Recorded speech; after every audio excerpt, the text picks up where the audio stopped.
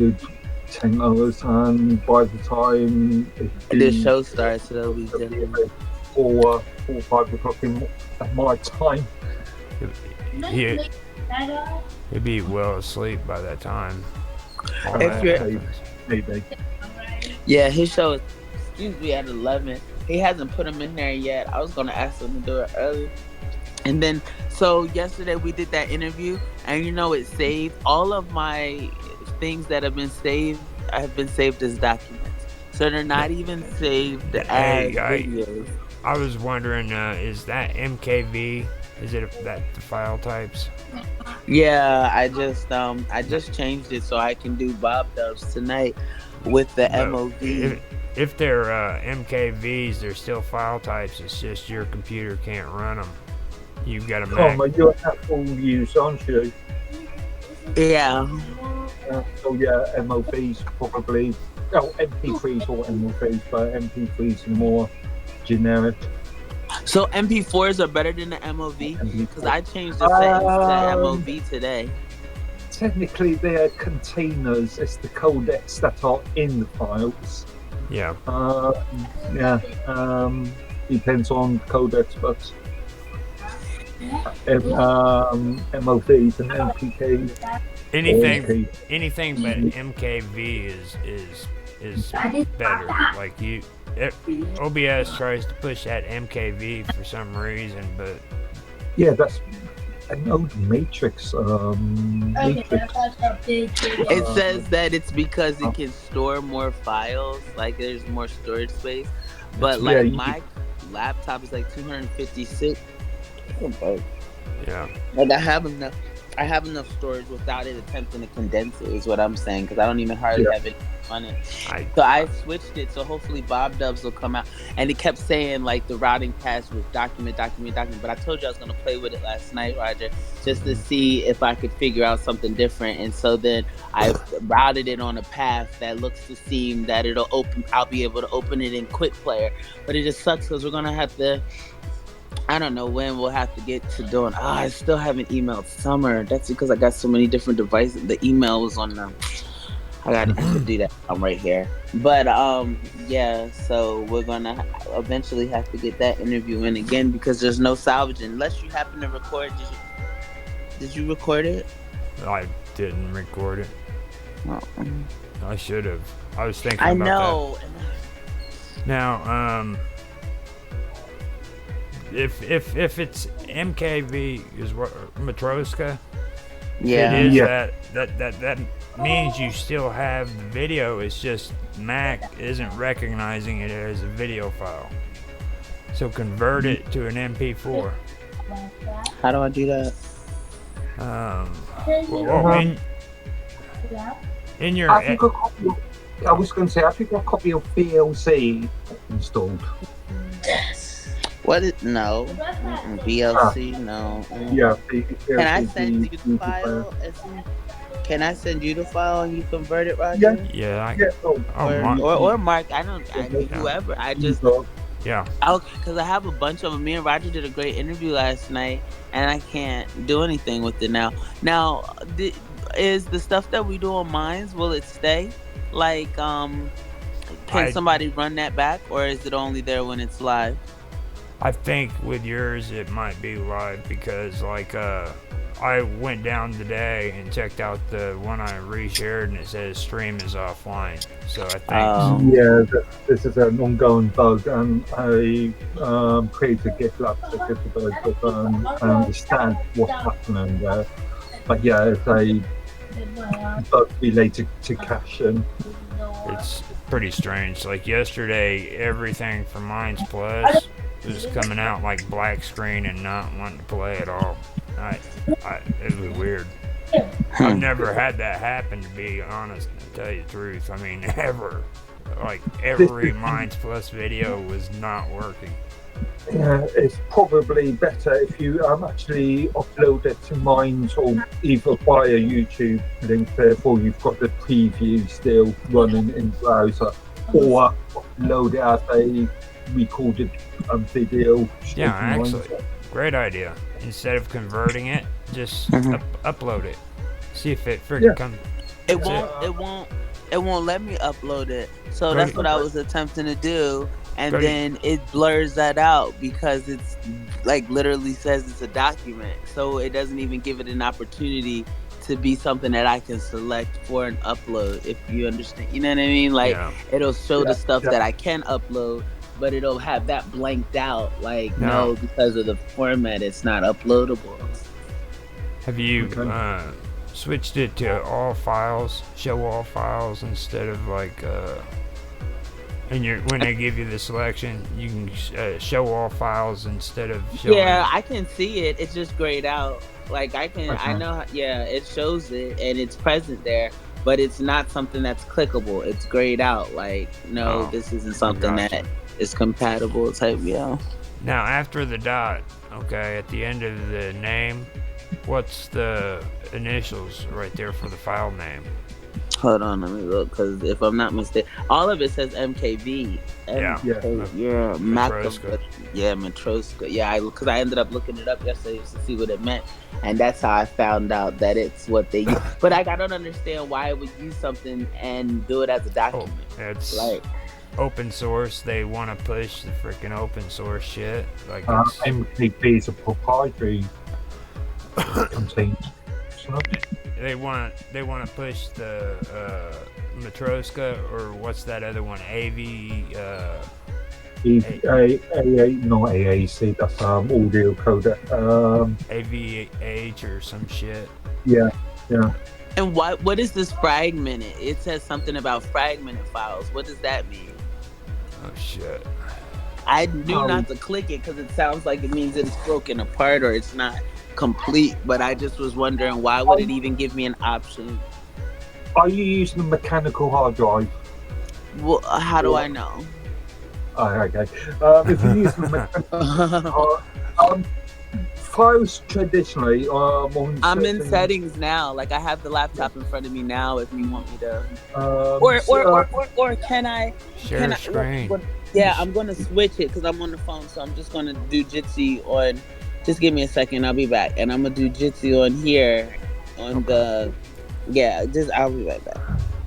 I'll be right back too. I gotta go get me some coffee. Man. Let me see here. Funny enough, I bought myself a new coffee solution. My coffee machine died on me about a month ago. So I've been looking around for alternative things, and I just bought myself something called an AeroPress. Oh wow! Which is a sort of very modern-looking cafeteria sort of thing. This thing. Oh my god! I can't do that. I gotta go get the real stuff. I will be right back. It's the real stuff. It's the real stuff. Is it? Coffee, obviously, yeah. And grind, of course. But it's a alternative sort of the coffee pot. Yeah. Oh my god. Okay, I'll be right back. That blew me out of the water. I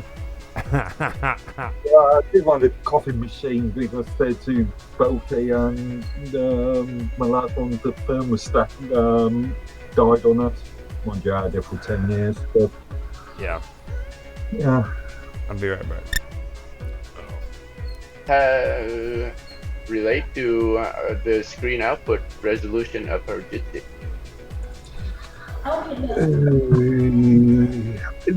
Jitsi, like screen sharing is from the Jitsi. I don't think it has anything to do with the. I'll tell you an easy way to find out about those files. Add a media. Hello. Hi, Roger. Hello. Add a media source on your W. No. We were just talking about her screen sharing appearing blurry on our side. Yeah. Resolution. Is it blurry for you too, Rod? Yeah. I think it's the your Mac screen resolution, nothing to do with OBS. But you were trying to show us how to tweak your OBS streaming setting. But right now, I already did that. I don't really want to show that. They were going to show me about the files that we had already to see if I'd be able to open them, because where they are at See, is right down here that if you okay, like say if you had a media source, like pull out of settings real quick. out of No, just back out of the settings real quick. Okay, now down there where that plus button is, okay, add media source. Right there with the play symbol. Add that. What's it gonna do? If it's gonna put me on camera, it'll play back your video if it's a video file. Oh, so you're just telling it which directory to point to? Hit OK. Yeah, but I don't want it to. It's not gonna do anything bad, I promise you. Well, it'd be Okay, now right there where it says browse, click on browse, and go to those files that we had the other day. Okay. Yeah. And it was in movies. Okay. And see, it doesn't even show it. And see, it shows. Oh, hold on, I'll show you. Go to all files. All files. Yeah. It doesn't even show them. Click on TV real quick. Movies. Well, I'm on movie. Media. Yeah, go down to media. See what it does. Nothing. It's not even showing. And you remember yesterday we saw it when we did it, but I didn't realize that it was that MKV nonsense. It's all good. I figured out where to go and how I have it set up right now, and so just a matter of playing on tweaking those settings. But it would have showed in all files if I would have did it, so it wouldn't. It's not even showing up. No, it's in documents. The last time. Now what is that? That's old stuff. That's other stuff. Okay. That's your porn. This is it. The boys are right next to me. No. Oh, sorry. And all files, but see now it's letting me go to photos, but I know it's not in my photos because I've already checked to see if they're in my photos. It's all right. At least I know how to do it now to not have that problem. See that on the left-hand side? All that is set up to where you can browse through all your files and figure out where you need to go when you do this, okay? I know how to I'm just so stupid. Just wanted to point that out because that's very important. And keep that media thing on there. You're going to need that media source. I'm just so now, but look, this is where I have it going now, so I shouldn't have any problems. I have it going to downloads, and then you see how the recording format, I changed it to the MOV because it was this Matroska, whatever. Yeah. And now I have it as a QuickTime MOV, and that way I can just pull it up and play it in this app over. Where'd it go? I have a QuickTime app somewhere. Oh, it's inside of this thingy right here, just so I can just play it in here. And then that's it. Like I've even attempted to pull it up in here and like see you have movies, and then it shows all my other stuff, but it doesn't show TV. It doesn't show any of the things that I've done in OBS. I think OBS outputs the video to.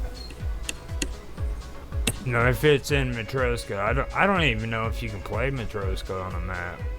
Which is stupid. Yeah, you can. Again, something like DLC would play it. But QuickTime, I haven't used QuickTime in a good decade. I think Apple's the only people that. Apple's the only one. Yeah. Doesn't QuickTime play MP4 file? Yeah, but it wasn't a file. Yeah. It does. People get nervous. I use MP4 on OBS, but people get nervous because they see the red warning sign. What's the red warning sign? The red warning sign tells you a bunch of bullshit. It says, well, you're not going to be able to do this and do that with it, and freaking because it's an MP4 not an MKV. OBS? OBS give you warning sign? It doesn't give me any warning. No. Maybe it once and I just smart. I have no idea why they keep doing it, because I mean it is a load of shit, like the stuff they keep saying every time you do it. They might have it still on mine. Let me go in here. I believe. Well, at least I got to figure it out before I do Bob Dubs and everything. A good tip is, like I said, use VLC to transcribe it from transcode. Yeah. VLC player. Yes. Yeah, VLC is brilliant at transcoding. Yeah, and VLC. As well. Yeah. VLC is open source. It's pretty much you can use it anywhere you want. I believe you can. I don't know if there's anything that you can't use it on. Is there? I've come across some IFF files, but that's old Amiga animated files. Really?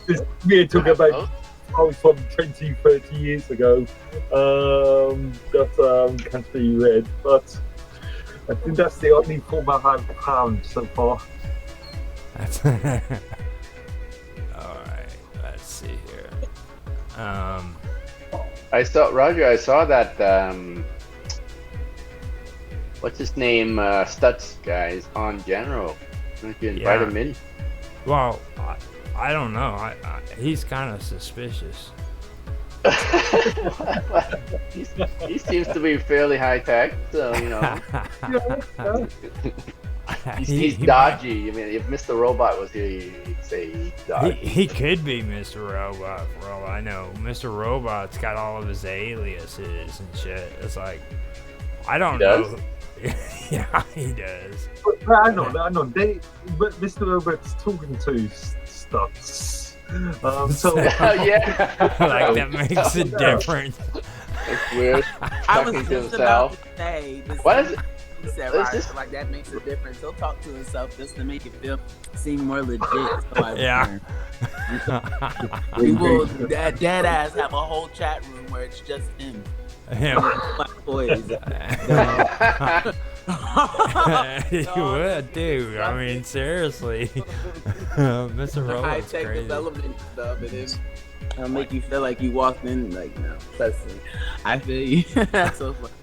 Like that Gucci dude on his freaking Mine's General chat, you know what I mean? Like, he wants me to believe that that's not him and shit, you know what I mean? You should invite Mr. Robot. Did you tell Mr. Robot that you're doing a meeting? Invite both of them and see if invite them on. Well, you know, he's got the voice mod, so he can change his voice. Yeah, the synthesizer. I learned about that in like 2018. I didn't realize people were really into that type of thing. I guess because I changed my voice naturally, so it's not really I have to use a computer to do it, but it's always still me. I don't get on different accounts and be different people. That pool looks so dirty. Every time I look at my pool, I'm just so disgusted because Where's your pool? Why didn't? Oh, you don't close them? I closed my pool 2 weeks ago. No, I don't have to.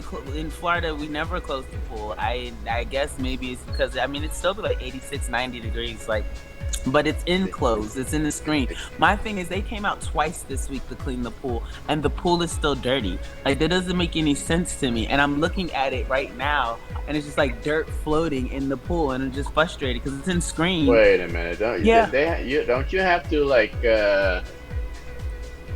don't you have to whip out those dirt every day? Those debris? Thank you. What? I pay a significant amount of money to live here. So that stuff is supposed to be taken care of. The fact that it's not taken care of. So you pay for the maintenance and they're not doing the maintaining. No, in Florida, if you want a good pool guy, the best thing for you to do is go Get down. the guy at Speedos. No, seriously. This guy doesn't wear Speedos. It says it's good old Karma again. Karma being herself. Go down to freaking Miami, dude, and get one out of Miami. I'm Get a not Cuban. Get a Cuban. Cubans are freaking kick ass at keeping the pools good down there. They kick ass and kill your ass too. They'll cut you. I don't even want. Please, I know about them Cubans and them Colombians. I'm good. Well, I ain't even talking about Colombians. I don't know. Oh yeah, because you already. Well, yesterday when I was telling you about that guy who actually, my driver was Colombian yesterday, and he was just like, I don't know. He was just telling me how beautiful Colombia is. He's like, yeah, if you have $1,000, you're a millionaire in Colombia. Like that's 4.5 pesos. You're a millionaire. Blah blah blah. I'm like, what? I want to move to Colombia. I said. He's like, oh yeah, the most beautiful paradise, the most beautiful paradise. I'm like, y'all people crazy though. You talking about paradise? You think that people don't realize that everybody knows Colombia is definitely where those mobsters are. We'll say they're not mobsters, but they don't play Colombia. I mean, known for the flip of that cocaine. Am I right? And you thought about going to Miami? Do you see how much? Oh, wait, did you see the 12-foot python that they just found here in Brevard County? They were alligator hunting, and there was a 12-foot python. They think that it came up from the Everglades. But I think I saw that from mine. Oh my God. On mine a couple days. See, no, I just saw it on the news yesterday, so I don't know. Mine might have something different about it, or maybe they just were reported in the story. That's so crazy to me because that's considered Central Florida, and I'm in Central Florida, and like the most we have or that I've seen are like black snakes. And how about a 12-foot python? Like, Lord, can you imagine that being in your backyard? Like. Right now, just outside gardening, and then next thing you know, the 12-foot python. I didn't even know pythons were indigenous to Florida. So yeah, when I was younger living there, they had one that was found laying underneath the house. It was curled up. Is it the one that was swinging about on the trees, Kama? The one or no? No, these people literally were like hunting. They were hunting in the woods, and they just saw it in the grass. And the next thing you know, they were like, "Oh, just let it go, just let it go." And Buddy was like, "I'm not about to just let it go." And that's just. But pythons don't bite you, right? Do they? They can eat you. They don't have to bite you. They'll just swallow your. Are you kidding? They can eat the bite you when they can swallow you whole. Yeah, you know what a python does, don't you? Like first, they crawl up on you, and then they break every bone in your body. Trial version. Then they eat you. What was that? Trial version of what? Trial version. What does that mean? I have no idea, but somebody's accessibility has to read aloud, right? Yeah. Trial version. What is that? Maybe. Trial version. It could be me. Or wait. Trial version. Is it's it? Like it's saying child version. Trial version. Could be. Trial version. Is it the Jitsi? I don't know, but who's trial version? What is it? Me? Well, the weird part is how trial version. How are we all hearing? Are trial you guys version. hearing it? Yeah. Yeah. Trial version. Okay, lady, you're freaking me out. Where does the blue show trial up? version. Does it? Hold on, be quiet. Let me see. Trial version. Could it be Skype? No. Trial version. We don't have Skype. Trial version. Let's all be quiet and see where the blue comes from when she talks. And now she doesn't want to say anything. Oh, see what I mean? It was something on Tan because he vanished. Oh, he dipped, and then that's what it was. Oh my goodness! I was like, and then as soon as we all be quiet, she's quiet too. We found out what the problem was. Yeah. You've been downloading dodgy software. Trial version. Trial version. See? Yeah. Yeah. Somebody's been watching porn, dude, is what it is. And now you have the upgrade, huh? Trial version. Praise. What's on there? Oh, he ain't gonna tell nobody. The trial version. That's what's on there. I think he's muted. Trial version. He's not muted. That would be insane if he was muted and we still heard I can't. Well, he's moving his mouth. Trial version.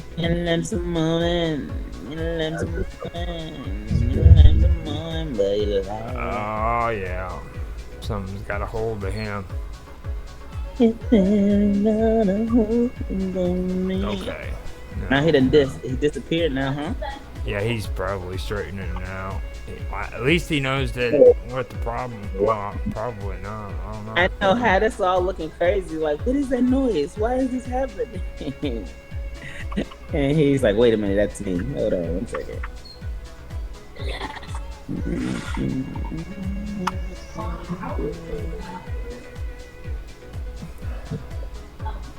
You know, it would be awesome on here if you could like connect your Skype with your Jitsi. Hello, we got you now. I can hear you. Man, what the hell? What happened? What were you guys hearing? I was hearing trial version. Trial version. That's what you were hearing? Yeah. Yeah. Trial version. Trial version. That was me, man. That was me. All day. Trial version. That was weird. Okay, so this is what happened. I had this virtual camera called EV Cam. That was me, but I mean, I'm aware that was me. I had this virtual camera software app that just suddenly updated itself while we were on the meeting. Trial version. and that's when, after it's finished updating, it switched my microphone. So I'm talking and you guys can't hear it. Meanwhile, you're hearing something else. This is weird. I'm gonna uninstall that piece of crap. Trial version. And we're all looking around. I'm like, just be quiet. Let's just see who flew. And the next thing you know, you're gone and it's quiet. And we're like, okay. So as soon when I'm opening my mouth to talk, instead of you hearing me talking, it just says trial version. Yeah. That's hilarious. Oh man, that's very sneaky. Okay, it's called EV Soft. Is the software. I got Time to check your EUA.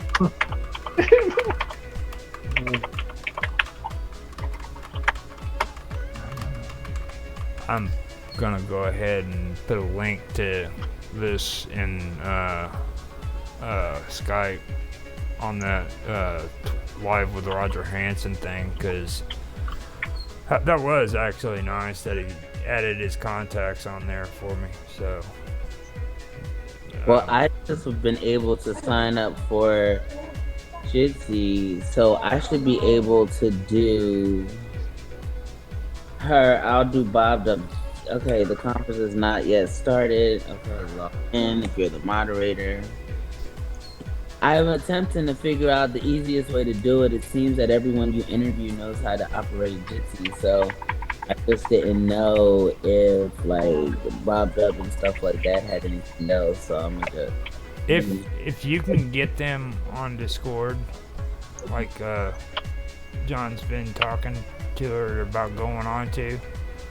The best thing I would do is just put the link for Jitsi on Discord and tell her to click the link.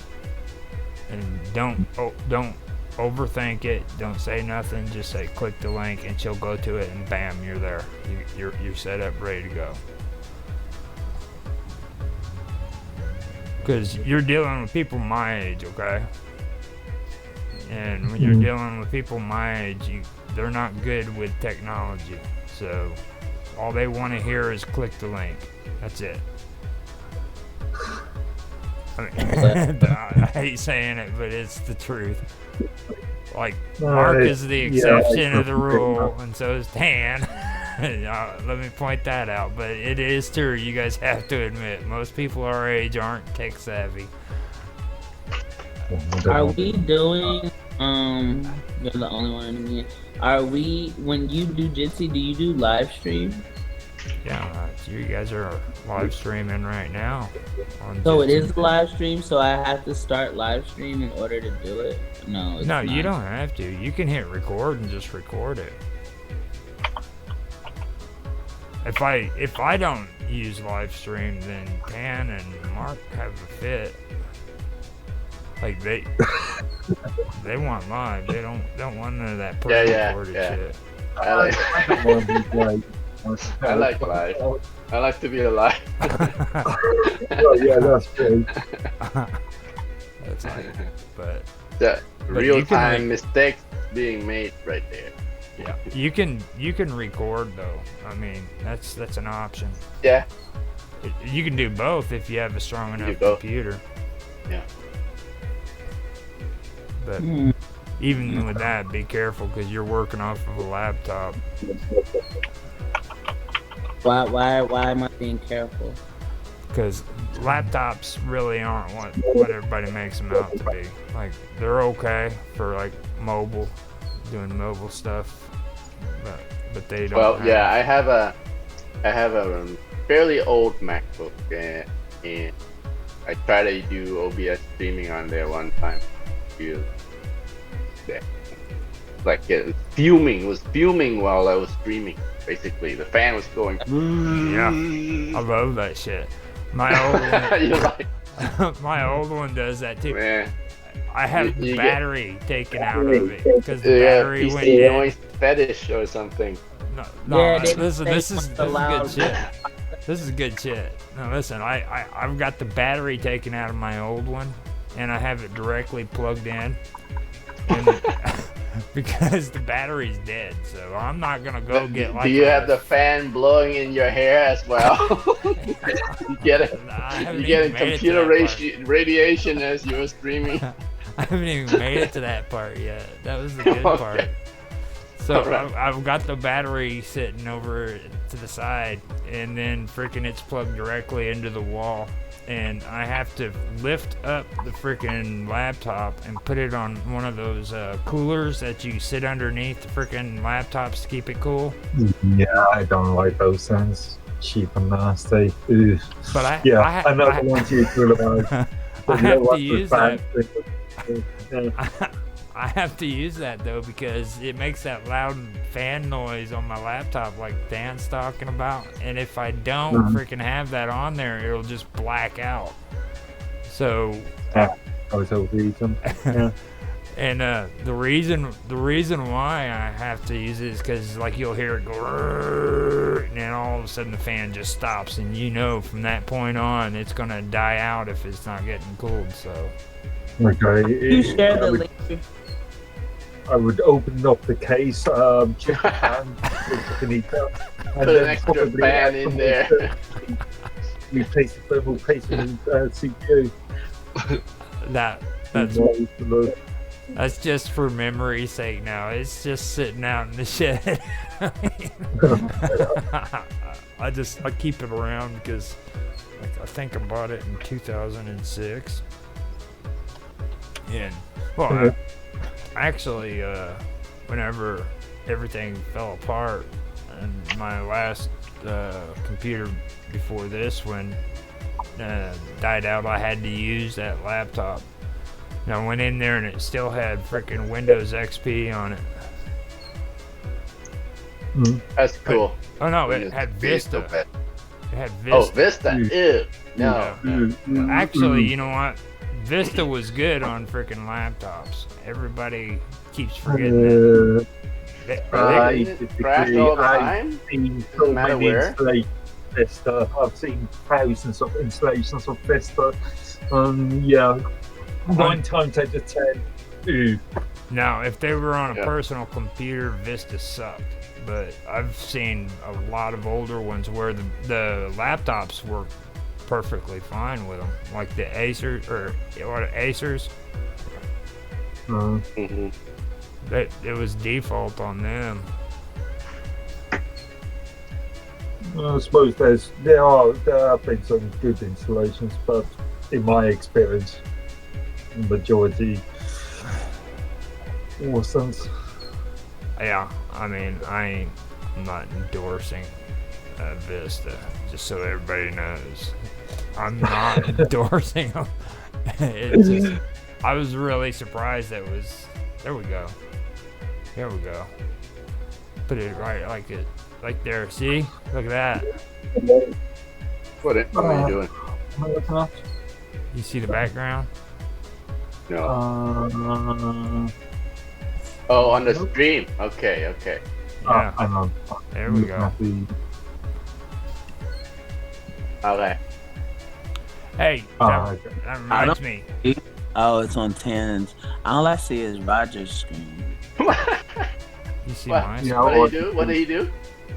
I put yours on the center background screen. The chat screen? Yeah. There. Maybe. Alright. I'll go let. The Synagogue of Satan. He did that. He did that yesterday. I know why he did it, because at the end of our interview, I told him, I was like, Yeah. not one time did I say Satan. What, you guys talked about that? No, didn't say it the whole time through the interview. But what, you were talking about that without saying it, or what? No. At the end of the video, I used to always say, you know what's so cool about this? And then they'd be like, what? And I'd say, not one time did I say Satan. I missed that stream. I don't know what you were talking. The Synagogue of Satan. I'm gonna have to eat my words on that about the conspiracy theory thing, though. I think a lot of it is like religious bound related. It just, to me, I've always been into the more interesting conspiracy theories, you know. Such as? Aren't they all interesting? Not all of them. Like yesterday, me and Karma was talking about the cool stuff, like the guillotines. You guys remember the old guillotine conspiracy theories in FEMA? Like FEMA was gonna set up shop behind Walmarts, and then they were gonna make. Yeah, I remember that one. Yeah. And then they were gonna have like guillotines and line people up at Walmart and freaking off with their heads. They have a messy way of doing that. It's like nobody has imagination anymore, you know. Like back then they had like the cool shit, you know. At least if you watch conspiracy stuff, it was interesting. But well, I don't know. David Icke, he's got some good stuff. Like last night I went on to check my Twitter account. Did you see that interview clip with Elon Musk where he's talking about the old Twitter?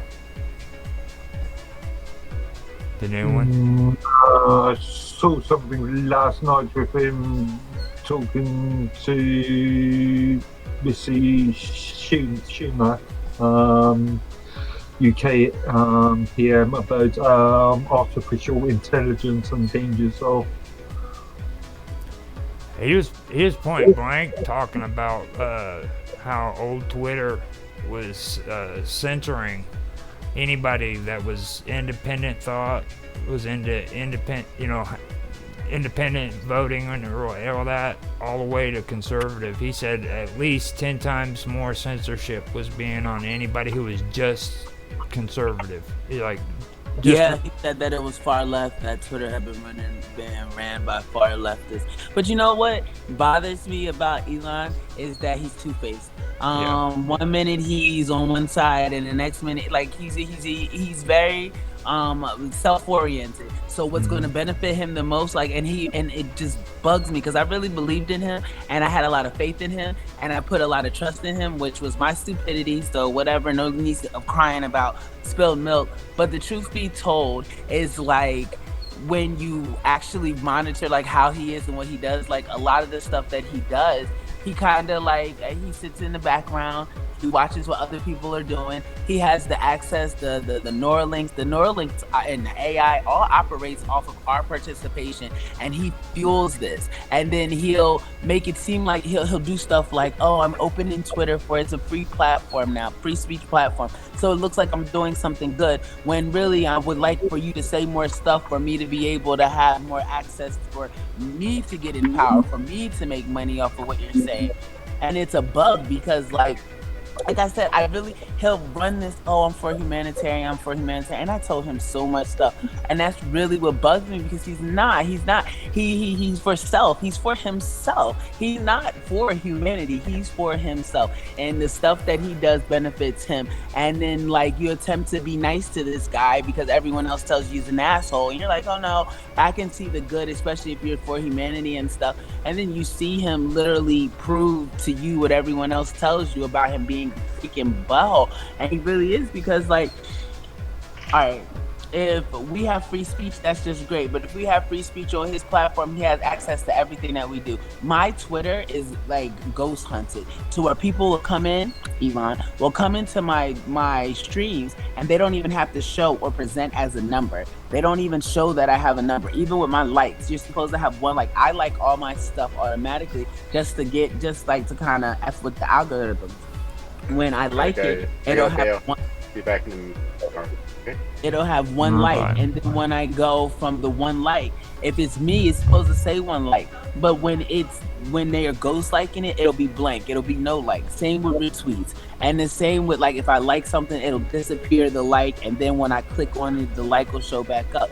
And they're messing with the back end, and that's what really, really bugs me, because like I said, like, I put a lot of faith in him actually changing stuff and making stuff better.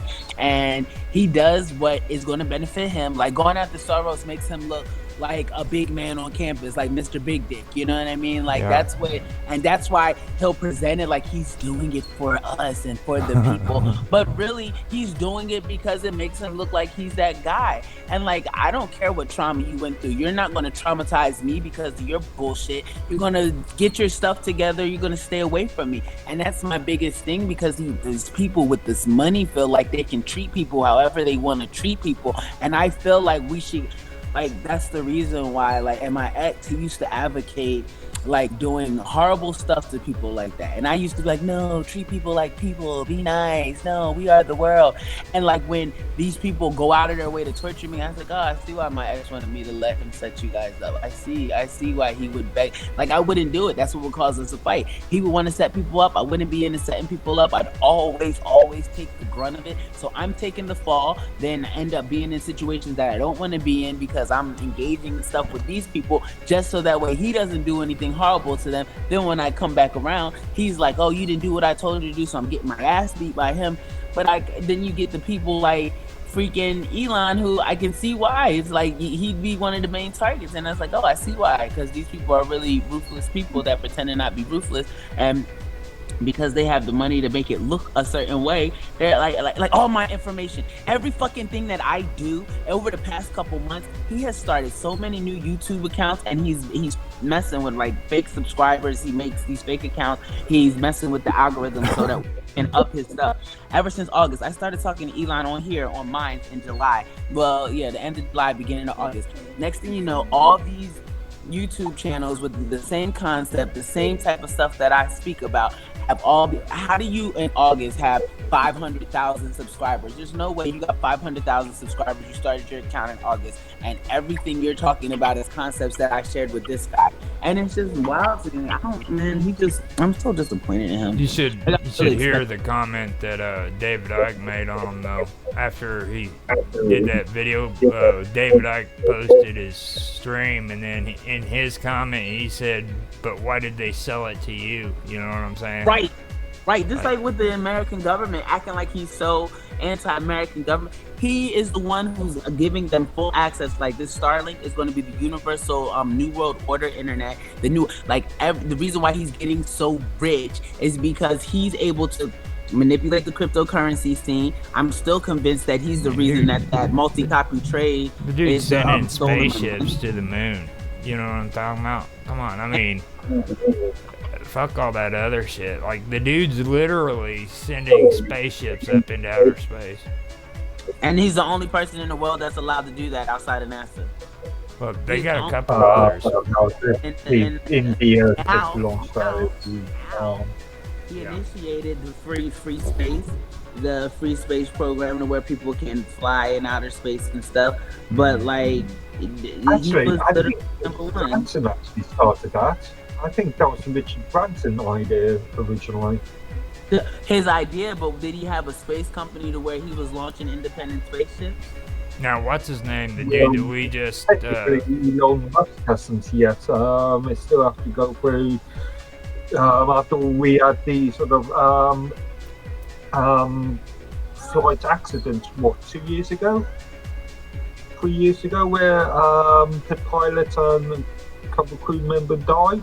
Oh, I know what you're talking about. And he was, I remember him working up his tears to be emotional on television, but yet he says he has no relation to emotion. Like, it's just so manipulative, because 1 minute he's like, emotions get in the way and there's no need for them, and when I want you to relate to me and connect to me, I'm tearing up on television. And it's just like, so which one stands? Which interview is it? I mean, they're within weeks apart. 1 minute we don't need emotions, the next minute you're crying on television because of a mishap that happened under your watch. And it's just wild to me, because like I said, I believed in that guy, and I just feel stupid for believing in him, because they told me not to believe in him. And then I got a reading done on me. It's just funny, because like everyone's saying he's like, he's not. Everyone told me that, and I didn't listen. And I mean, I get how he's against, like, supposedly against child trafficking and child just like anything to where it's child abuse or child molestation, stuff like that. But it just bugs me, because I mean, like, I feel like just having babies all over the world is child abuse. I mean, like, you have some children that don't even want to talk to you. Instead of strengthening relationships with them, you're gonna have other babies. Just have some more. Let's screw that. Let's not fix that. Let's just focus on what I do have and what does deal with me. And it just seems like it's manipulative. I know it's manipulative. Why would you want a Neuralink if you don't want to control people's mind? What's the point? Oh, I'm helping people. But the thing about it is, when you have these implants within you, he has control over that. He can make it to where if you never stuttered, but he stutters, he's not going to stutter anymore. He's going to draw that power from your ability to speak fluently and clearly in order for him to be able to do that. And I've watched him do that. That's why he calls himself Mr. Robot. Like, I don't care what you tell him, Mr. Robot is Eli. And when it's not convenient, it's not him.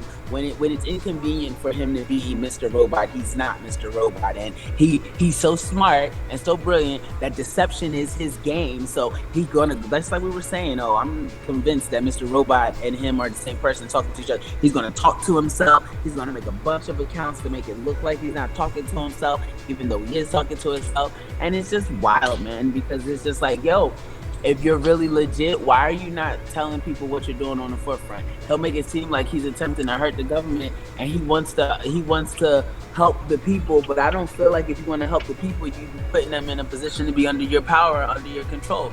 And that's the biggest thing. Like, money, who has the money makes the rules. He's big on that. He's really big on that. He's big on telling you that you have to have all the money to make the rules. And I'm big on people showing him that people that have a whole lot of money and flaunt it easily can be in a different type of position, because like, you cannot do that. You cannot use your money to like hurt people and think that you're just going to get away with it, and then your justification is, they've done it for years, and in the meantime you're pressing that you're here for humanity. Like, the only reason he went after Soros is because I told him about my son, and I told him what happened with Yahweh, and then all of a sudden George Soros is such a target for him. But like I said, you're not going to convince me that you're really going after Soros because you feel so inclined to help me. No, it just makes you look like the big man on campus. People are going to rock with you because they think that you're really about them.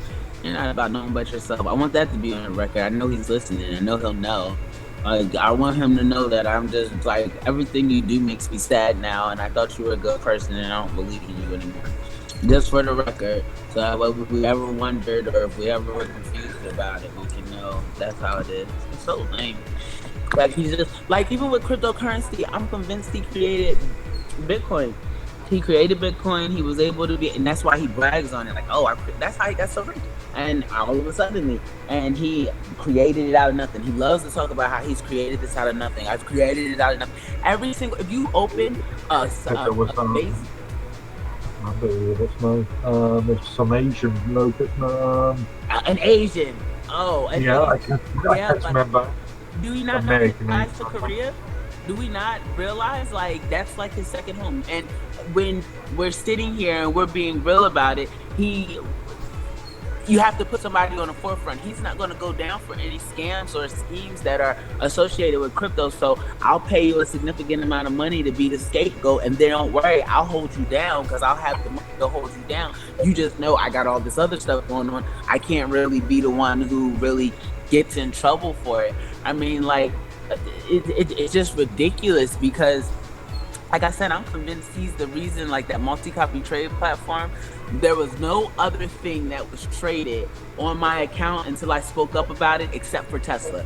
My money was being used for Tesla stock, and that bugged me because, like, I mean, like, you wouldn't tell me somebody random is just gonna, like, flip with Tesla stock money.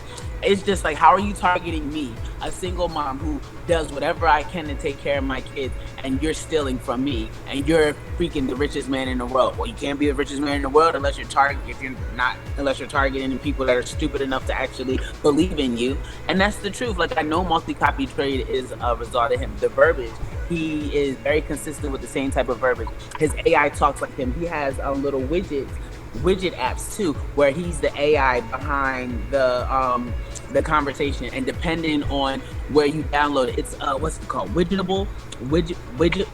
table or widgetable.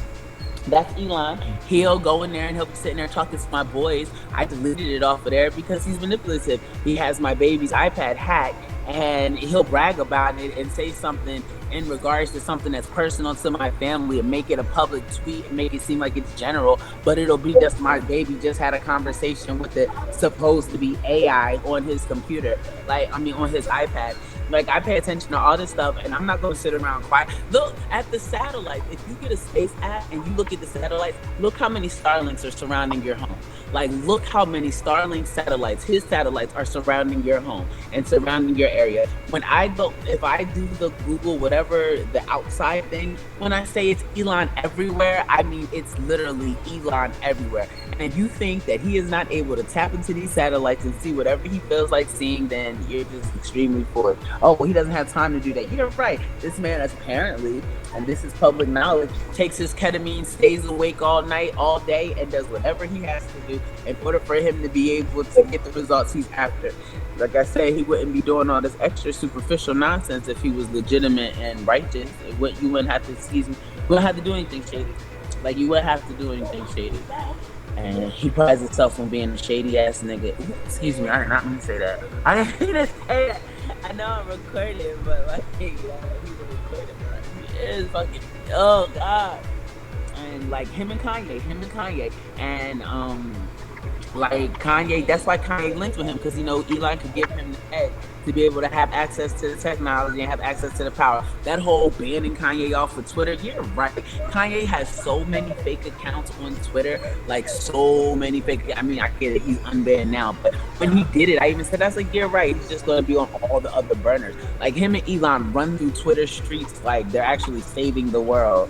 Literally. And I need to stop. I'm too invested in the situation about how it bothers me. I shouldn't let it get to me as much as it does. But it does, because he robbed me. This is the richest man in the world robbed me for $100 and making money off of my little $100 every single day. And I have kids that have to get fed, that could use new sneakers, use new clothes, stuff like that. And he does it and he laughs about it. Like, ha ha ha. You should. Mr. Robot, that's what I'm saying. When I was telling that story, Mr. Robot was in here laughing like hell about it. What's so fucking funny about me getting robbed and I'm a single mom? Like, where's the joke at? And like, that's another thing that's why I know that Mr. Robot's in too. I knew Mr. Robot was in before that. I just wasn't talking about it because I was attempting to be righteous, unlike this person. And when I found out he wasn't righteous, then the righteousness went out the window. That's just how it goes. I'm gonna calm down now. So you want to fuel fire up a little bit more? Did anybody by any chance go and check out the prices for Minds Pro now? Not one person has mentioned that. Oh, I haven't checked that one. Well, it's increased. Look at how much they want you to pay for Minds Pro. I don't think they've increased the price. I think it's still $500.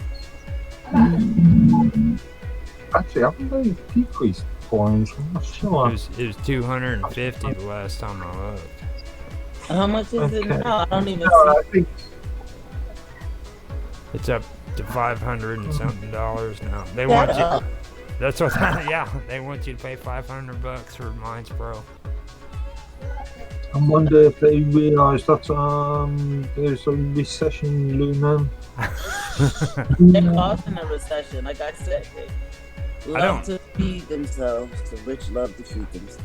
I don't understand how they come up with that kind of shit. Like, I mean, especially for this mediocre platform. And I'm not dogging it because I respect what they're attempting to do. But I mean, like, it's not even that much on Twitter. And Twitter is nationally, you know what I mean? Like, it's almost like they're asking us to fund them. But what is the incentive for us to fund them? It's basically, hey, can you pay our bills for us? Because we don't have it. And like, what would be the Mine doesn't have any advertising, so they've got to get a revenue stream from somewhere. And if they get it from us, then they will be getting it from advertisers, which could cause major issues as far as the entire free speech thing goes. At least that's what they're going to convince.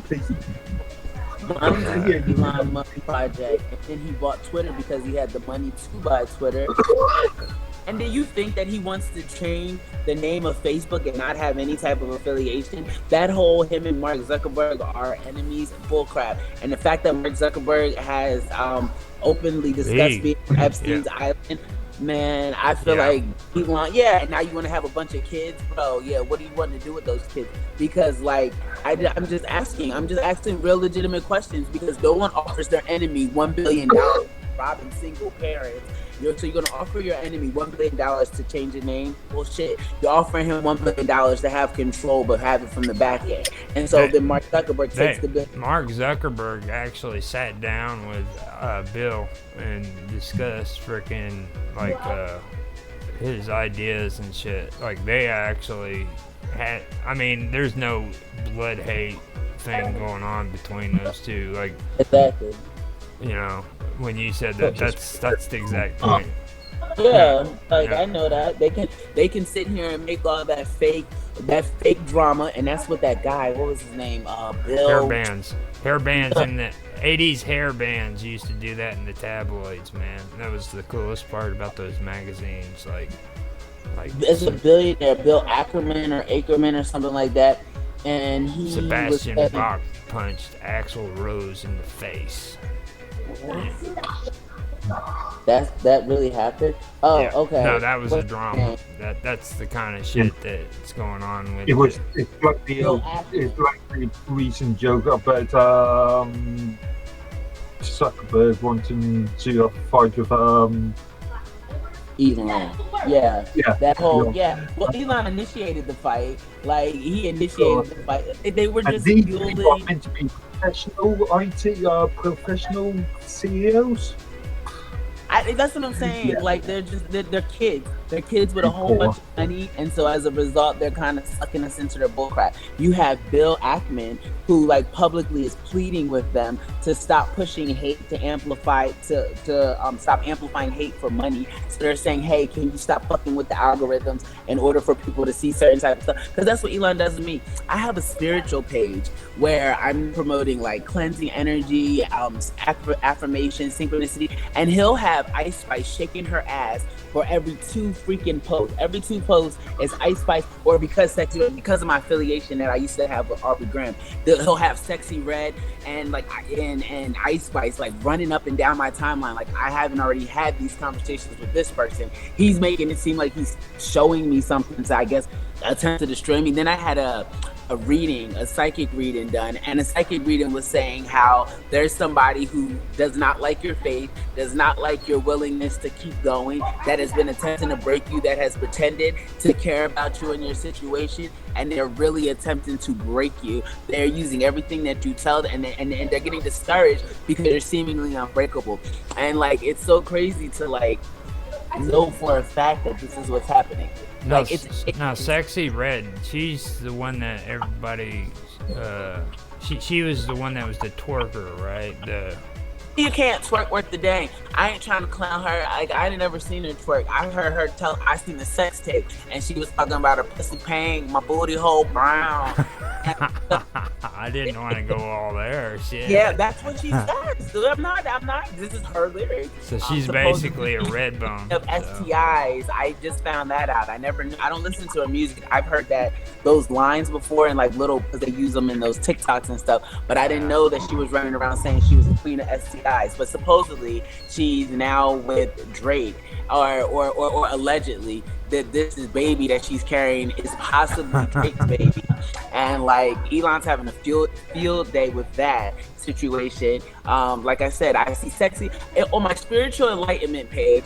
No rappers are followed, no singers are followed, and I get to watch Sexy Red and Ice Spice, the only two females that were affiliated with Drake, all day long. It's like, I don't even go on Twitter anymore because of it. It's like, this doesn't make sense. Why are you showing me this? Because you're my friend, right? Because you like to make sure that I feel, secure? Like, what if Drake already told me everything you think you're showing me? What if that was to have happened? And you're just going out of your way to show me what an asshole you are. That's all I see is asshole. I don't you watch one thing from anybody, and all of a sudden all their shit's on your timeline. Everything. But that's the thing. And because I know he's doing it deliberately, controlling the algorithms, watching me, like I said, I watch the ghost likes and the ghost retweets. So since I know he's doing these things, I'll like her those stuff. Like, I don't care. Like, Drake okay, and this is just real, and Drake is not going to be upset with me about it because we're on a different type of wavelength now, but he told me he was helping Ice Spice long before anyone even knew who this girl was. Like, I already knew. He was like, yeah, and then I'm like, who? He was like, yeah, the Munch girl. Like, he called her that first. I'm not being clown. He was like, yeah, the Munch girl, and this was before they got cool, and he was just, it was a business thing. Like, he ended up getting cooler with her later on down the line, and they ended up having whatever they had or whatever, but it didn't last long. But regardless of the fact, then they started seeing him affiliated with Sexy Red, and it was a big deal. But like, Drake had already, he never told me anything about Sexy Red because me and him fell out before that. But he told me about Isis that's why I call her Isis. I don't call her Ice Spice. I call her Isis naturally because when I like just speaking about, she's a person to me. She's not a entertainer. And so, I mean, that's real. Like, it's just a person to me. And he told me about that. And I don't know, the algorithm controllers thought that they were like blowing something up in my face that I have like literal messages about. So it's kind of like, yeah, you look like a bully to me. You don't look like someone who's like attempting to help me in any way. You look like someone that's attempting to bully me. And like, you think you're bullying me about stuff I already know. Like, yeah, you can't tell me, like, they do it on purpose. And like, you have other billionaires that are saying, hey, let's stop pushing this hate agenda. And they're childish. They'll make their memes where they're clowning people and they make you feel horrible about yourself. They hide behind these fake accounts. They cannot be real worth a dang. Like, what's so difficult about being who you are? If you're a racist piece of shit, be that with pride. Why are you hiding behind a female account to be a racist piece of shit if you're really just naturally a racist piece of shit? Just let people, what do you think that'll affect your money? Well, so you're lying to us in order for us to continue to pay you. Why? How many melanin people you think are going to go after Tesla when they find out that this man calls people niggers behind alias accounts? They're not going to go buy a Tesla. Wait, Elon Musk is calling women niggers? Robinson, especially in the melanin community, I don't like to say, but black men find out a white boy is robbing they women. Please talk about walking down the street. I dare you type stuff. That's why he hides behind these accounts. I'm just saying, why not do the fuck shit instead of pretending you don't do it? Why not just not do it? How difficult is that for somebody that cares about humanity? That shit don't make no sense. Welcome, Mr. Penguin Juice. You entered the world of minds. Roundtable weekend. Of my mind. He's psychotic ass. What the hell did I just do? Shit. First time you're on and you hear us in our really hardcore. It's not usually like it's this. usually not like this. We're usually showing dildos and stuff on screen. Yeah. It's usually a lighter read. We got fired up. That's what it was. It was like we started getting fired up, and all of a sudden, Penguin Juice comes in. You know how long we've been wanting him to come on to these streams? I know he's probably coming to monitor us. Yeah, I'm just coming to listen. We're having a slow day at work, so I decided to pop in and listen. Have some background noise. Oh yeah, I couldn't. I was like, oh hell no, dude. But yeah, the thing about all that is it's like that's all melodrama, you know what I mean? Like whenever I was growing up, I was a teenager, we had those rock and roll tabloids, and this is before the internet. It's basically the same thing, you know what I mean? Like you listen to all that crap Elon Musk and freaking Zuckerberg saying, and even Bill Altman, you're gonna get sucked into a world of just drama and tabloids. This is why I try to ignore this sort of stuff and only focus on sort of real world sort of facts. Yeah. And that's the thing, because listen, how can you even grow a business nowadays without being social media privy? You have to be into posting. I'm not. You have to be into this fake world. And then like Elon loves to put, one minute he was talking about how AI is going to destroy us, blah, blah, blah, blah. I think we're moving too fast. And next thing you know, he comes out with an AI company. And it's just like, okay, so why do we feel as though that his is going to be any safer or any, like he has any type of more of our well-being at hand? But there's no way for you. If you go network with somebody on the street, I'm speaking from experience, the first thing, so what's your Instagram? And if you show them an Instagram with 10 followers or 10 likes, they're like, oh, well, obviously your product's not good because you don't have a social media presence. It's like, but I'm like literally in your face showing it to you. Look, it's right here. Like you can touch it. Yeah, but like who follows you on Insta? And it's just like, you're right. I'm trashed because Instagram says so. And it's like we believe these robots before we'll actually believe human interaction. It's like, why don't you use the product? I'll let you try it for free. And it's everything. Twitter, Facebook, Instagram. I don't do Facebook anymore, but all of it is. Have you ever watched it's a short sci-fi series on Netflix, I think it is. It's called the Black Web or Black Mirror. Yeah, Black Mirror. I was just thinking about that. Yeah. They got one episode on there that kind of hits home when you're talking about that stuff, because like everybody walks around and they give each other points, and this girl loses all of her points, and she because she lost all of her points, she can't even get gas at a gas station because they use it as currency. Right. These me credits ideas, not. Yeah. Be nice to the government, don't say anything wrong about the government, and then you can go and do your grocery shopping. That's insane. So based off of your engagement on social media to determine whether or not you're legitimate enough to eat food, that, you know what I mean? That's insane. Like, and no one finds that crazy, because what happens when we pull the plug? Like I said, Starlink running everything. I mean, it's simply, okay, I'm turning Starlink off today. Now we have no internet access. We have no type of connectivity. And like I said, the government is using Starlink for everything now. That's the new world order. Elon is like, I'm not sure, maybe in the US, but Starlink isn't really that common outside of the US. As far as I'm aware, in the UK, I'm not even sure the provisions are available in the UK yet. Starlink's not?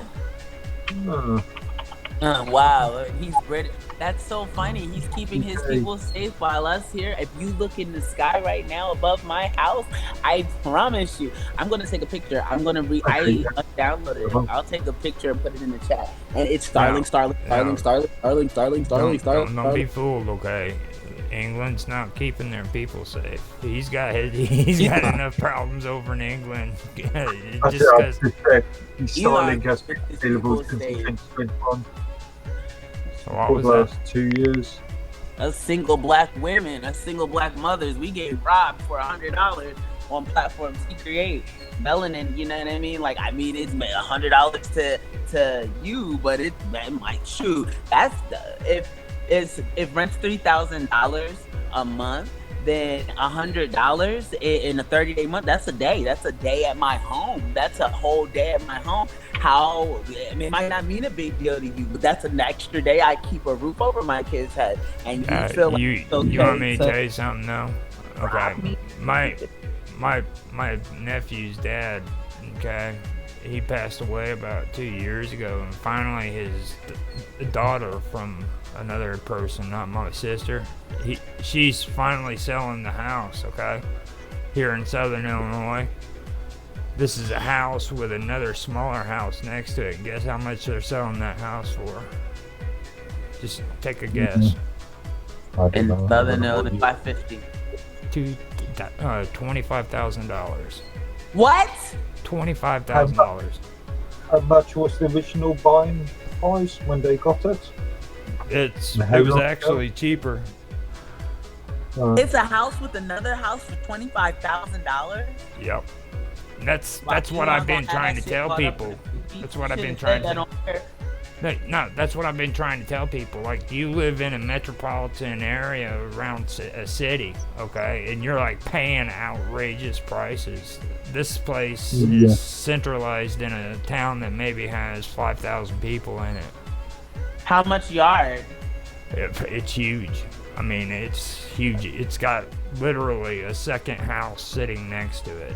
Is it agricultural land? Like you can grow on the land? No, not like that. It's a corner. It's a corner lot in the small town. Actually, as the you're small leaving, town part is the selling point. Yeah.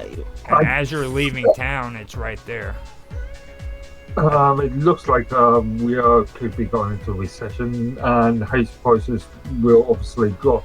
I think in Germany at the moment, they've got a major problem with house prices dropping. That Powell guy just addressed the Fed, and he's hell bent on saying there is no recession and we're pulling the American people out of this. Like, are you kidding me, bro? Like, he's literally making people believe that there's nothing wrong, and they're going to use, and that's why he said he's not talking about December yet, he's talking about now. Because what they're going to use is the Christmas drive and how much money people spend to make it seem as if it's legitimate, despite the fact that the only reason people are going to spend during this season is because they're conditioned to do so. Not because they have the money. They're literally going to sell old but go broke, work complete ridiculous amounts of hours in order for them to be able to actually purchase and keep up with the quote-unquote Joneses, and then he'll be like, oh look, everyone's been spending money, so obviously it's not a recession because we're spending money. You don't know how they're living. You don't know that they went to the food bank. Yeah, they spent money, but they went to the food bank to make sure they had dinner. Well, that's on them. No, it's not. You program people to feel like they have to participate in these activities. How about you give them righteous energy? How about you show them what's real? How about you help your people? Like, it's crazy how much money we'll send to the UK, how much money we'll send to Israel, how much money do we send to American families? How much? Oh, well, they did that with we did that with the stimulus, and then they took it back. And then when you did your taxes the next year, if you claim the stimulus, and you had some type of hit on your taxes to where you have to know we have to know that we gave you, and not everyone got it. You understand? Everyone was going through the same pandemic, which I felt like was unfair. And they'll say, well, billionaires and millionaires don't need this money. Okay, well, billionaires and millionaires don't need this money, but if they're just doing this for the American people, if everyone is going through this pandemic, then should it not be everyone be equally affected? Because everyone's not equally affected because they have this money to do this, they have this money to do that. I'll tell you right now though, when that pandemic was happening and everybody was receiving that quote unquote free money, I was telling them all ahead of time. I was like, look, you think this shit's free, but freaking it's not free. They're gonna get that money back. Okay, I mean, they're doing it right now. They raising the prices of everything. And then, like I said, you have to report that on your taxes. Lucky for me, having my own business, I end up owing money. Not lucky for me. I usually end up owing money, but I've been able to figure out how to be able to at least get a couple dollars back to me as well. But it's not that simple. Like, I don't have a W2, whatever that is. I don't have those anymore. I have 1099. I'm a owner operator. Like, I run my own company. I still file my taxes, but at the same time, it's not me getting money back. And I'm not eligible. My company was, when it was the pandemic, it was too new, so I couldn't get anything through the SBA. Everyone else was manipulating PPP loans. I'm not a scammer. Like, I'm not these. I'm going to create a cryptocurrency in order to manipulate people and rob them. I'm not that person. Oh, you're just not smart enough. No, even if I had that accessibility, because I know a lot of people that do it, and I could be on that side. It's not right to me. It doesn't feel good to watch somebody else suffer because of me. That never sat right with me. But I mean, we'll make it.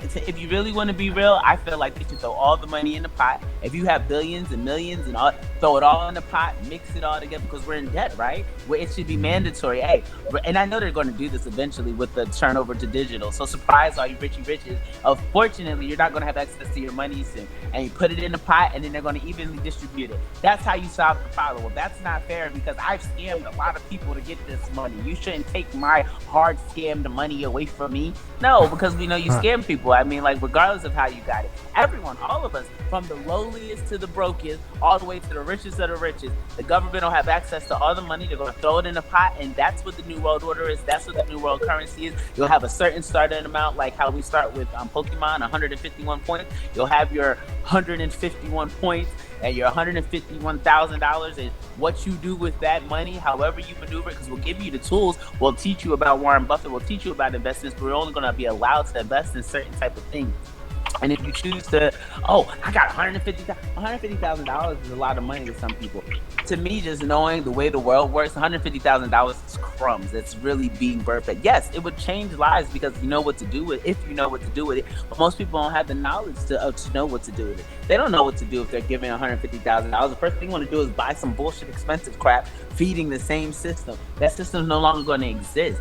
Like, you're not going to be able to just buy jewelry and buy new cars. That's why they're attempting, like I'm telling you, even like with the electric cars, that all these people are attempting to make cars that keep up with Tesla. And unfortunately, like I said, when I say leader of the New World Order, like literally leader of the New World Order, with the crypto, with the AI, with the electric cars.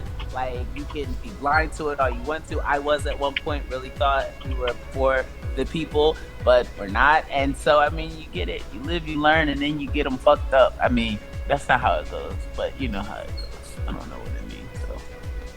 I think you pretty much know what you're saying, because you've been saying it for about 45 minutes without breathing. I know. I forgot about that. Let me use my nose. Like, shit. I'm like, God, is she even going to take a breath? Like, no, because it's so frustrating, because it's like, really, I feel like you should get ran up on, like, get your ass fucked up, like, drag his ass through the hood and like, are you fucking, like, this is what you're doing? This is what you're doing? And, like, you're sitting around, like I said, those fake bullshit ass crocodiles here. And it's just, it makes me so sad. No, it doesn't. You said that emotions are pointless. There's no scientific reason for us to have emotions. Now you're crying because you're so sad. Get the fuck out my face, you lying piece of shit. And excuse me, Most High God, because I know I shouldn't have this much emotion vested into this, but I do. I have a lot invested into it, because like I said, like, even this whole, George Soros, basically, hey guys, look how big my dick is. It's a whole 10 inches. You want to see my? He's an old man. He ain't got no wiener. Okay. What? Who? George Soros or? I mean, dude, he's older than I am. So George Soros is disgusting. Like, I don't fuck with him because he's the reason why Yahweh was taken. And he was. But with Elon, what I don't like, and like, let's not talk about his like obnoxious sex fetishes. And it's just like, you should be better. If you have all this money, and money is supposedly the end of all anything that's less than greatness, you should be better. I shouldn't see little Asian girls. Like, how are you against child pornography, but every single little girl you post is like 5'2" and looks like she's freaking 13.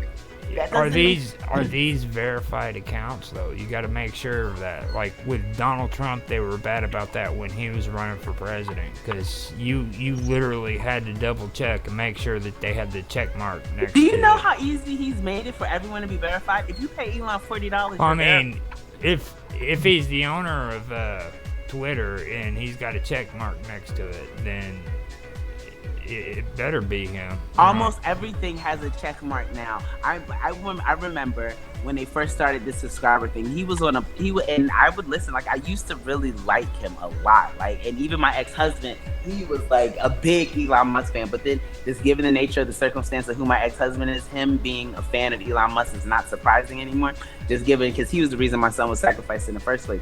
But no, I was in a room. And when I say it was the dumbest, littlest account, everyone had a blue check. Blue check, blue check, blue check. I was the only person present without a blue check mark.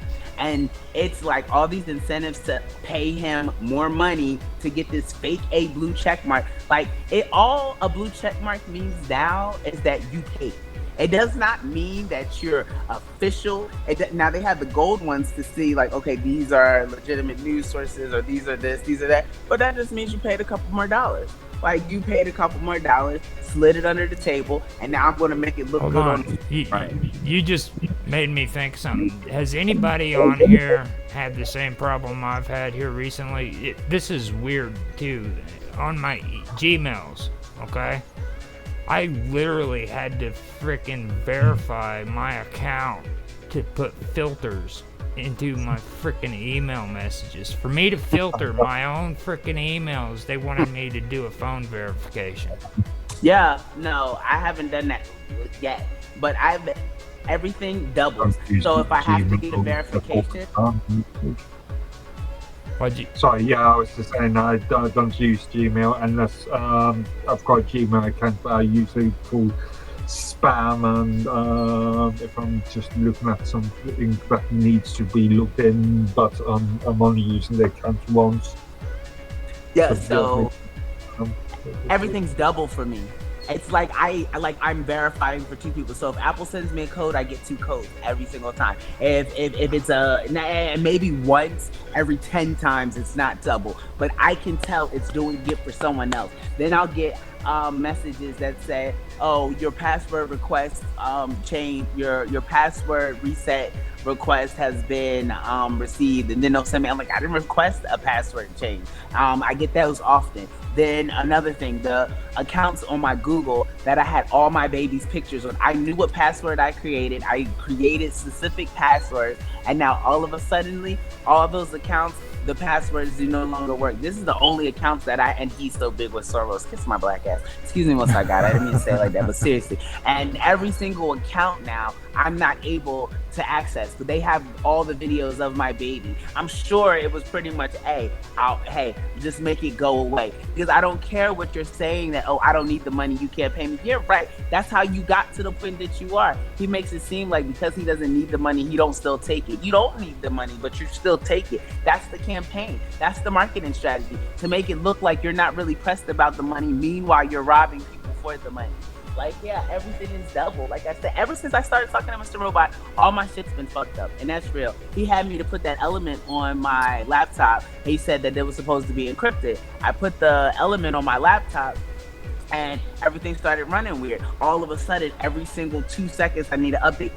And this is a Mac. It's not last year's Mac, but it's the year before. Like, so I had my Mac for over a year now, so about 2 years almost. But the year that it came out, it was the best Mac of its kind. It was the newest one, and we'll say. And there was never any issues. I never had any issues with any of my devices until I started downloading certain things. That's why yesterday when you were helping me with OBS, and I was getting frustrated, and I can't. It's too much. I gotta read this.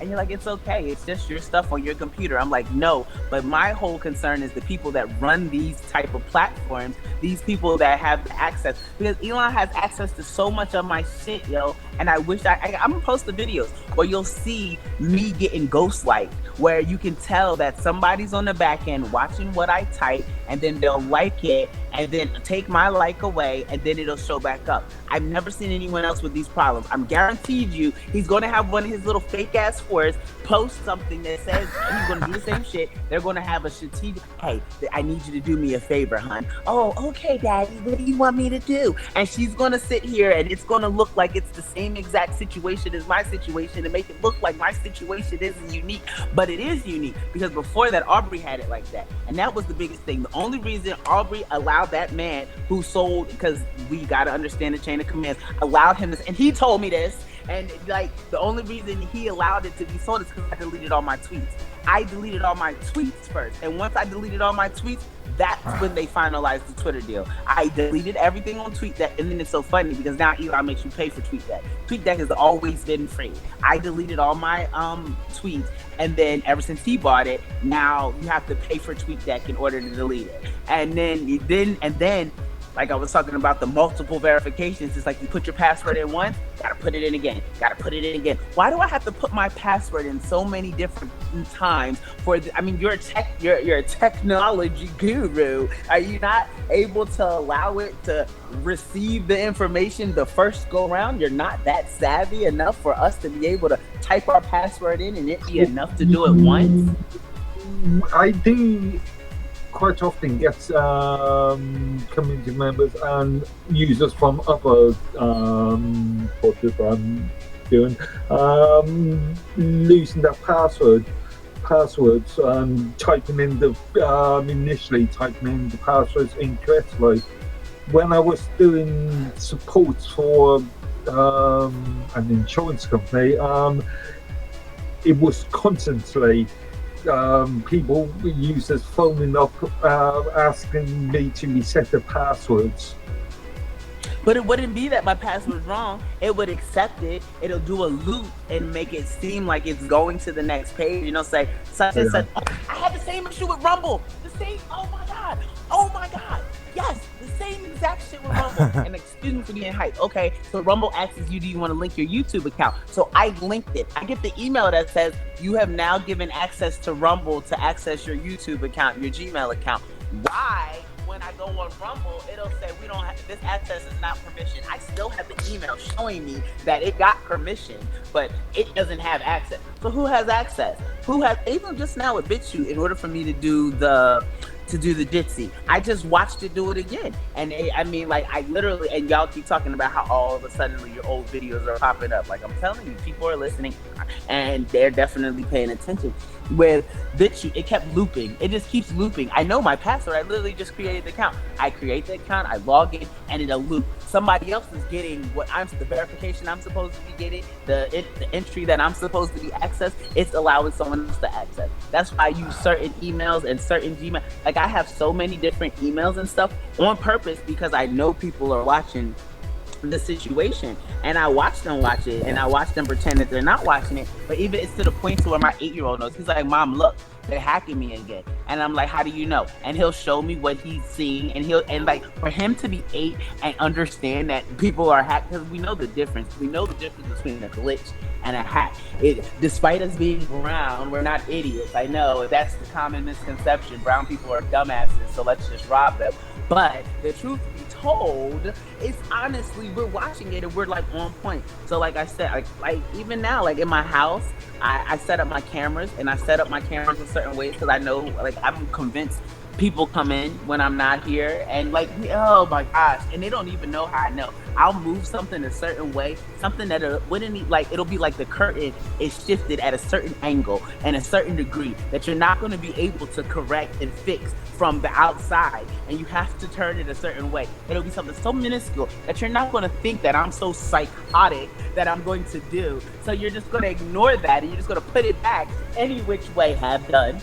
Or my ex-husband, shout out to him for this, taught me about putting like bottles and stuff behind the door, and you'll always know if the bottle is still there the same way. You'll know by how far it's moved, because you'll hear it knock down first of all when you walk in. If it does not knock down when you walk in, it's because it's knocked down before you walked in. And that used to happen a lot when my children and I were homeless and had to stay at hotels, and I would do that. And I mean, when I sit here and I say that I've been well versed, like look, I'm just telling you. And like I said, people that used to rock with him, like Elon helped Aubrey learn a lot of different stuff, like with the technology, with the creation of Station Head, with being able to have the access from the back end. And that's how he's been able to like maneuver different things. But then he started, like I said, he walked around with the I got the big dick type and doesn't care whose inbox he puts it in, which to me says a lot about your fucking billionaire character, because why are you treating women like this? Why do you think you're better than people because you have money, but this is how you act? Like, you could be better than me if you were treating people with respect, if you were actually giving a fuck. You're not giving a fuck, you're robbing me. You're sitting here taking all my info. Like I said, I started talking to Elon after July, beginning of August. All of a sudden, all of these same exact type of spiritual connections and connectivity people pop up on YouTube with 550,000 subscribers. In 2 months, you got 550,000 subscribers talking about the same exact shit. Then this psych lady tells me about some guy, and it's a team that are stealing your information, stealing what you're teaching, stealing your vibe. And it's so crazy to me because, oh my gosh, like... I wouldn't call it stealing because you agreed to the terms of service in the first place. I never agreed to Elon taking my shit. Yeah, you've agreed to the terms of services. There's, in fact, I know there is a line in terms of the terms of services saying that they own. No, I don't mind you. If I post something publicly, that's different. I'm talking about it's stuff that only I have access to. It's stuff that's private on my private computer. What you publish to mine, Trevor. Irrelevant if it's public, private, or otherwise. No, it's not. It's not even published. It's just inside my laptop. It's inside my laptop. Yeah, it's in my notes section or my document section. It's locked hidden documents. And yeah, no, that's why I don't publish that much content, because Roger kept, he's like, you're really good at this, you should do this, you should do this. And he doesn't know that I have like a shitload of stuff. My stuff goes on Patreon for pay, understand? But because my devices are hacked, people have access to going inside, accessing my, and I can tell when it's been accessed by other parties, and they go, but I'm not going to say how I can tell, because then they'll be able to correct their mistake. In the meantime, I'll keep letting them make it, and I'll take my recordings and I'll keep on booking about it. And so, because I'm already the DOJ, like, I'm not an idiot. I'm not going to keep letting people walk all over me, because I don't like bullies. I bully the bully. Don't bully me, because I'll leave you alone if you leave me alone, but when you start bullying me, I'll beat your ass, period. And let that be known.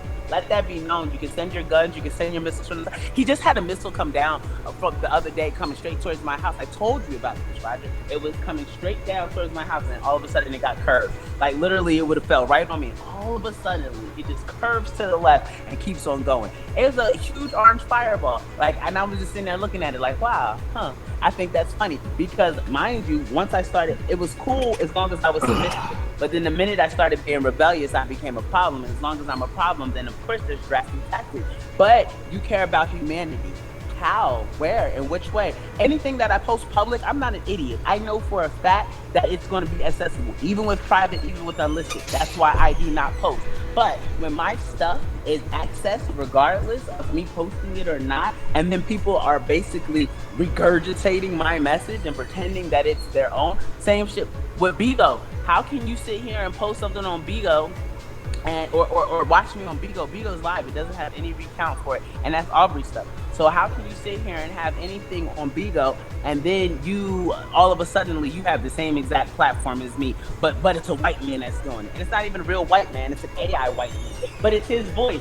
All his AI sound the same. He doesn't realize this because I guess he thinks he's smarter than everyone. But no, they all sound pretty much the same. You can tell that the baseline of the voice is his, and then you can tell the variations in which he's attempted to tweak the frequency to where it'll be this guy who sounds like Elon at the base, and then it has a little bit of a different accent. This guy who sounds like him at the base, and then it has a different accent from that guy and Elon. Like, I mean, I'm just watching it happen, and I'm just sitting here waiting for the moment that I can be able to, besides this time, let people know, because like, I'm not stupid, and the fact that he is preying off of us being stupid is what bothers me. Even with on Insta, acting like he don't fuck with Instagram and Facebook, man, he lives in those corners, the dark shadows of Instagram. He tried, like, he was like, I don't have any other social media except Twitter. You're a fucking liar. You're a excuse me, but you are a fuck, and he'll do it with a straight face. He might even add a tear to it. like, you're not telling the truth. You do have Instagram. You do access our accounts on Instagram. Like, and I've watched you do it. And I screen record you doing it, and I'm done now. I'm done for real this time. I doubt that. No, why would you doubt it? Because now I got more shit to say on. I have to pee though, for real, so I am done this time. The only thing that stops her. Yup, you're right. And that's probably the Norland that got inserted in my ears when I was staying at Westgate, where, listen, the drone dragonflies, they follow me around like it's nobody's business. You need to go pee. I know, but we knocked them out of the sky. Let me just tell you, me and my kids have knocked them down and seen that they're robots, the drone dragonflies. They'll just pop up out of the clear blue and they'll be following us. And then they put these bugs inside of my ears. I know it sounds crazy, but it wasn't a bug. And I could feel it for like a week straight. It hurt so bad. But then all of a sudden, my speech was being altered. I was like a stupid babbling idiot. Like now all of a sudden, I don't know how to speak fluently. But that's so funny because you know that song King of Lions used somebody. They told me back then that they were going to attempt to use me because how I talk and how I think, and I would like to get paid, little bitches. Excuse me, but that's the truth. You want to take my shit, you're gonna have to pay me. Okay, I gotta go. Yeah, that's important. No, he gonna talk shit when I leave. Go to yeah, the bathroom. She's fired up. Yes, indeed. Damn. No, that Matroska thing, I think if she just sends them to me, I could convert them. I'm pretty sure. Yeah. I'm pretty sure that's... You or me. You, yeah. You said you'd do it. One or the other. I don't think it's anything more because she's on a Mac, and that's why I don't like Macs, is because they're real fickle. Well, it depends on how it's configured, I suppose. They're trying to keep a lot of the Microsoft stuff out. Is the way I take it. Like I used to. I'm not sure about that. I know there's been an ongoing war between Apple and Adobe for many years, but Apple and Microsoft's sort of relationship has been fairly smooth for the last couple of decades. Well, you know that Microsoft is like the reason why they're getting rid of the freaking quad cores is because of Hackintosh, right? Well, quad cores are just out of date. Like the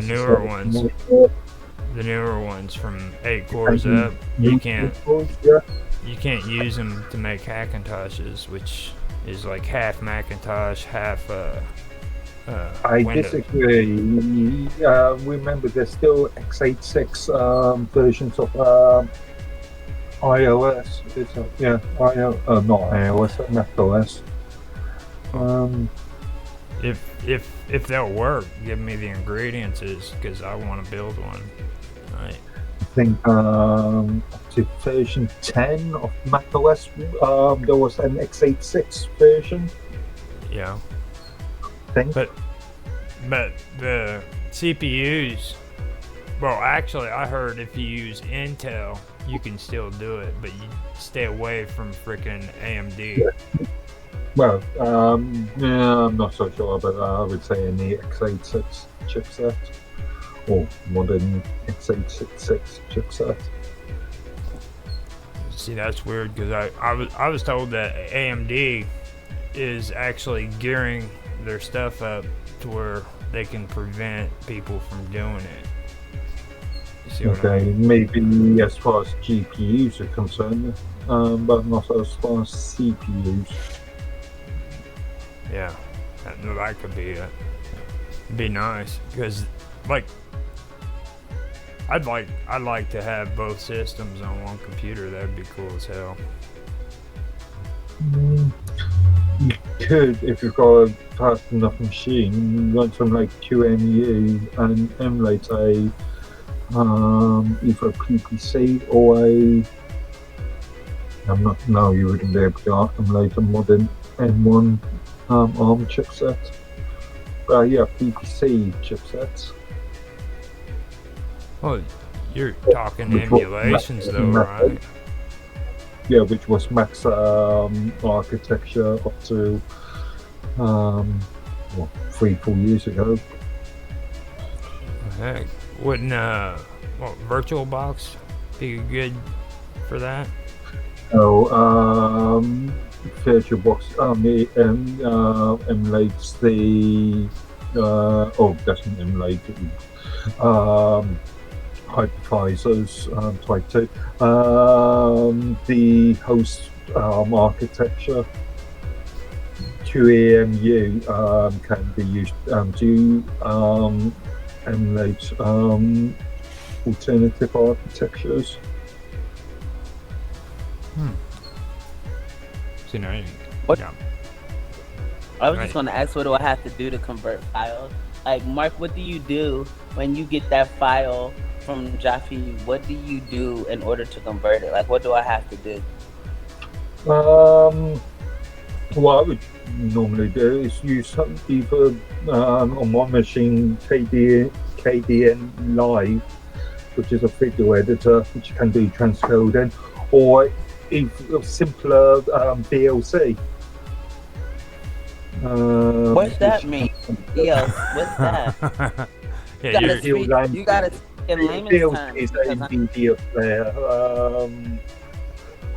Open source media player that can also transcode file format of media formats from one format to another. And with his files too, and I don't know if they have it on Mac, but like if you have rich text documents, you can actually read them. When it comes to that, I just use LibreOffice, and then I can convert it to a PDF or text file or Word file or Microsoft Word file or whatever. Yeah. When I open it, maybe it'll be different on my laptop because I usually open Skype on my phone. So maybe if I open it on my laptop, it'll give me access. No, you're not eating all of that candy. No. It's mama business. You went straight to mute. It was like bam. Hold on a minute. You didn't even say hold on. It was like mute. He's trying to catch me off guard because I don't, like I said, we don't celebrate holidays usually, and this is their first year ever at 7 and 8 going trick-or-treating, and so they have and it's so funny because they didn't even have the covering, the bag, the bottom of their bag covered, and it's like, Mom, this is just too much candy. When I was a kid, I used to have my bag full, dump it into a bigger bag, then go back for more rounds. And like, Mom, it's just too much candy. And I'm like, yeah, you're right. But there's now a bowl of, because I don't buy the candy, like maybe once a week. It's like a treat. Like candy is really few and far between, right? And so they have this bowl of candy. He thinks he's like, can I please have 2 pieces? I never had 2 pieces of candy at the same time before. You be in a Kit Kat, get out of my face, boy. Like, you try once or two.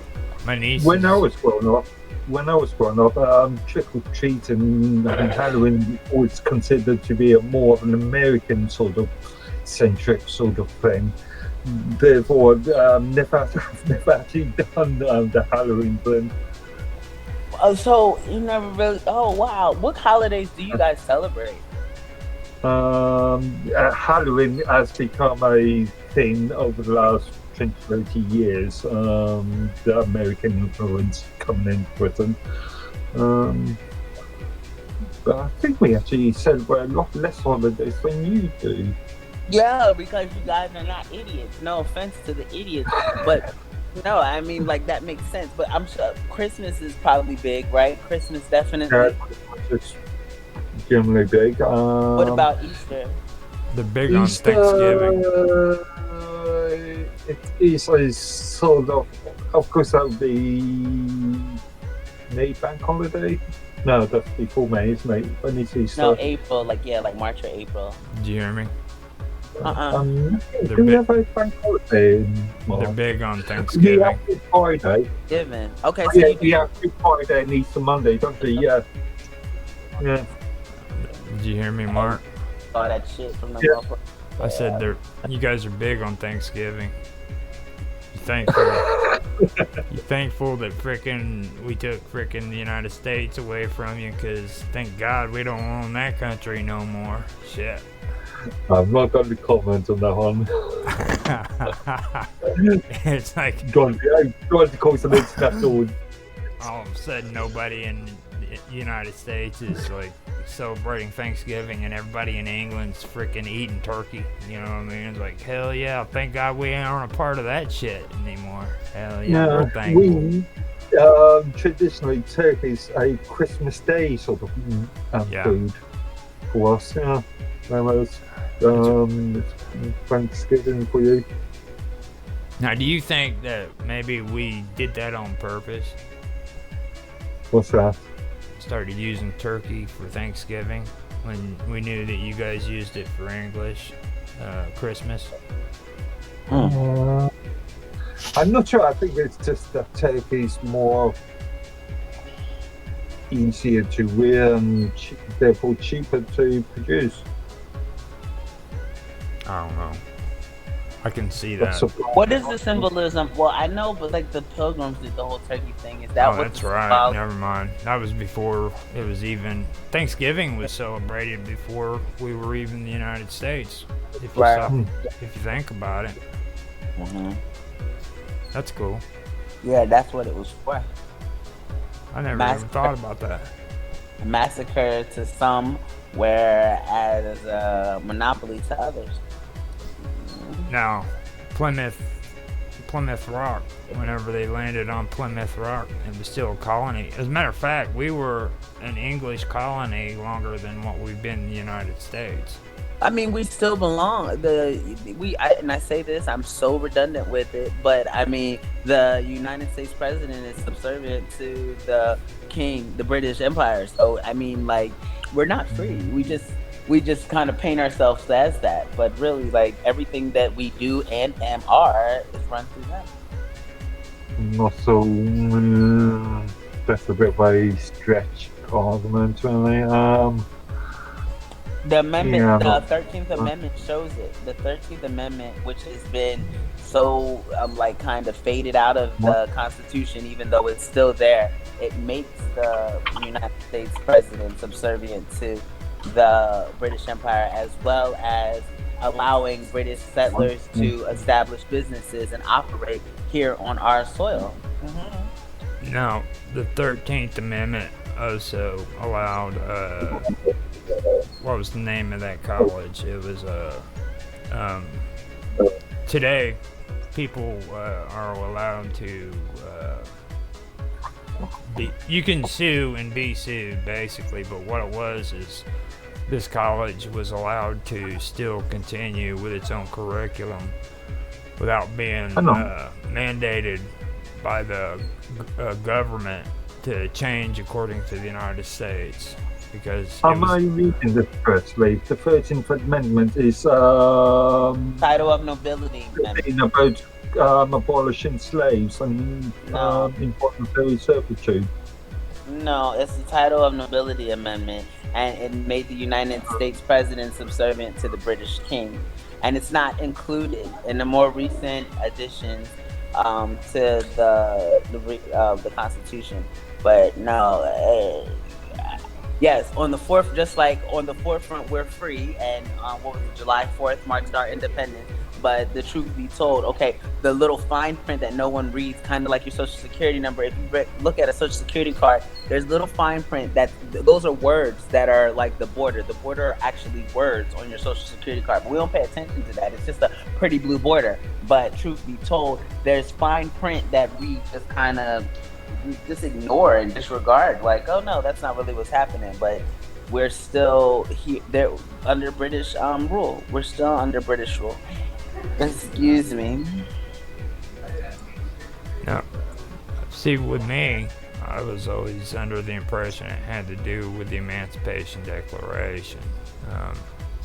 Like, whenever Lincoln freed the slaves, he made it to where freaking they were freed, but he also made it to where if any state tried to secede from the Union, it would be automatically a declaration of war.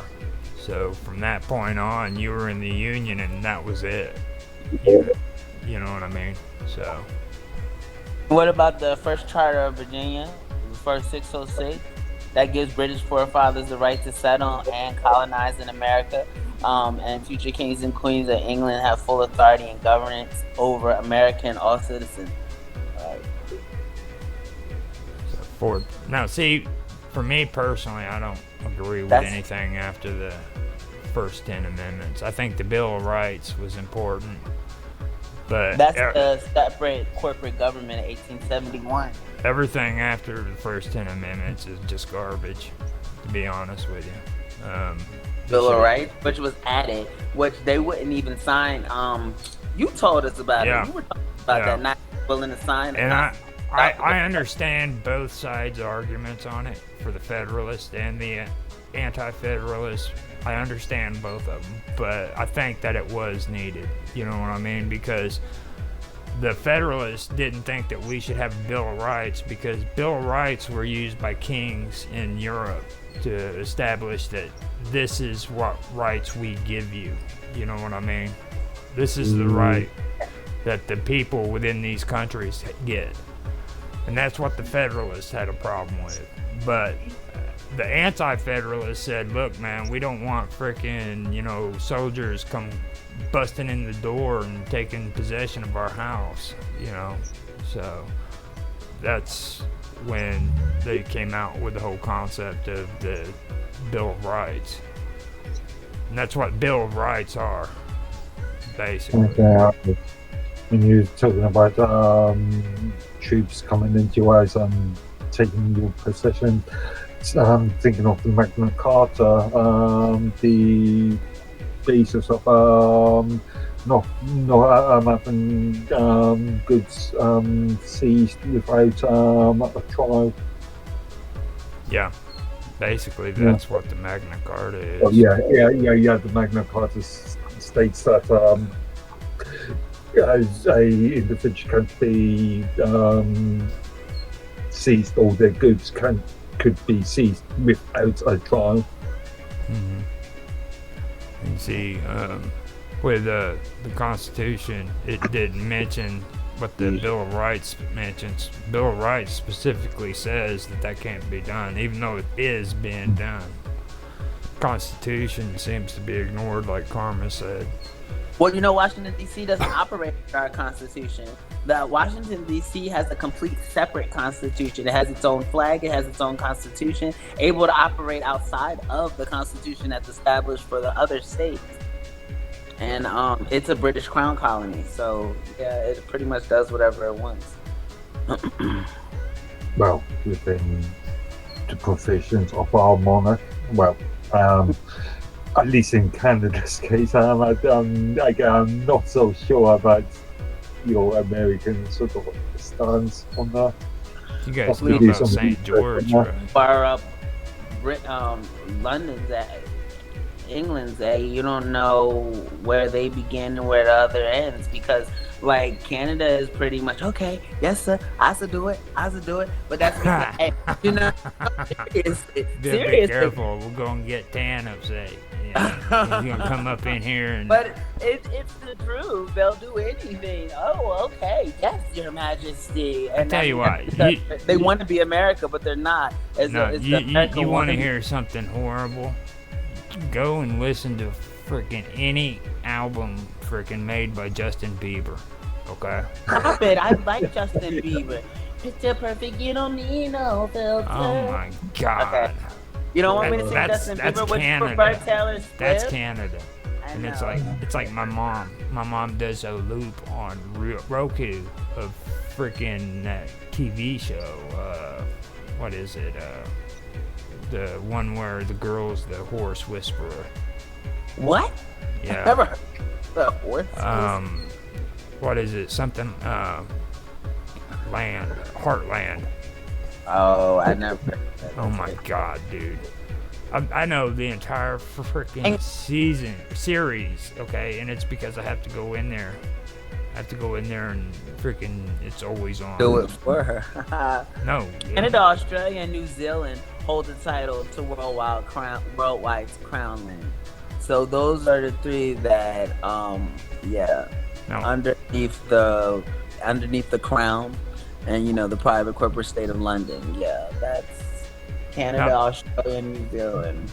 That's that thing I was trying to tell you guys about before, the corporate state of London. Now, you need to understand that there's a city within a city there. Okay? Yeah, private corporate state of London. Counts of 12 members, and they're ruled by the Lord Mayor.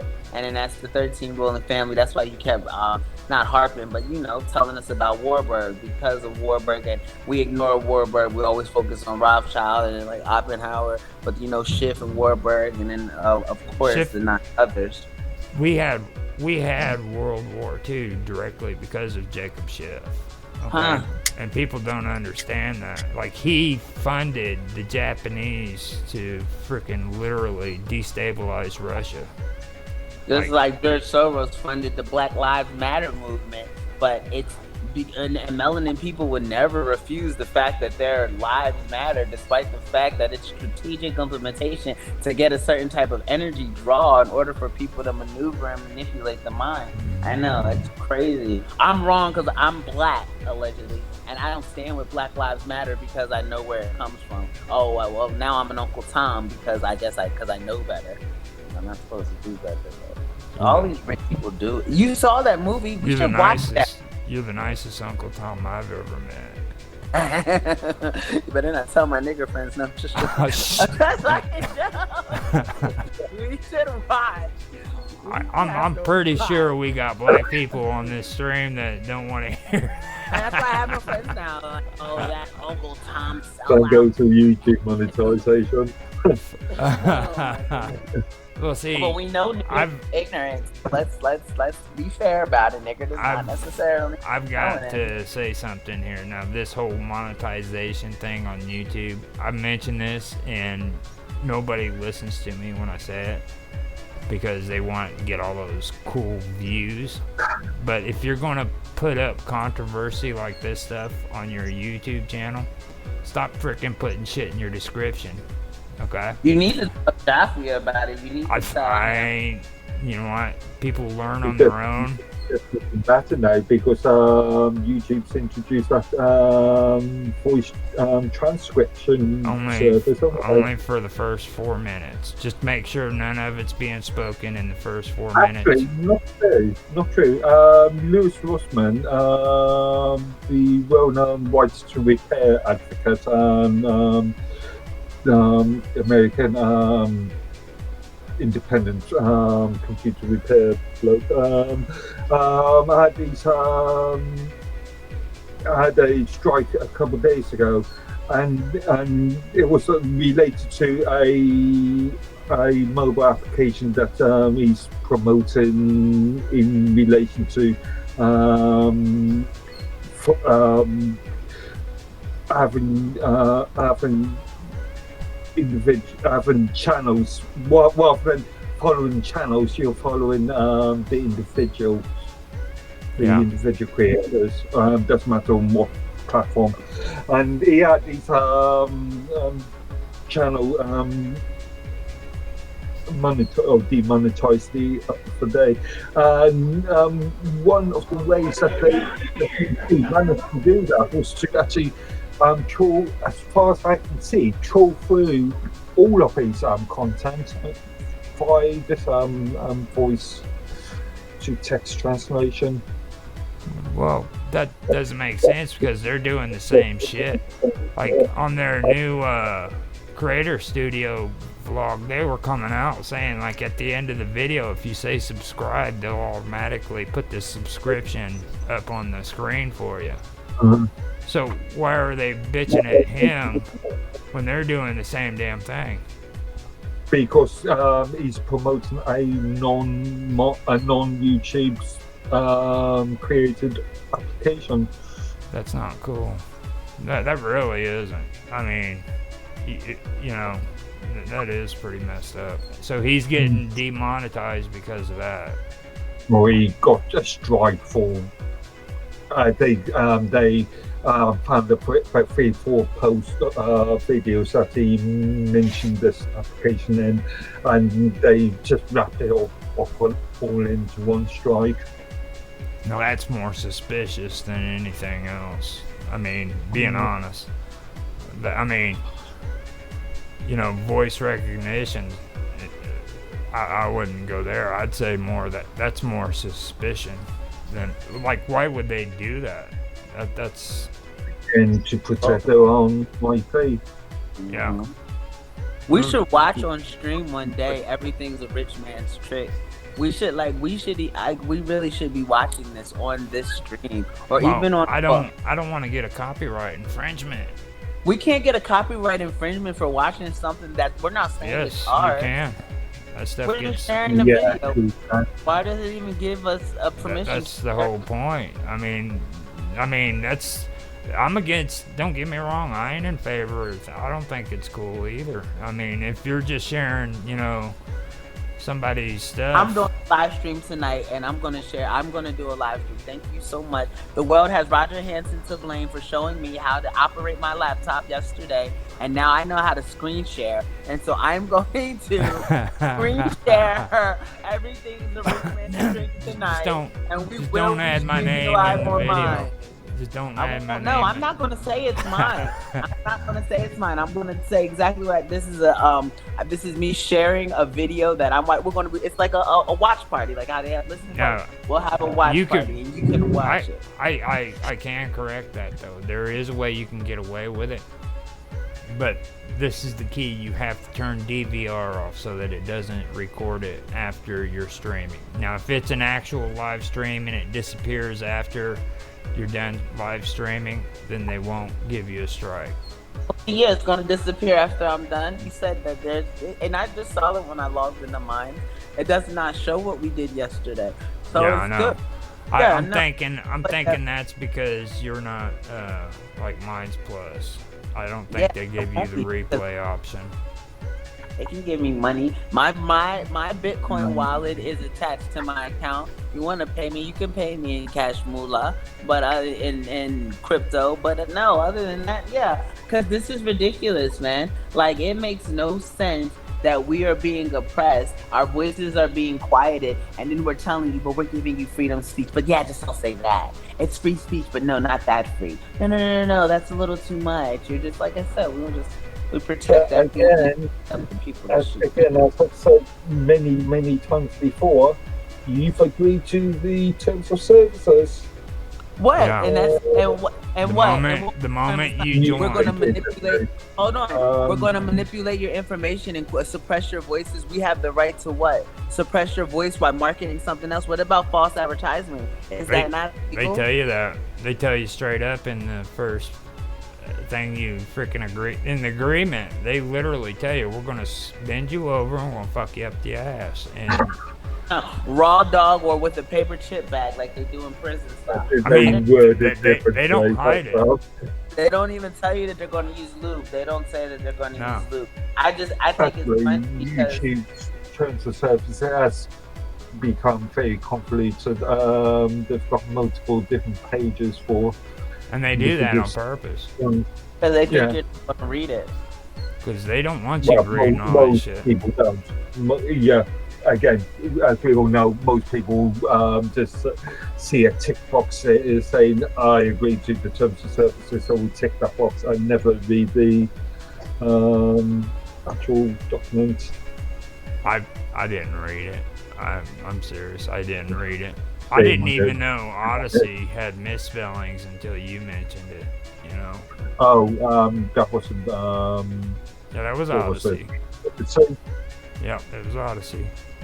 Okay, yeah. You told me there was misspellings. What happened with Odyssey? Can you elaborate on what I see you guys? Oh yeah, Library got shut down. Now Odyssey didn't. Odyssey broke away from Library altogether, and they, I believe, went to Mastodon. I'm not quite sure. It was one of What was the R-Reaper thing? Because they were going to use similar concepts as mine was used with the perma-web, what mine's called perma-web facility. Being honest with you, I don't really know the whole story. I even went to their help on Discord and asked, what's his name, James or Jeffrey or whatever his name is. I asked him if he'd be willing to do an interview with us on our Tech Talk, and he never responded. So I think something like that, you have to go through the PR department. Wow. What is it? Yeah, he's. Yeah, no, they do that. Unless he's some sort of marketing executive, probably won't have any power to say yes or no. I do not quite know what his name is. I'm pretty sure it's Jeffrey or whatever. He looks like the dude that used to frickin' he used to run Facebook. Or no, MySpace. Remember him? Okay. Did this guy unmute to start snoring? Executives come and go. That's something else that kind of gets me too. Like, does anybody like get this weird MySpace vibe when they're on Odyssey? I've not used Odyssey that much, to be fair. I opened up an account about 2 months ago, when I was talking about it, but yeah, I've not actually used them for anything, except for maybe reviewing some of World Pirates Radio podcast. WPRPN. I know I've got to go in and reset the settings on my stuff, because like now on Discord they have it to where the names freaking fold up instead of seeing them straight out. I hate when it does that shit. You can't see the whole thing. Yeah. Yeah. Edit server profile, whatever. I ain't doing all that shit. I ain't got the patience for it. It's really crazy how they're doing all that crap now. And they, like, there's people, thank goodness I know who they are, you know, their names and everything, because I don't need to use, like, the full name. But what about people that you don't know and you want to find out what their name are or what they're going by on the internet? Yeah, but remember, companies like that are very large, so you might be speaking to one person, but they might not have any power over the actual outcome. They might just be a junior staff member. Mm-hmm. It would be nice if we could actually talk to them, because I actually found out, like, a lot of the shit that a library was doing was pretty hardcore. I mean, it was. They've got these little things like freaking USB thumb drives that you can plug into your computer, and you can transfer freaking cryptocurrency or tokens, whatever you want to call them. You can transfer them on there and take them off the internet. Yeah, they were doing some interesting stuff, but again, there's a big question about the legality of some of the stuff that they were doing. Yeah. That's, well, what I just said right there. I mean, is that even legal? Yeah. Well, to transfer data from A to B. Well, on the UK, on the EEA GDPR, and I think also on California CCPA,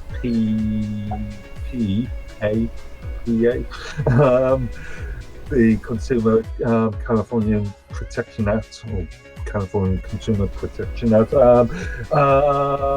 consumers have the right to, in fact, under GDPR, consumers must be provided with the opportunity to transfer their data, to review their data. That's good. So I could go to let's say I could go to my electric company and then demand all previous records that they've got of me, and then I can say this is incorrect or this is correct, or I could go to my local council and demand all records that they've got of me. Yeah, but can you do that in England? Yeah. Wait. Hold on, rewind. You can do what? You can go where and do this? I can, under the General Data Protect, the EU or EEA, European Economic Area, General Data Protection Regulations, I can, as a EEA member, I can go to, let's say, my local council and demand all the information that they've got on me, subject to legal points. So if let's say they are being investigated for a legal case at the moment, I can't access that. But any sort of records, let's say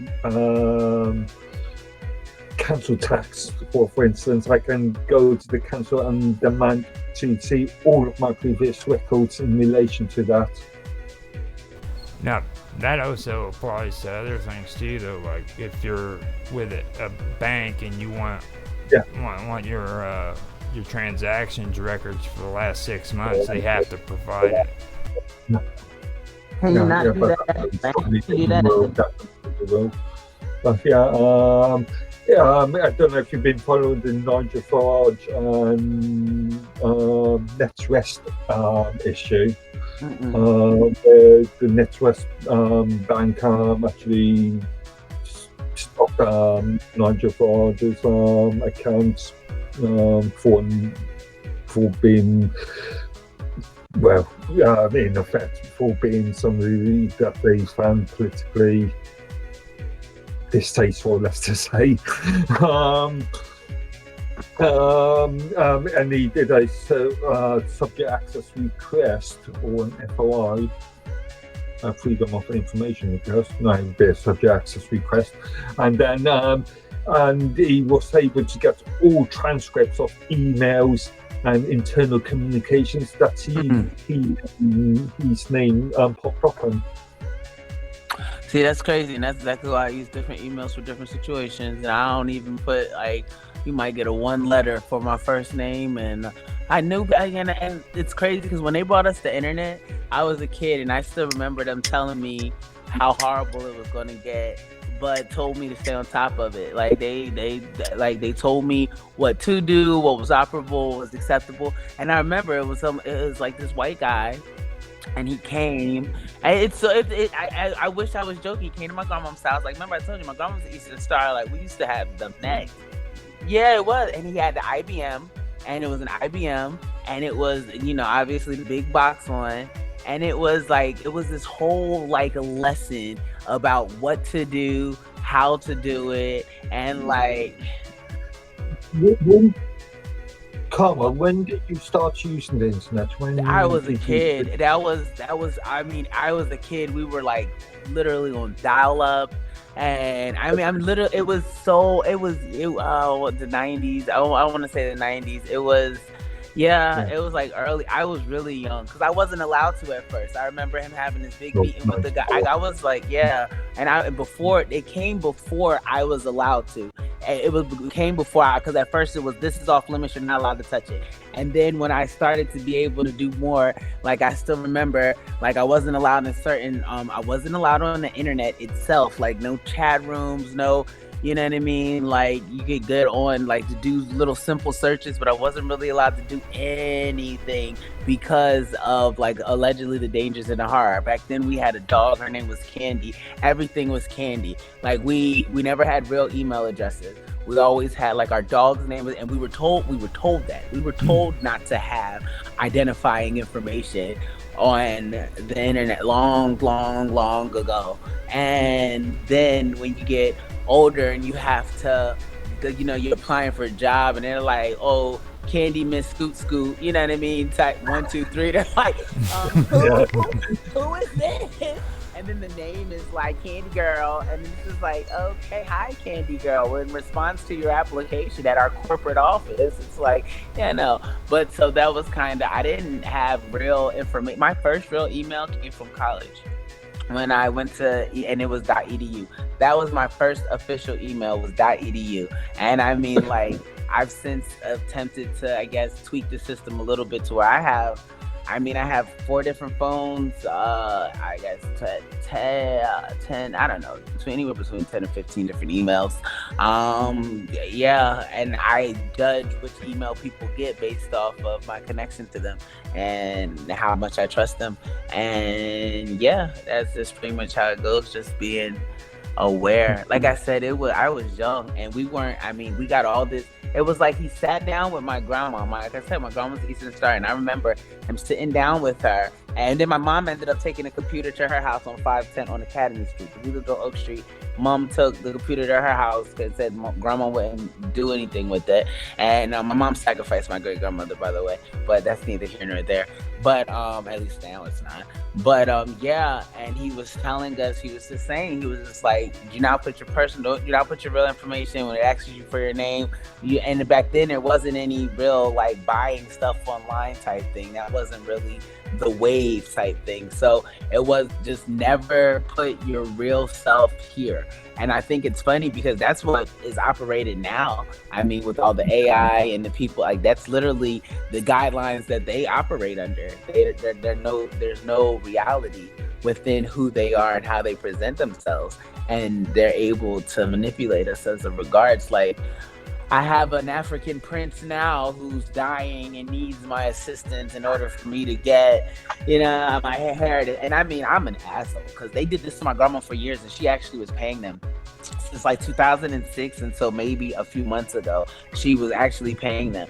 And I'm an asshole. I would just let him die then. Oh, you know what I mean? I'll say some crazy shit like, oh, he can just die for all I care. Like, you're literally going out of your way searching I had somebody just recently, they said, you've been pre-approved for a hardship something. I said, how did I get the proof for this? How did you get my information? And they come with my whole government and they're like, I'm like, how did you get this information? But then when I tell them, they hung up on me. I'm like, I never applied. They just hang up because I called the number back and they hang up. Somebody against it, they called my phone from an unknown number. I called the number back. It's a busy signal.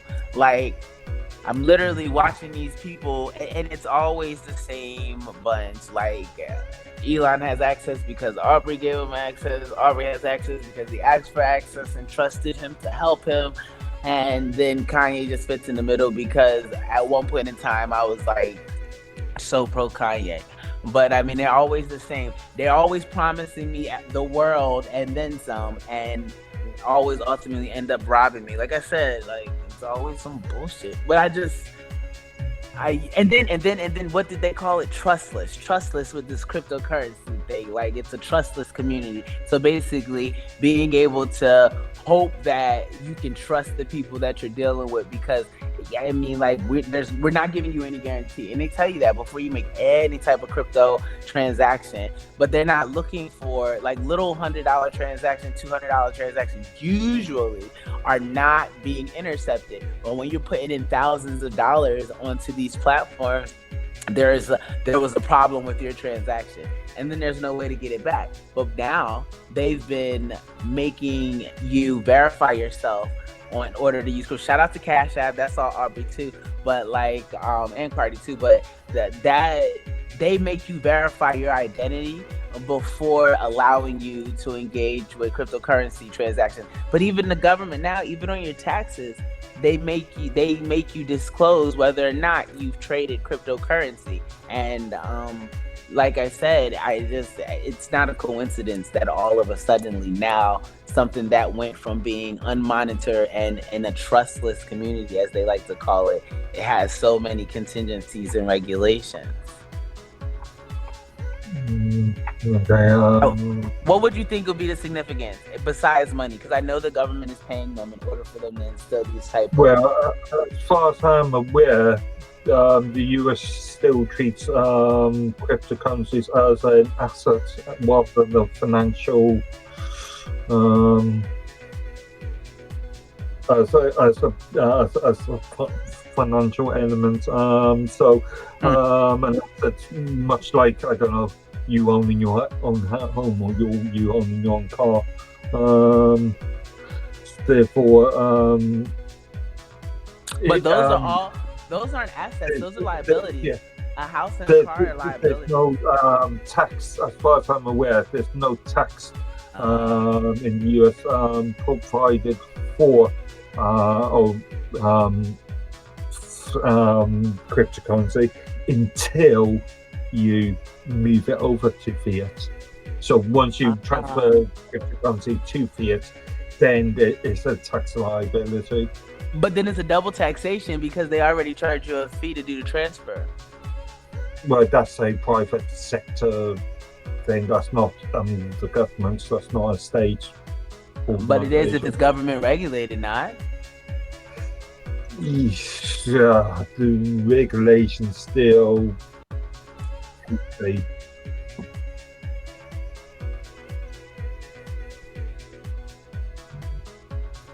Federal Reserves is NGO. Private sector. Well, Yeah. technically a private sector company. Really. That's why they have that decentralized mana. That's the government's crypto. That mana is the government's crypto. I used to do a lot of research on that about 2020, 2021. Before it really came out and was really something substantial, I was in I sat amongst peers that were explaining just like how everyone thought Bitcoin was going to be like the way now Bitcoin has option trading. You can trade ups and downs is what they call them, but puts and calls for Bitcoin. They're guarding Bitcoin more of a stock and transitioning it into such, but there's nowhere that's how you know you're not going to use Bitcoin. Bitcoin is going to make money in different sectors because there's no store you can go to. And I have stock in Nikola, right? I cannot go to a store and say, hey, I want to pay with my Nikola. You know what I mean? I cannot go there and say, I'd like to pay with, you know what I mean, this type of stock. I have stock in a few other things as well, but that was just my lowest stock that I could think of. I'm actually going to disagree with you there. My virtual private server host company can be paid in Ethereum and Bitcoin. That's because that's cryptocurrency. That's not a stock. You can pay for a lot of stuff with Bitcoin right now. But I'm saying overall, as a generalized, I guess we'll say. But yeah, I understand you can buy groceries or you can buy, pay for your rent. Yeah, but they're attempting to make cryptocurrency to where you'll be able to do that. And you see what I'm saying? This is not cryptocurrency. This is the centralized total crypto assets. It's not. It's the it's the sort of government or state-controlled. Like now, they have the what is that Bitcoin? What it is? It's the one where freaking it's the same value as the dollar, but it doesn't go up or down. USDC. Yeah, USDC, but in USDT, USDT Tether is another one which is supposed to be able to fluctuate in price, but it usually mirrors the US dollar. But the US dollar, if you haven't paid attention, it dropped below being worth $1 not long ago. I want to look at the timeline right now. I do have to mention though, a lot of people are taking that the wrong direction, because if you look at the USDC, you can draw interest off of it. So if you're wanting to get into cryptocurrency for interest purposes, then that's the best way to go, because the volatility on a crypto coin is high. All right, but if you've got something that's stable according to the US dollar and you're drawing interest off of it. I mean, that's as good as the bank. You know what I mean? Yeah, but you're only drawing interest in further cryptocurrency, aren't you? You aren't drawing interest in fiat. No. And U.S. dollar dropped to 65 cents. 65. Let me see this date. Hold on, it keeps sliding. 65. This was January 21st of 2019. It was only, which is funny, is that not when COVID first started? Let's just pay attention to the timeline. 65.23 was what the USDC coin was worth. 65 cents. 65.23. Right now, it's at 101. And it stayed. Let me see when it stayed. Oh, I wish I could make this thing bigger. I want to see when it started to stay, because it was $1, $1, $1, a little bit more than $1, 18, $1, $1, $1, $1, $1. And see, these people are sleazy little bastards. Excuse me, but like, no, I'm looking at this right when COVID, January 21st. Were we not on lockdown in February? Was that not when the lockdown began? No, it was March. It was March 2019. Public I thought March was when you gotta remember, England went into lockdown before the United States too. So. Yeah, and that was end March, because funny enough, I'm pretty convinced I had COVID at the start of March. Well, no, they had COVID in December. In December of 2008, they announced it officially. The first cases were being brought to America allegedly in February. That's what it was, and then we did the lockdown, like you said, in March. You're right. But the 65 cents. What do you think the USDC would be? 65 cents, and throughout its timeline, maintained to be $1, not going any lower than 99.9945, and then here we are, enter COVID, 65 fucking cents. How many people you think stocked up on it? Well, you've got to take into what we were just talking about. Look at all those cool freaking checks you got. I mean, that shit's not free. They weren't just handing it to you, dude. I mean, you're gonna pay that back if you like it or not. USDT, shoot, I already had, like I said, I operate my own business. They take taxes. If they're going off the value of the dollar, and the dollar fell because they were handing those checks out, then freaking the price of that coin's gonna drop too. I pay $3,000. I pay $3,000 in taxes per year so far. It hasn't exceeded 3,000 yet, but I pay taxes. I don't. Yeah. How much is the value of your food gone up? You know what's crazy is, I guess because I'm sure prices.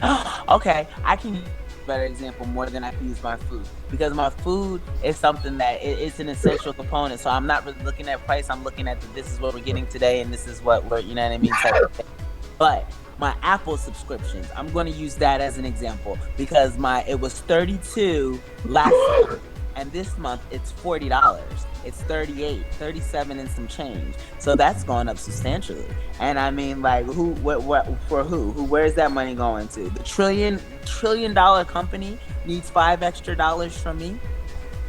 That's probably what's happening. Now, are you talking like regular apples, or are you talking about computer apples? No, I'm talking about Apple. This app, real. Oh, be quiet. Yeah, Apple. Tim Cook Apple. With food, like I said, I don't notice the price jump. Well, I got robbed. Uber robbed me, which, by the way, another Elon company. Shout out to Elon and Kanye collaboration. But Uber robbed me on my last grocery run. We ordered a bunch of fruit. None of the fruit showed up, but they still charged me for it. And then Uber tells me, "Oh, you're not eligible for a refund." But I had strawberries, blueberries, and they were pricey. But it's either out of season, so I expect when they're out of season to be a certain price. But being in Florida, the produce has not really rose a lot. I mean, think of what. I haven't seen anything to where I'm like, oh my God, I can't afford this type thing. I mean, I'm sure I cannot afford it on my salary, literally, but Most High looks out, so I keep it where it's at. But no, I don't want to say that. Let me think. Coffee's the same price. Well, yeah, coffee, stuff like that. I mean, what is going up in price? You know what I mean? Because that's where they're going to get you too. They're going to, like here in Illinois, it got so bad that they dropped the sales tax on food, which they should have been doing, because pretty much like 95% of the states don't charge you taxes for food products. Wait a minute. So hold on. Even if you don't get food stamps, you don't have to pay taxes? Right. The US localized tax system, value-added tax system, is really confusing to me. It changes from state to state, and in some cases, from county to county to street to street. Mm-hmm. And wait, right you there, said prices can change just based on, I guess it's based off taxes, VAT. Taxes, yeah. Tax. And another thing that really confuses me about the US is your price labels of the products you buy don't show you the VAT there and then. You've got to go to the till before you can work out how much tax you're paying. Yeah. Well, isn't it because taxes generally the same percentage? If I'm not mistaken, 7.5. If I'm not mistaken, it is 7.5 or so, maybe 7.8. But I thought it was 7.5.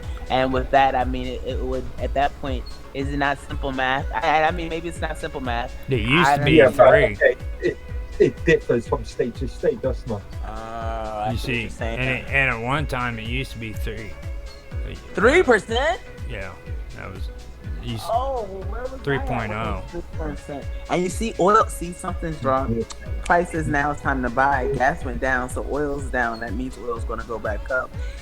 They just got finished saying that they haven't. When he addressed when he addressed the Fed, he was saying that they have not seen a significant jump in oil prices or the war in Palestine and Israel affecting the price of oil. But that's because we have our own oil reserves. I think a lot of Americans kind of tend to forget that. They think that we get everything from over in the Middle East in order for us to be able to have those type of things, but like those are like backup supplies. We probably want their supplies more, like we want to kind of rob them for their supplies more than we've been paying them for supplies. Didn't they shut the North American pipeline down?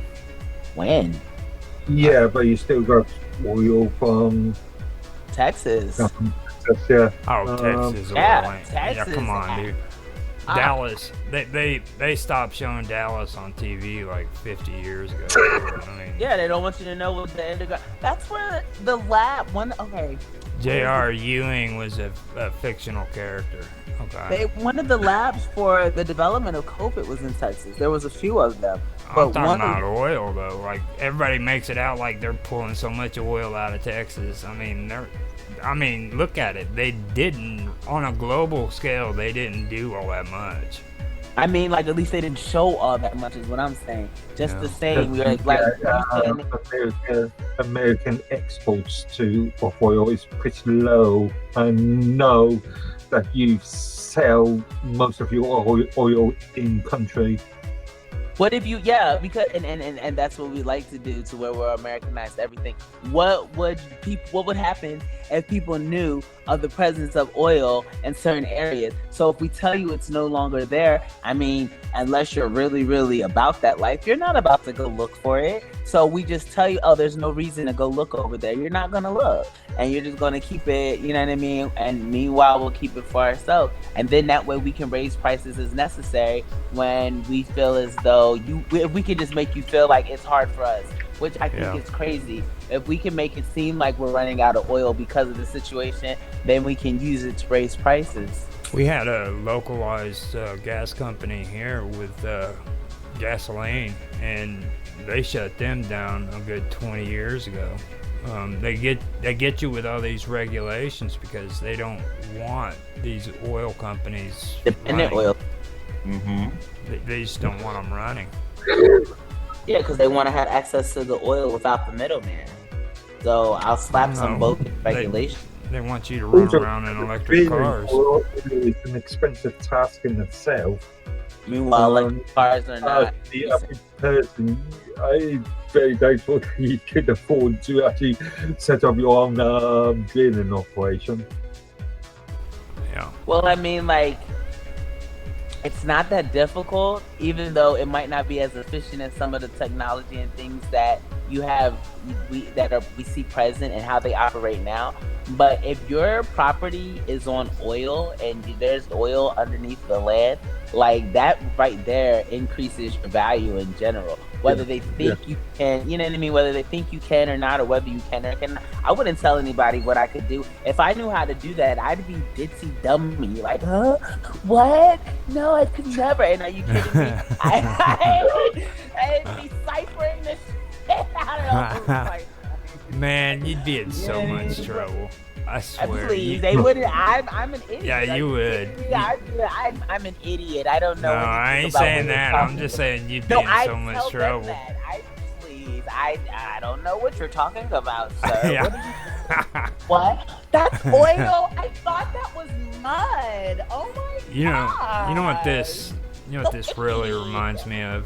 This reminds me of when I first started streaming. I loved watching Mr. Beam. Okay. Oh no, it's funny. I decided I was going to use tour videos, okay, and get the videos of Mr. Beam and then stream them on YouTube, okay. So this is a funny guy, he's a great person, right? No, that's not the way it worked out. I put them videos up on YouTube and all of a sudden I get direct messages through the freaking U.S. Post Department saying cease and desist or your freaking internet will be shut off. Shut up, your internet. No, I'm dead serious. That dude personally went after me through my internet provider, okay? Didn't do it through YouTube. May not be one. It may have been the owner of the production house. That's just questions about privacy and consumer protection. It's amazing when you think about that stuff, man. Like sitting there saying, I don't know what you're talking about. That's exactly what I was thinking. I don't know why it popped in my head, but it was like, I want to know what kind of pull someone has to do something like that. They got lawyers. Remember, U.S. Consumer protection laws are pretty poor when it's compared to Europe or the EA. Compared to, let's say, UK consumer protection laws, the US. Look at what they'll fight against compared to what they'll allow. But you know what would happen if you streamed anything from the BBC here in the United States, don't you? You'd have the flames of hell freaking bursting upon you, dude. The BBC ships all their stuff by BBC World and or BBC Studios and BBC America, which are actually private corporations. They aren't. We just taxpayers don't pay anything for those companies. But you know what would happen if I streamed that stuff here in the United States by myself without consent from the BBC? You got copyright legal issue. I would be in a So world is that of copy? So is that what? So it's not going to just strike you with a copyright infringement. It's going to be more than that. Yeah, it would be a copyright. It could even be a copyright civil action. Yeah, they would do. They would do like what freaking Mr. Beam did to me. I can't believe he went out of his way to come find you, though. I really doubt if it was someone else's. I could see him doing it. I could see him doing it though. Like he's actually a free speech advocate. He's a very, very successful comedian, though. Like, yeah, but he's I feel like he's too busy for that. Well, I mean, I'm aware that he's a free speech, advocate and everything. That's kind of the reason why I want to bring it up, because he's he's a free speech advocate who would send freaking notices through the mail. I'm not so sure if it was him personally. I would really doubt it. It was his His lawyers. spokesman, yeah, you know. It would be his legal team. I don't even think he owns the rights to Mr. Bean himself. I think it's owned by a production company that's Probably. he isn't a executive of. Because, like, what's his name? I like to show his posts on there all the time. What's that guy? He came out. He's the one that always promoted Charlie. Let me think. Charlie Murphy was on his show. Dave Chappelle? Dave Chappelle had the same problem because, like, back when he did his show, he was always smoking dope, not paying attention. So when people had him sign contracts, he'd just sign them over. You know what I mean? He was signing his shows over because he was freaking always high. And he even said it himself. You know what I mean? That's what happened to him. And all of a sudden he gets pissed off. I'm going to say this yet again. Always read the terms of service. Read the contract. All of a sudden he gets pissed off because Netflix is like showing freaking his shows on freaking Netflix and he's not getting money out of it. You know what I mean? And the people that own his shows kindly told him, look, man, you signed right here. Oh my God, Jeffrey Bezos moved down here. And it's crazy because the other day I felt like I saw him and some other guy, and they were walking, and the way that they were looking at me, it looked like, oh, that's the bitch right there. Like, they looked at me like that's how he felt. And I mean, he looked like a little doppelganger, like him and Elon were in cahoots, and I know Elon allegedly doesn't rock with Bezos, we know better. But then he downloaded himself a new body, and it's crazy. I see today, 858 too, moves to Florida where his parents live and capital gains are not taxed. But that's what I said, because when we knock these people out of here, like, Florida is going to be the only thing that sustains. So there's going to be a lot of people that move out here. I don't know about that. The country is going to get split off. Florida. We're already Not Florida. Listen, it's already designed to fall off of the rest of the map. Like, just look at the design of the country. Your economy is set up to cater the elderly, okay? And in this it's the Sunshine State for a reason, okay? That's where all the old people go to retire. Yeah, the old Alaskan joke, isn't it? Where everybody moves from Alaska down to Florida. Yeah. No.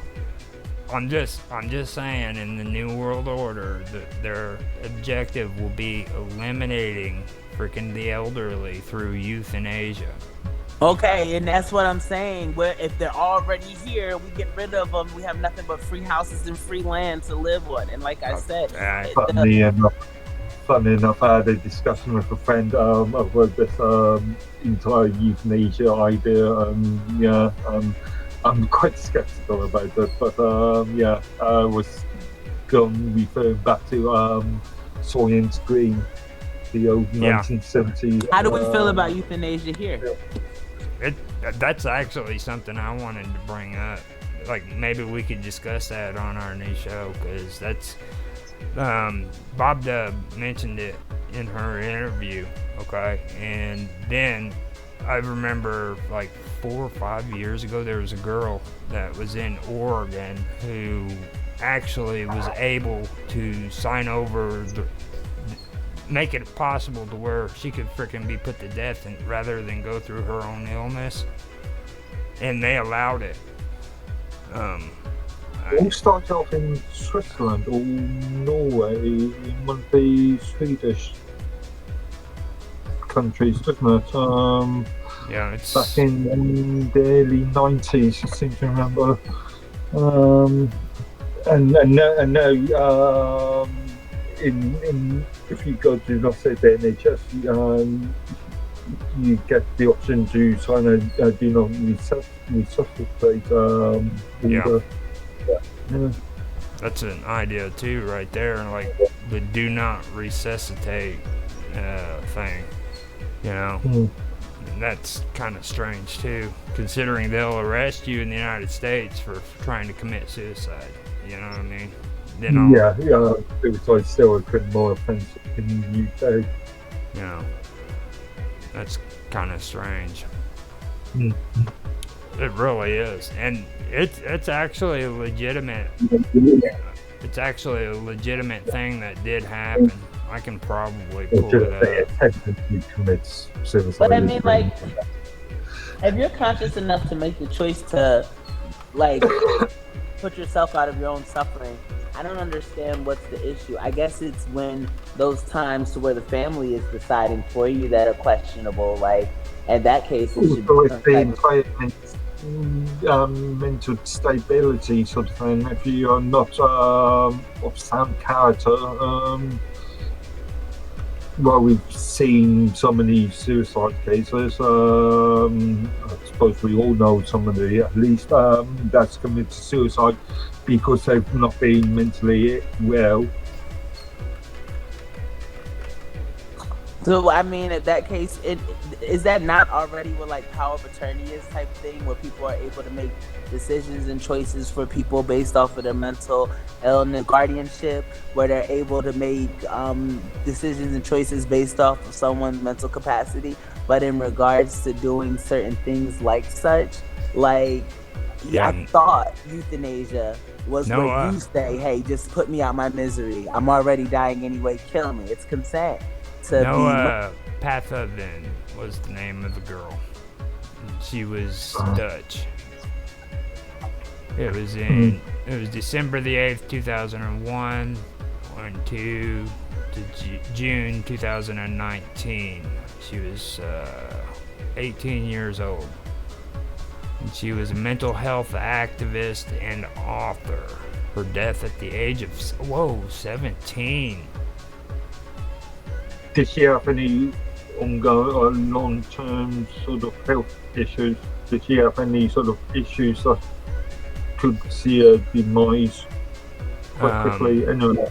Her death at the age of 17 sparked global controversy due to a public statement she made about her wish to die. Her activism concerning youth mental health care and foreign media reports incorrectly attributed her eventual death to active euthanasia. Many foreign news outlets wrongfully stated Pathoven was euthanized under the Dutch 2001 Termination of Life on Request and Assisted Suicide Review Procedures Act.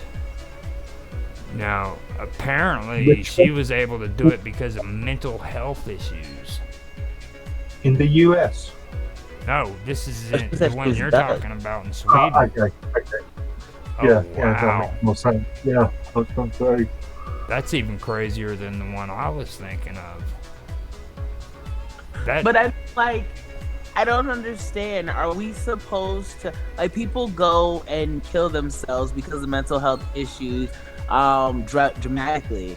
And I mean, like, I feel like if they're in a well enough state to say, hey, look, this is too much for me, and I just would like your blessing to allow me to rebirth, like, I don't understand why that's a problem.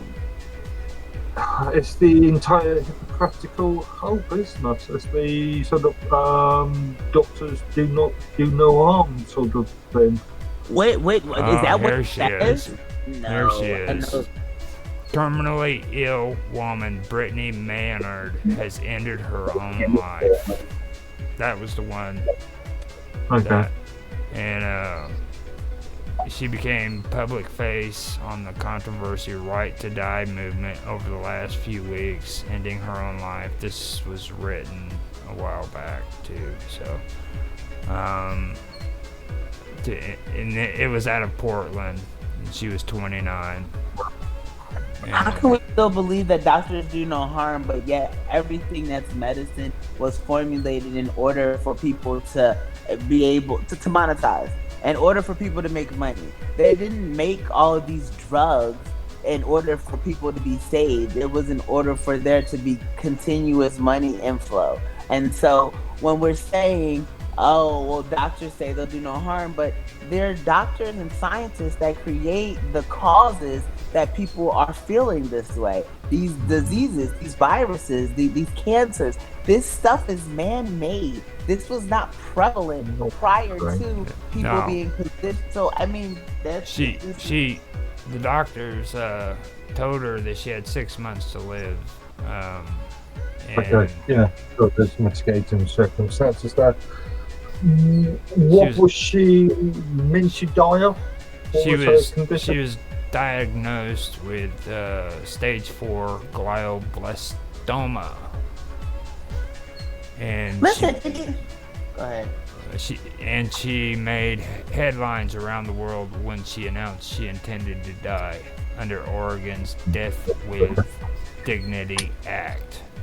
The Hippocratic Oath says, I shall do by my patients as I would be done by. Brittany Maynard, the 29... consultation whenever I or they desire, shall include them to the extent they wish in all important decisions, and shall minimize suffering whenever a cure cannot be obtained, which this is what the excuse is for euthanasia, minimizing suffering, understanding that a dignified death is an important goal in everyone's life. Is it not dignified to control when you die? Terminal. Yeah, I can see an argument on both sides. They do have a video, but it's JW player, so which I'm actually thinking about using. Because that would be probably because you can actually use your own encoder and everything, or your own encoder with it. Just put that live stream straight up on the... Isn't that the thing? Isn't that what mines use? GW player. I think they... Yeah, I think if I remember previous GitLab tickets, mine is using GW Player as their framework for uploaded videos. I think I'll have to check that, but it rings a bell. I actually thought it was pretty good when I used it. It was years ago when I tried it, but like on a website. If you upload video files to Minds, I think that's the player that they actually use. Or the player framework that they actually use. Yeah, and that article came out of People magazine. I can get it for you. I'll post the link up on there. And then I'll also post the one for it's Wikipedia. But it's the one for Nia Pathoven. Okay. It's kind of a tough call when you think about it, though. I mean, like, she had 6 months to live. I don't know that. Like, why suffer for those last 6 months? Especially if you feel good. Why not be able, like, if you see your health and your well-being deteriorating as time goes on, and your family remembers you full of life, happy, and they still have those memories. Now, granted, there's a possibility for turnaround, but turnaround is going to be a reflective of mind state in regards to whatever treatment, because people get treated and then they still don't believe that they're going to live, resulting in death regardless. So if you're not going to believe in the treatment that you're receiving, there's no real point to actually have the treatment. And if you feel like you'd rather have your family member have more, like, you don't want your family member's last memories of you to be frail and decrepit. You understand? Like, you don't want them to see you just suffering, you're pissing on yourself, you're shitting on yourself. Now, with me, I want them to see me suffering really, really hard. I mean, why? I want them to know. I want them to know because freaking when they get my age, they're going to say, you know, I remember when my Uncle Roger had to go through this stuff, you know, and he didn't freaking cower it out, you know what I mean? He went through, and the last moments he was on Earth, he was with us, you know what I mean? People like that who freaking go through hard times and they die with their families next to them, they're brave people. You know what I mean? Everybody talks about how great what's his face was, Mork and Mindy, Robin Williams was, and they glorify the fact that he committed suicide. I find that appalling. You know what I mean? Yeah, he had mental problems. I have mental problems, but that doesn't mean I freaking kill myself over it. You know what I mean? Oh, yeah. That what about the family members that he had? How are they affected? You know but what see, I mean? that's different from euthanasia because it's like an informed choice. I'm not just leaving a note and you fight. Well, I agree. Yeah, she's terminally ill. Yeah, I mean, we're talking about it. He kind of just was going through stuff that he didn't want people to know he was going through, and he got. And no offense, because I love Robin Williams, loved his work anyway, but he kind of cowered out. I think suicide is a coward way out for anyone, and the fact that I've been having my mind manipulated, but like I said, they've stuck these chips inside of my ears. I know I sound insane, but I felt them when they were there, and on numerous occasions, and I can tell when I'm being controlled by them because I'm still separate from what a machine is. Like, I'm still separate. I'm my own entity. So in regards to like suicidal thoughts, but one thing I am able to do is bring me out and say, this isn't me. I'm being mind controlled. I'm being mind controlled. This is not my thought process. I'm being mind controlled. And eventually it retreats and I go back to myself. But other people are not that strong. They don't have an idea that they're being mind controlled. What we should be looking at is who ends up being the funny man in the group all of a sudden after Robin dies. Who ends up having, you know what I mean, the same type of pull or the same type of reach, or at least attempting to maneuver in those type of ways.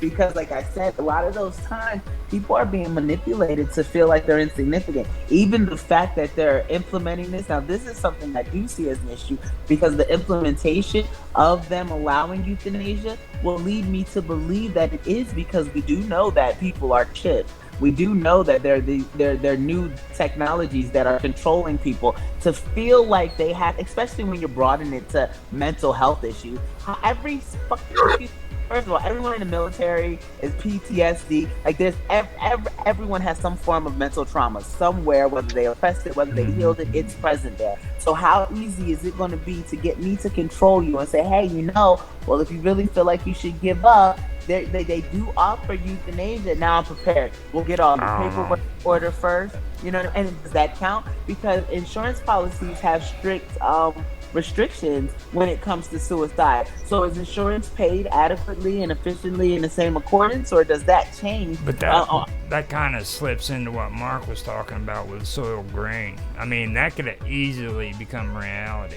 Believe it or not, that really could.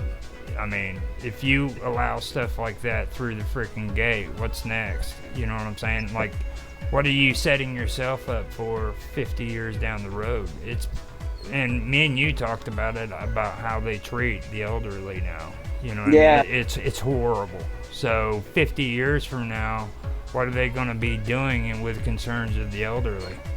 You know, or are they just offering them because they're is it to where, if you've been put in a nursing home, you've already been deemed unmanageable of self, and so now you already kind of saying, hey, you're not able to take care of yourself, think for yourself, and in which case let us do it for you, and now we make the choice to pull the plug. I can. Or even what about a person who's senile? You know what I'm saying? Well, she's not able to function, or he's not able to function. We can just put her down like a dog. I imagine that comes you apply for this. People don't have a next of kin, so they don't have a child or grandchild or a husband or wife. Yeah. Yep. But even in that aspect, I mean, most young people don't have any respect for their elders. I mean, being honest. Yeah, if they have the opportunity to kill them and think that they're going to collect on some type of insurance or some type of will, they'll say yes just for that. And I feel like that's leaving the control recklessly. Yeah. I mean, how many people do you see that do just don't want to contend with taking care of their parents, so they just throw them in, nursing homes, and they don't even care about stopping by and visiting them, things like that. Yeah. So.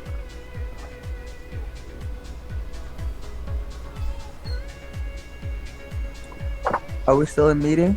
I got so quiet. It was like, it God, just kind of went cut? quiet, didn't it? Did we get cut again? Here we are again. Yep. There it is. I don't know. Hey, go look in the freezer and see if there's go look in the pantry and see if I have tuna fish. No, I didn't. I didn't read it. I'm not checking my messages. Stop texting me. Oh, he's texting again. He's they have their iPads, and so I have the email set up because of course you have to set up an email. The email goes directly to me, but it's set up on their iPad, and so they can communicate with me when I'm busy. They usually text me, but he's showing me.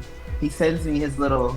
May we watch YouTube on TV? No. Yes, please. I don't kiss you. No. You know. And while I watch it, I'm gonna do it on my You're not gonna say hi to Mr. Roger? Hi, Mr. Roger. Hello. He made a new video for you. He posted today. We'll watch later. No, you're not Hi. watching. You're not watching. Hello. That's Mr. Mark. That's not Mr. Roger. That's somebody else. He's looking at Mark, waving to him like, hi, hi. Roger beating. No, go. Get away from me. Please, I did the plan. Get away from me. Do I have tuna fish? I do have one can. Okay, get away from me. Anyone here? If you talk to me again, I'm gonna be mean to you. I said no already. Take it, Mama. Maybe I should try. No. Take it. And look on the table. I mean, look on the look next to the stove and see if I have oil. Hey, no, it's not. You're about to get in trouble. You're gonna write a check. I just bought you coins. Well, you bought you coins. Actually, you paid me for them. Look at it. Is there oil over there? I will be back here in a little bit. I gotta go take a smoke break myself. So. There's oil. Okay. There is oil. Yeah. So hold it to me. I think I'll make myself a coffee, Paul. Oh, you're gonna go.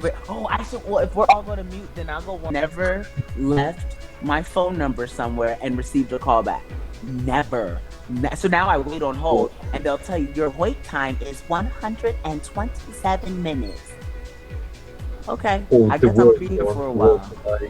I've come across this the sort of our information's on our website if you want to have a look at that. Oh, once you've like gone I down didn't go there before I called you. pages. Yeah. Like, I'm going to be resourceful. I like to find my answers first. I don't like help. I don't like help unless I absolutely have to have the help. Not saying that I'm against help. I'm saying that I like to be resourceful and self-sufficient. I like to be able to know how. So I'm searching for the answers. If I have to resort as my final attempt to get my answer to talking to someone, and then you blow me off and tell me to find. That's what's going on with that multi-copy trade website. Look, they'll tell you we have live chat, and we'll sit there and I type my concerns. Oh, no one's here in the live. There's never been anyone since July now, mind you, which is so ironic that July was when I said, I Mr. Robot, and this is when these people told me about this website. But anyway, nowhere since July that I've spoken in the live chat have I ever live chatted with anyone. It's always them emailing me back, and then it's always them referring me to the person that referred me to the website. Are you kidding me? So there's no help? There's no help? Like, there's no help.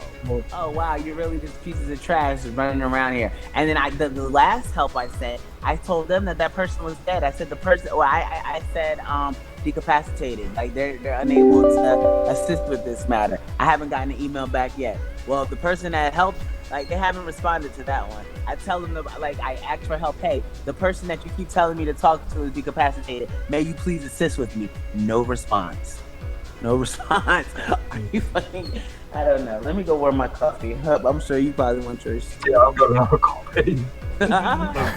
You guys haven't gone to get your coffee yet? I'm over here pitching a fit about horrible customer service. I smoked a cigarette. I rolled a cigarette for my mom. I freaking got me coffee. I'm thinking about building a crosswalk in the front room. So building a crosswalk just while we're on mines. Yeah. Oh hell, dude. That and you guys haven't gotten coffee yet. I'm still laying on it. That's why I'm not on camera. call it bake. Speak to you. Go get you some coffee. I've got this covered, Mark. She's on fire, so somebody's gonna have to be here. I'll be right. I'm gonna warm my coffee. Yeah. Okay, go get your coffee. I can breathe for 2 minutes, 15 seconds to warm up time.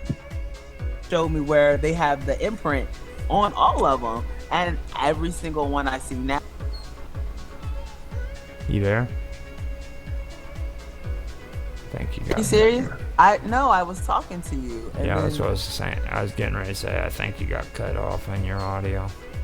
You know what's wild is that now you didn't hear me, but it was muted earlier and you could hear me. That's how you know we're being hacked.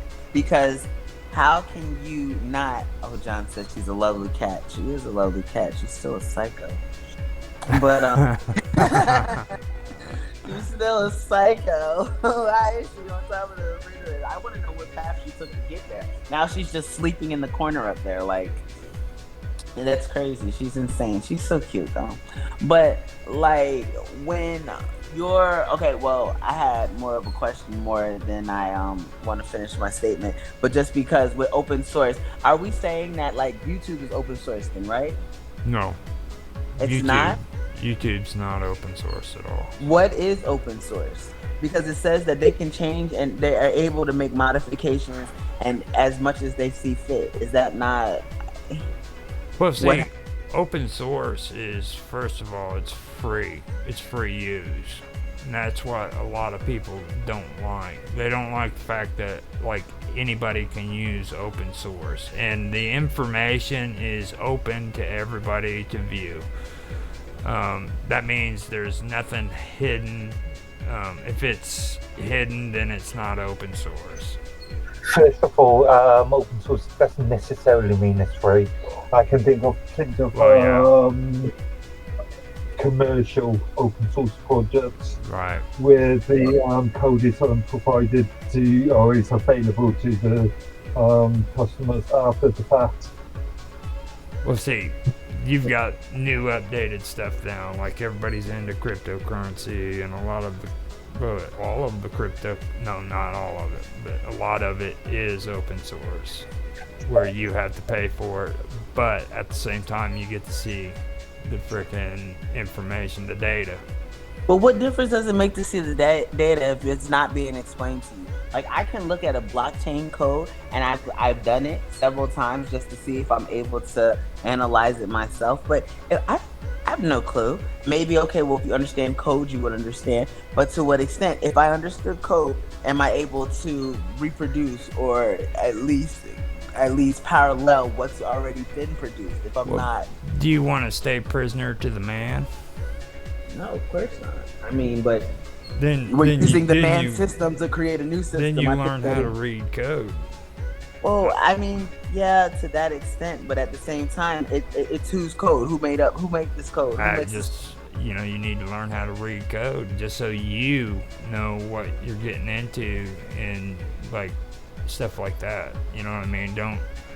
Don't be held prisoner because you're unable to do something that a billionaire can freaking do and manipulate you and lie to you and take advantage of you. I'm not being fully transparent. I know how to read code to an extent, but not to the extent that I can understand blockchain. I'm not to that extent. So that is pretty complex. I mean, just to be fair, that is pretty complex.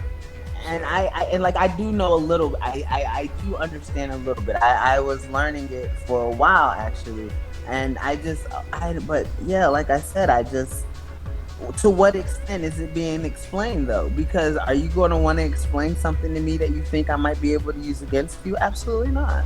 Well, code is easily found. There's tons of good resources when it comes to videos if you want to learn. Like there's people handing out tutorials all the time on YouTube on how to read code, how to do code. Yeah, there's free schools, like schools that'll give you a laptop in order to do code. Oh, don't pay for that shit. No, look, seriously, I got there's so much information. that Listen, is when out I there. say they've been targeting me for years, He came at me and told me to do this, gave them all my, and said, "Oh, you're eligible for a scholarship." Blah blah blah blah. Gave them all my information. And they said, "Actually, we're gonna go in a different route." After he had all my information, told me I was already eligible. Like, I mean, he's been. That's why I said I don't mind what happens. Be your own person. Be courageous. Okay, learn it on your own. You don't need a scholarship. Don't listen to that crap. It's a setup, right? Yeah. I felt like that too. So I mean, me and Mark did the thing about general management for stuff, and he told us, like, well, you tell him, like, with general management, Mark, there most of them that do that stuff with platforms and stuff, they don't even have a degree or anything, do they? Well, there's the old what was it? There's an old Scott Adams Dilbert cartoon that demonstrates that that managers are quite often arts degrees or cultural studies sort of degrees, graduates. Or in the modern sort of equivalent, social studies graduates. So you leave university with a degree in, I don't know, women's studies, and then or art studies, or I don't know, post third wave feminist studies, and then you become a manager. Yeah. I know it's a bit of a cliche joke, but yeah. No, I was just listening because, like, it makes sense to me. Just think about the movement. Like, and it's crazy. I'm for women's rights, but I don't consider myself a feminist, if that makes sense. And Yeah. but I'm for people rights, not really, because I'm a girl. Honestly, and women are gonna hate me when they hear this, but it won't be the first time I've been hated. I get kind of frustrated with the bullying of our position into power, and then we say we want unity. Well, we have to be bullies because I feel we got to lead by example. Like, there's no reason for me. Like, only time I'm being a bully is if I'm being bullied. I'm never outwardly the bully. Even my kids, they'll tell me, if I'm like, they'll say, "Mom, you're the nicest mom in the world." I'm like, "Yeah, but I yelled at you today, or I was mean today." And I'm like, "Yeah, but you only act mean. You're not really mean. You act mean, especially when you're upset with people. If you want them to think that you're mean, but you're not really mean." And I'm just sitting here like, stop acting like you know something. Like, leave me alone. I want people to think I'm tough, man. What do you mean? And but well, no, they. Well, you know, like, if you listen to these women that are like pulling that shit too, though, like they say that they want to, you know, be better than what men are and stuff like that. But look at what they're doing. Have you seen any of the episodes for Empire? A few, but I mean, like, not at all. I don't watch much. Do you see? Have you noticed how horrible the women on that show are? These are supposed to be female role models. Okay, these are the same ones getting up and yelling women's rights and everything, and you know that they're also supposed to be like the role models for young girls of what women are supposed to be, but they're usually vindictive and just as bad as what men are, you know what I mean? If not worse.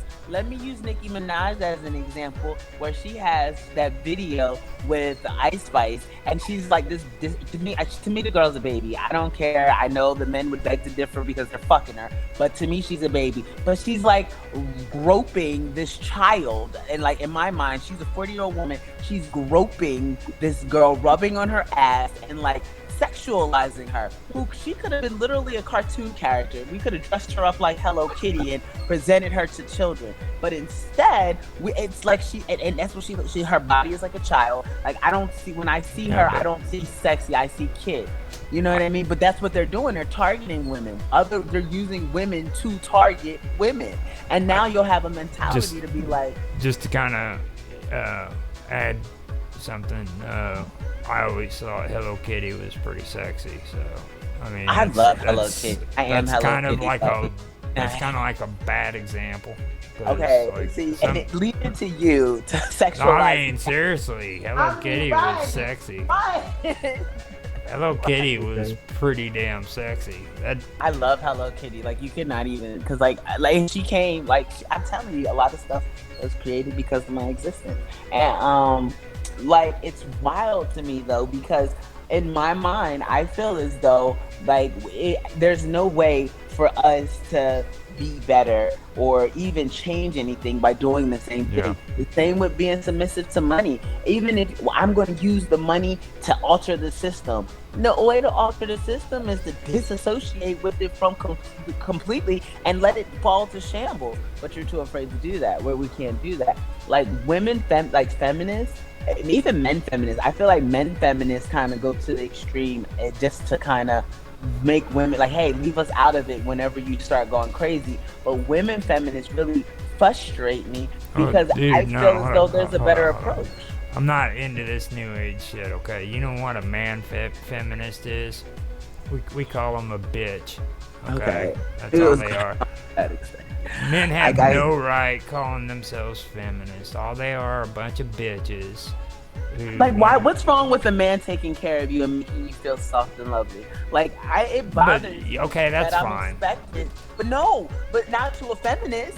To a feminist, oh, you're a weak piece of shit because you want to be taken care of and spoiled like a little bit. Like my ex-husband, he'll tell you, I used to sit in his lap like a teeny baby, and I'm not the smallest person in the world. I've always been tall, and I literally would just curl up in his lap, and I'm like a little, he's rocking me to where he might be on the phone talking to people, and I'm on his hip like he's holding a child. And then, but people look at me like, but oh, you're so tall, you're so it's like, no, when I'm passionate about stuff, I'm passionate about stuff. But I like to be treated soft and delicately. That's what the balance is. The man is supposed to be powerful, but not empowering us. And most secret societies and quote unquote cults were initiated and women ran. And then the men started to branch off into their own type of little sectors because they felt like women had male slaves. They had, where they were in control of the men, and men started to feel, abused. And so as a result, they flipped the script. Pretty much how your story goes with Tatiana, with Tiana. Yeah. About how but it's just vice versa. Now with Tiana though, the thing about the man her was overpowering her. The thing with her in my story is like, it was the society that she was in. It was predominantly women in power. So you would have to think on the scales of switching the scene. Like here in the real world, it's predominantly men. All right.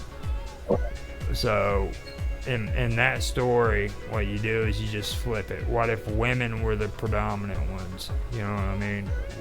And they had the dominant role. How would they treat their men? Isn't that what we're looking at now? Right, though, with exactly. The abuse and just I don't understand how can we even create equalization if one regardless of which side feels like they're more superior. Because I feel like more so or less, it's a frequency. It's not, and I'm not talking about a manipulated frequency because you had enough money to build some technology and now you can pretend to vibrate at a level that without that technology you're nowhere close to. No, I'm not talking about that. I'm talking about people that actually vibrate at different frequencies. I feel like that's what the determinant of superiority is. Not your money, not your socioeconomic status, not your gender, literally your capabilities based off of just your sole existence. Like, what can you do on your own with your thought processes and how you handle situations without being manipulated through the back end? Well, the thing with me, man, I think women should act like women, men should act like men. And that doesn't mean that a woman necessarily bows down and cowers out to a man. That's I've never seen that in my experience. But you shouldn't be putting a strap on and fucking a girl in her ass or in her pussy. Well, I mean, if she wants that, I mean, as a woman, you shouldn't be. A man, okay, a woman should not be putting on a freaking strap on and fucking another girl. Where did you see that? A that? man shouldn't be laying down. Just curious. Are you kidding me? Are you kidding me? Where did you see that? I've not seen it. And these studs. There's this one video I watched recently, and it's not my fault. Blame Twitter algorithm. And this girl has a bunch of her toys on the ground, and she's a stud. She puts one of the dildos inside of her pants, pretending for it to be a dick, and she's like dancing and showing her quote unquote stroke game. Are you kidding me? I could never take a woman fucking me seriously. And the girls that lay down on her back and let a girl fuck them and act like this is like this trauma. I'm almost to the point where I'm gonna need a cigarette again. So you. No, seriously. It's not even in a sexy way. It's literally, a woman manlier than any man I've seen fucking this girl with a toy, and she's like, "Oh my god!" Well, see, that's all show though, okay? Because in reality, like all these, visions that these crazy men have when they see shit like that, they don't understand. In reality, that's not how it's gonna work out. You know what I mean? Like they're gonna get fucked with the dildo. No, most of the scenarios that men see in pornos, when they try to make that come true, it usually ends up freaking like really fat, ugly women. My god! That are You're not even lying. Okay, like I did that before.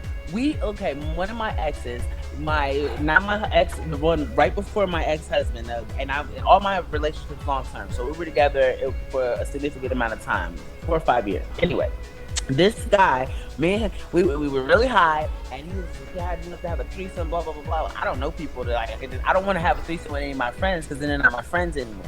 So he was just like, we can just put an ad out on Craigslist, and we can just tell people that we're looking for fun. That was back when they had those, what was it? I don't remember what it was called. This is years ago. And mind you, I was married for 10 years, and this was my relationship before that, so years ago. And we put this ad out. Girl responds to the ad with just a face shot. Beautiful, gorgeous face. I pick her up, though, and oh my God. And I'm looking at her, and when I bring her home, he's looking at me. He's like, "That's not the girl." I'm like, "No, that's her." And he's looking at me like, "Are you serious?" Like, "That's her." Yep. There you go. Eat your pussy and leave me the fuck alone. I mean, seriously, I'm not attracted to this woman at all. Like, I had a threesome with a female that I was attracted to before, but the only reason we ended up having a threesome was because she was already fucking my husband. Didn't find that out until after the fact, but that's why we ended up even engaging in it, because he was so pressed about it, and it got to the point to where our intimacy was being was haltered and being hindered because of their type of connection they were having outside of us. So the present to me after Yahweh was mysteriously taken, literally 2 days after that, was a threesome with this young lady he had already been fucking. It was just great. It was just wonderful. But I mean, like I said, she was beautiful. She was a beautiful girl. She was probably the only actual pretty girl. And then she claimed she didn't want to have sex with both of us at the same time. It would be just me and her while he was watching. But then him and her had already been fucking behind closed doors, so they'll continue to do whatever they do. It was wild. It was sympathy.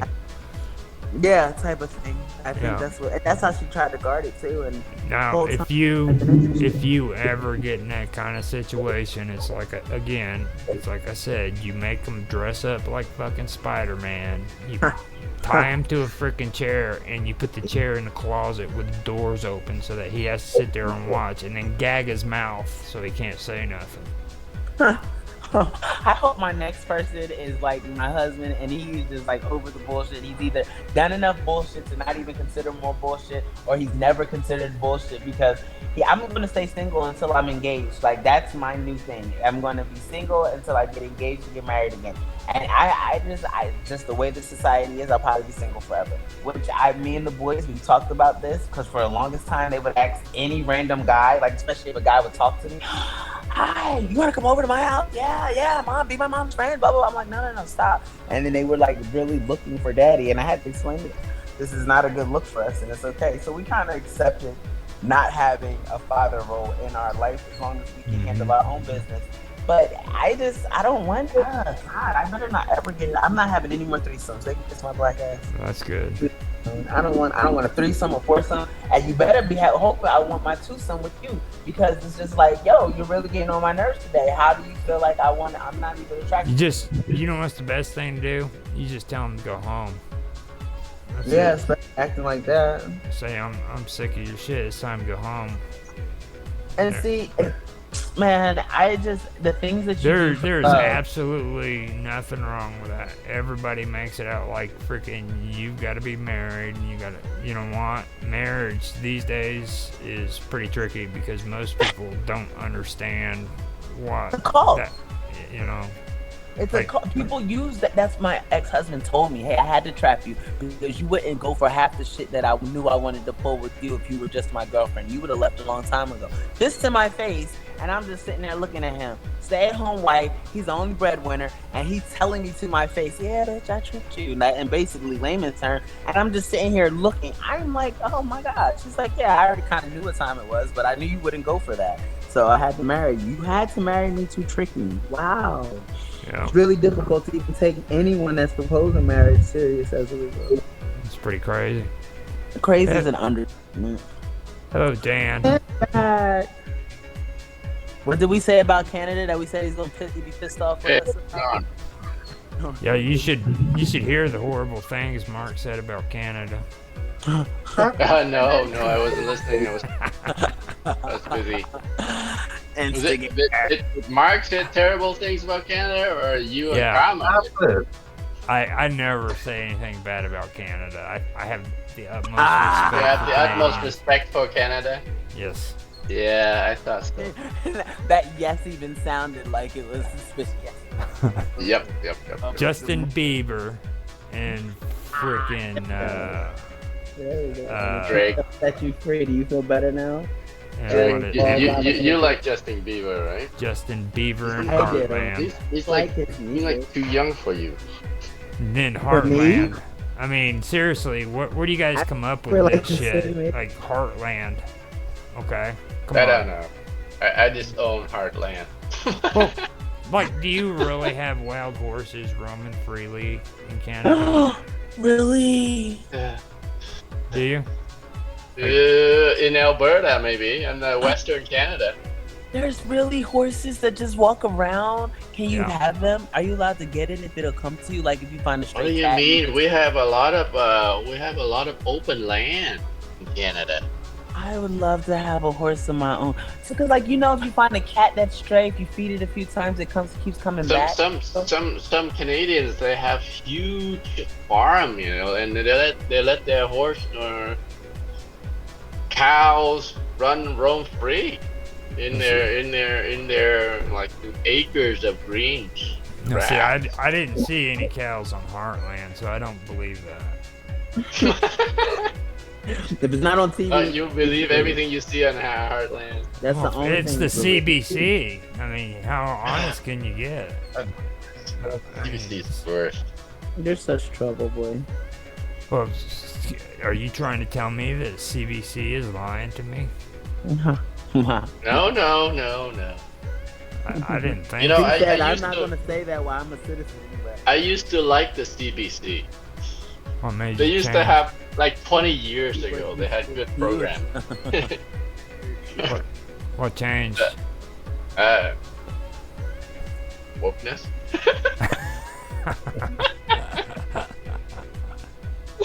Who doesn't like that word? Well, you know, when I heard that Justin Bieber got famous in Canada because he went from radio station to radio station singing music, I'm like, I would have fucking called the police. Why? Get this kid out of here. Yeah. Stuff at him. Move. This is trespassing. I was like, get the fuck out of here. What the hell are you doing? Take your mom and get the hell out of here. She's just standing there right there cheering him on. Why are you picking on just Justin Bieber. He's not like Because the he gets Canada. the hot wife that Roger always. Yeah, there's like Celine Dion, Shania Twain. You know. You're Because they freaking didn't go to arguing my radio case. station. Thank you, No, Canada. They're So- nothing like Justin Bieber. They're horrible in their own little way. Selena Dion, seriously? I love Shania. Shania Twain. Yeah. I don't know. She She has is some kind of really sexy. good songs. She is kind of sexy too. Like, she's probably the best thing that came out of Canada. It's my Maybe my free favorite- healthcare, but My you know. favorite song of Shania is well I like a lot of her songs, but the one that really touched my heart was the one that where she has the lyric that says, "It only hurts when I'm breathing." Oh damn, that's pretty That's some deep. serious trauma. That's Yeah, pretty serious deep. trauma. Yeah, serious trauma. And she's like multi-platinum type. Let's push this message. Well, you But also she has have- she has a really it seems like she had a really bad marriage. Like Mhm. her husband was her like manager or something. Mhm. Oh, Ike and Tina. Didn't she marry at an early age too? I don't know, like maybe not. Serge Lang name. But then they broke up. Of course, and I think some of her song was about. You're not gonna cry, are you? Me. Yeah. I mean, because that's what Give me that's what cry. country music is geared for. Like, I don't know if you're aware of that or not. Canadians, I don't. Yeah. Do you guys have a lot of country music up there? We don't. It's weird that like Albertans are into more into music. But Shania's not from the West. She's probably like a spark in the darkness of Canada. She's in Windsor. She's from Windsor, Ontario. Oh wow, Yeah, it's like across from Detroit. that's not good. Across from Detroit. Yeah. How do we do this? How do we do this math? Like, how far are we saying when we say across? Basically, like across the Great Lakes. The river. Across the river. Oh wow! Wait a minute. I remember on Shameless they crossed the border to Canada, and aren't they in? Aren't they in? Isn't it based Well, in Detroit? Chicago is Chicago, where that's they're at. No, when they go to Canada, that's the old route. That's the way Al Capone used to smuggle alcohol down out of Canada. Really? Yeah. Okay. That's like the old route where you can get away with getting shit out of Canada or into Canada. I don't know about today though. People are getting a lot smarter in these days. So now the new one that I found out was in Oregon. Like up there, a lot of the hippies that dodged the Vietnam War, they went over the border into that area, and now they have like festivals where they come back into the United States and they throw festivals up there. But that's the last I heard about them. Now, I was talking about being geared like country music. You understand, like if you have this sensation to want to cry, it's because country music is set up like that to where you're supposed to cry, right? Stop it. It's true. Don't break my heart. My achy breaky heart. I don't want to cry. I don't cry at all.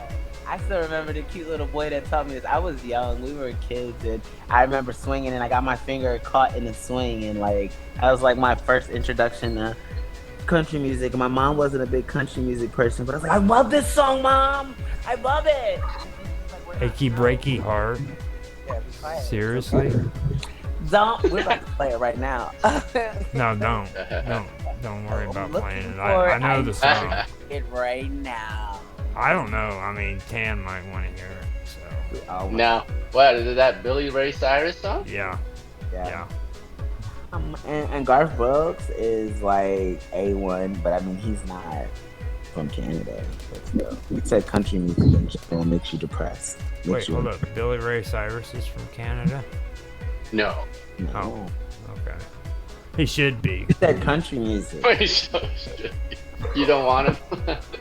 You don't want him, so you throw him to Canada? Do you want him? I mean, seriously, do you want him? He takes Silas, what's her name, Siley? I'm just gonna play this in the background. Miley Cyrus. You take her too. We'll give you a discount. No, I don't want Hugo Rogers is for you. He's nasty. Did you see the ball and chain video that yes, she did? That's what I'm talking about. Wrecking Ball? The Wrecking Ball, yeah. Wrecking Ball!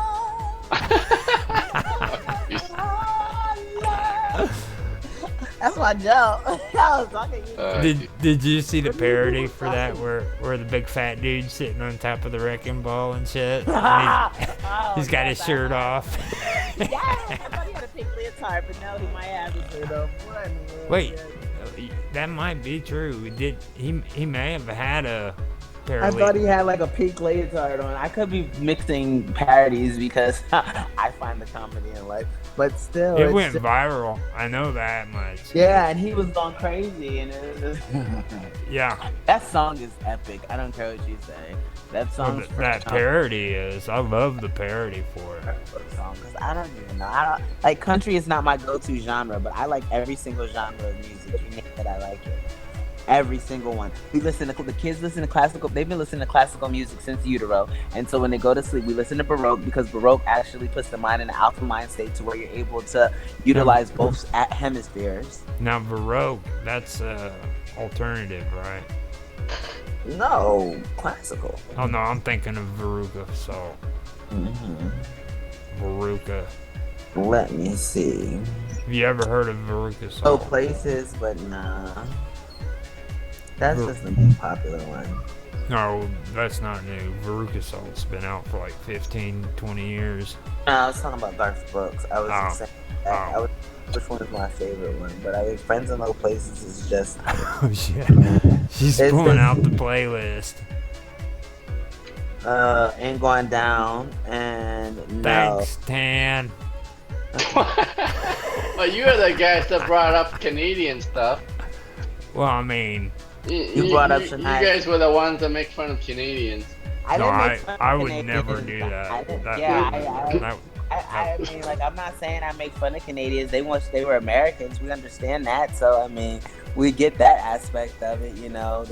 They wish they were. What we said was they're extremely submissive to England, like, and the British Empire. And I was saying, yeah, because they would like to be able to take the place of America, you know. Right now, America is the go-to people, and Canada's just over here like, look, Canada's over there like, listen, Daddy, you do whatever you say. And King William is like, well, you do what I say. Yeah, hey, I do what you say, hey. Starting to sound like Roger coming. No, you know who she sounded like? She just sounded like Bill and Ted. Remember Bill and Ted? Yeah. It's like she just did a freaking like Ted voice. Yo, dude, what's up? Dude, far out, man. That's cool. That's the first time I've heard you do a Bill and Ted voice. Please, there's so many personalities in here. Ain't know which one I don't even know which one I'm getting now. That was cool as hell. Okay. I was like, hell yeah, dude. I do the Bill and Ted stuff. But now. Not anymore. But yeah, I would never say anything about Canada. It was actually Mark who started all this. It's always Mark's all been very quiet in the past few minutes. Yeah, you decided to just throw him under the bus? No, I didn't. Mark, admit it. Why are you gonna? Do not get afraid because Tan's here. It's all right. He's a Canadian. Don't worry. You're a Brit. You don't have to. Right. Yeah, right. Canadians are polite. He's subservient to you. Now see, this is the way. This is the way to me, you low-life Canadian. I'm your king. Well, we had to. we had to chase you guys out. You know that like your government's actually started off the Whig Party, right? But you know, wasn't the Americans were trying to invade Canada? Well, no, it was the other way around.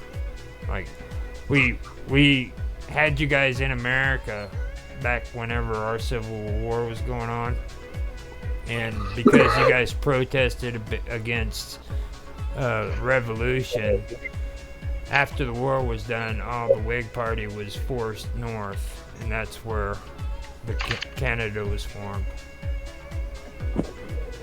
Because we didn't want the Whig Party. Did you read a story about Laura C. Cord? What about Laura C. Cord? She was well, she's one of the women. Read about Laura.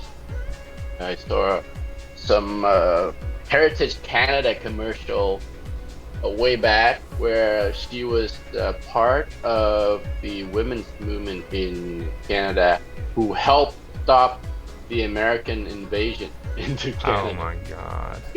Like you know that we put like freaking watchtowers up on the border of Canada to make sure you guys didn't come back, right? Wow! What? Yeah. You're saying that the Canadians are trying to invade the United States? There's literally like military bases from back in the 1800s on your border built by the U.S. so that we made sure you didn't come back. I mean, they're there. They are there. Okay. It's crazy, but they're there. I don't understand, like, at what point was it that, like, America, United States went from having, like, these forts to not having these forts, and now you don't even have to show ID to cross the border. Isn't that weird? Don't you need a passport to go from Canada to America? Open border.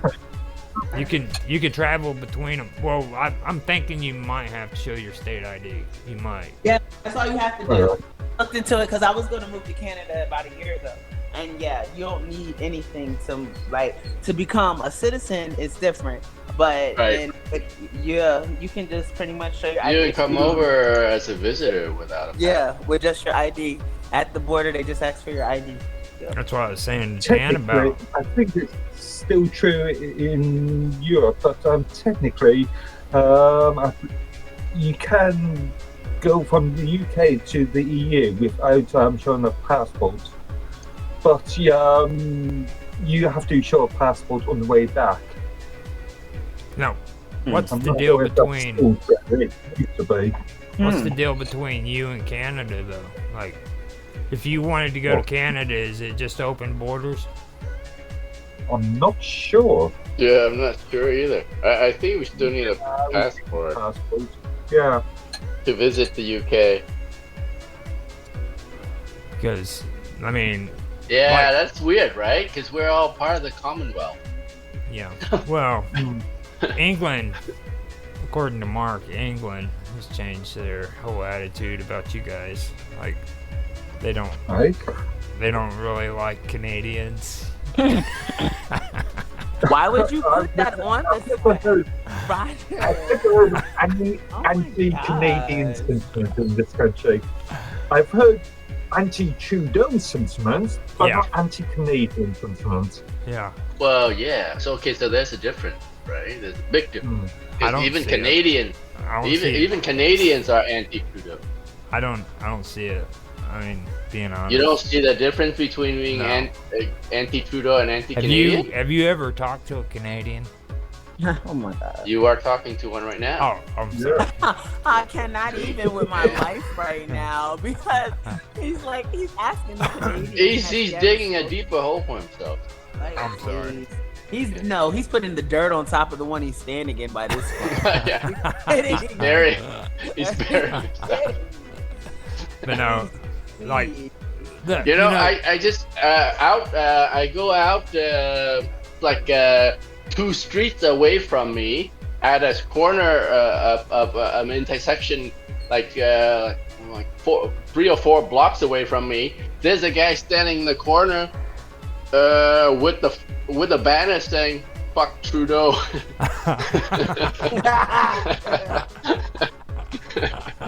So so you don't know then if you're saying like anti-Trudeau is anti-Canadian.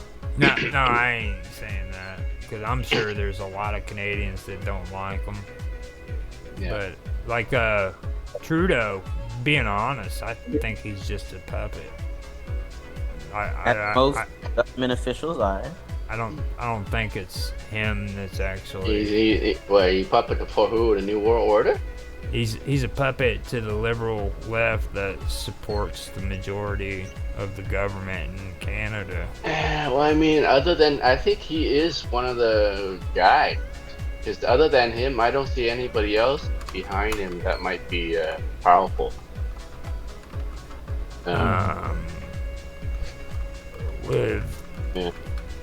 He might be, you might be trying to scapegoat him, but he could be he could be the real bad guy. He could be the mastermind. Not a puppet at all. He might be the puppeteer. You really think he's got that kind of Yeah, I was just thinking Martin Trudeau and masterminding in the same sentence must be the first one. He could be one of the guys behind the NWO. Now, I'm like in conspiracy now, but okay, since we're talking about conspiracy in Canada, now, what's this thing about government of Canada announced significant investment in the Canadian semiconductor and photonic industries now, like with computer chips? That old news or recently? Like this is, I believe this one is 2022. Ottawa, Ontario. Semiconductors, often called chips or microchips, are critical to Canada's national security, economy, and technological interests. The government of Canada recognizes that issues around semiconductor supply and impact on all sectors of the economy and affects Canadians in their everyday life. This is why the government is committed to collaborating with Canadian researchers and businesses to strengthen Canada's position in the industry. So are you guys chipping everybody? It sounds like a simple PR statement. You act like Tan's back there in the office. He's the one constructing it. Yeah, you act like He's like, pretty smart. I'm controlling the silicon semiconductor industry or something. He's the smart. Until several years ago, I was keeping up to date on semiconductor industry, but since Nortel went bankrupt, I stopped following. I think before that, I think they were the ones who were like the most one of the top companies who were into semiconductor manufacturing. I don't know who is doing that in Canada anymore. Yeah, see, that's kind of what I was always hearing, and like it's actually turned into a big conspiracy thing, like how Canada is big on the chip. They want to chip everybody and stuff like that. So seriously? Yeah, like they're that's why my brother told me to ask Tan about. It's a government building there where you have to be chipped in order to get in. And like, we talked about that last week. I remember. I haven't heard I haven't heard anything about that up here. It might be. It hasn't been big news up here. Yeah. They keep talking about it. And like if you go to sit at your computer, if you have that chip inside of you, when you go to sit down, everything will turn on for you. But like say if you go to somebody else's computer, it wouldn't work. And then like every room you go into, the lights will turn on because it can tell that you're in that room. Are you just being a clown right now? Or are you serious? No, he's doing conspiracy theory. It might be something like that are being done in a hush hush. I haven't heard any of those kind of news up here. See, that's insane. what it's weird too because like a long time ago if they have talking about if they have public policies that are gearing towards that, it would have come up in the news, but I haven't heard anything like buildings that are chips. How would you do that anyhow? Like I'm trying to Google it, see if it actually exists. I know there were experiments with sticking NFC chips just under the top layer of the skin.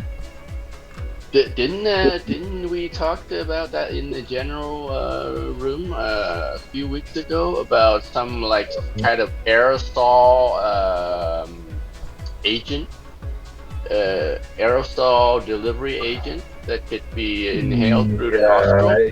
Yeah, I sort of ignored that because it sounded too far. Hold on. This is out of MIT Technology Review. That's like far-fetched science fiction. Okay, here. It's out of MIT Technology Review. This company embeds microchips in its employees, and they love it. Which company? There's a company in... Last August, 50 employees at 3 Square Market got RFID chips in their hands. Now 80 have them. Yeah, there's a company in Switzerland, I think, I want to say, that's doing experiments with that. Moment. In Canada? I'll share the in link. Switzerland. Switzerland. I think. Switzerland. That's possibly. No. Maybe I'll shut Robert up. Tell him, look, dude, it wasn't in Canada. That's your brother Robert on Minds. He's on Minds. Robert wants to be on Minds. He just starts. Why don't you hook him up? There's a guy named you're on Pro, right? He's you're on Pro. He's on Minds. I just don't want him to have an account. He drives me nuts. Why? Wait, hold on. I think he follows me. There's a guy named Robert there's a guy named Robert that looks a lot like you, which would make sense. If he has Robert, it would be Robert Hansen, like mine. Oh no! Right. He drives me nuts. Like if he gets on Minds and starts actually understanding what's being said there, he'll freaking start talking in 50 million types of conspiracy theories. He just eats it up. And Minds is like the breeding house of conspiracy theory. I mean, really? I love freaking Minds because of it. Probably a silo that you're involved in. I'm not.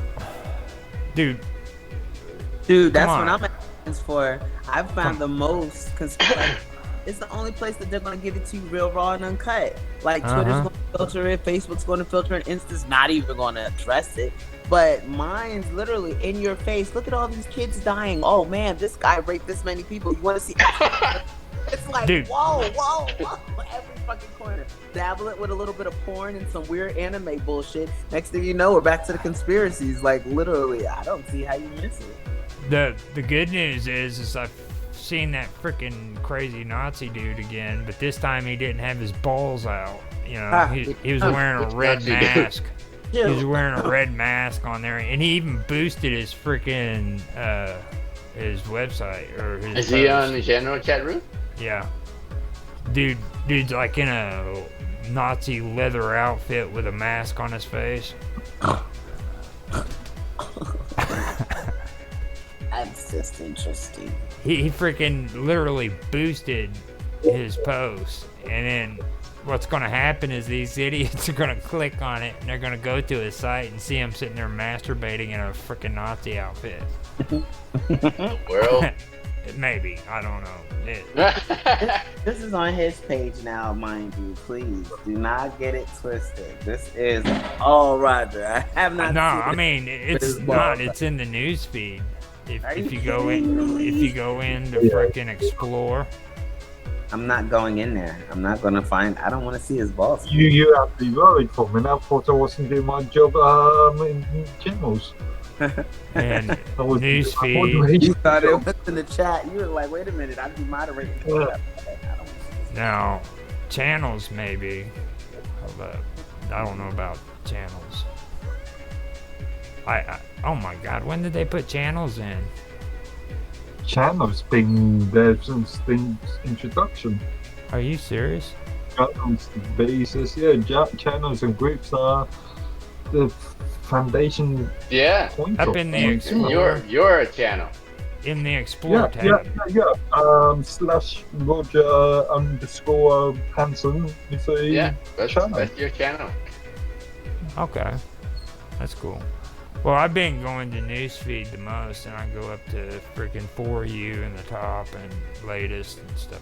But latest is usually all I check out, but he's in there. It was about maybe 2 days ago I seen him. I was like, that's crazy shit. I know better than to freaking click on anything, because I ain't freaking seeing that shit again. But I'll let everybody. Got him. That's how you probably get it every time it gets a click. Got him. It's kind of like on MySpace, or not MySpace, but Facebook. They had this little meme where it was showing this supposed woman that had a nice butt, you know what I mean? And everybody's staring at it, and then all of a sudden the camera veers to his face, and it's a gay dude, and he goes, "Faggot," and then the video stops. That's how I found out my ex was cheating. No bullshit. This guy's ass was so perfectly shaved, so round. And I'm thinking, it's a girl sending them these emails. They're emailing back and forth, back and forth. The last picture is his big ass cock.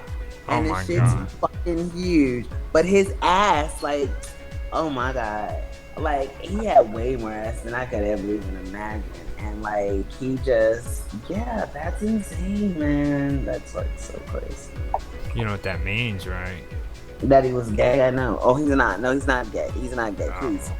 Okay. I'm not allowed to say that he's gay, mind you. No, don't say gay. It's against the court judgment. He identifies with enjoying sexual activities with men, but that does not make him gay. Just because I am fucked this way does not make me that hurt just hearing it. There was a movie that was out a long time ago about this dude who had to go to prison, and like he kept getting raped in prison. And like at the end, I guess, freaking, he gets home and he's with his girlfriend or his wife, and he couldn't have sex normal, like, laying with her back on the bed, so he had to turn her over and do it like it was going on when he was in prison. Oh, that's disgusting. I forgot the name of it though. Bareback Mountain? No, that's even horrible. No, that's worse. That's not. That's actually one film I've not watched. Yeah. My God. I don't think I'm ever going to watch that movie. I've heard about it, and like, I guess the Crying Games is it. Yeah. That's horrible. Oh my God. Thanks, Karma. You're welcome. I'm no longer going to freaking be able to like taste coffee the same. Puts me off mine. I don't even know if I want a cup of coffee now. It's like, oh my God. Okay. Cuddling has lost its luster. Okay. No. But let me go because I have this interview with Bob Dub, which of course you're more than welcome to tune into. I'll share the link. Before you go, I'm just about to post something just after you both have a look over. The interview that we did on yesterday. Yesterday. Just referencing the post in the chatter. Can you just have a look at it and see if the description's okay? I'm looking at it right now. Yeah, I'm gonna pop it open. Yeah, that's cool. That's cool. Yeah, no, it's good. Okay. Yeah. I wasn't sure about what references to said, so I only stuck down. You made me remember that I have to add old John's links to Discord and his YouTube channel and his interview because just seeing it made me remember I was supposed to do that. So yeah, no, it's really good. Is the interview not out? You posted the interview out, huh? Already. I'm using the YouTube reference. I'm going. What was the account called? Couldn't call him AKA Captain Sinclair. He said he has his alter ego. Yeah, I thought about Captain Sinclair, but it's only been mentioned once or twice in the interview, and I didn't mention. There's no direct reference. Yeah, he usually calls himself Jaffe. Yeah. Besides, he's he's the Praetorian the Praetorian YouTube channel. I did that on purpose too because that's so, I have mines already on my computer. Why is it not allowing me to here it is. I'll just do it like this.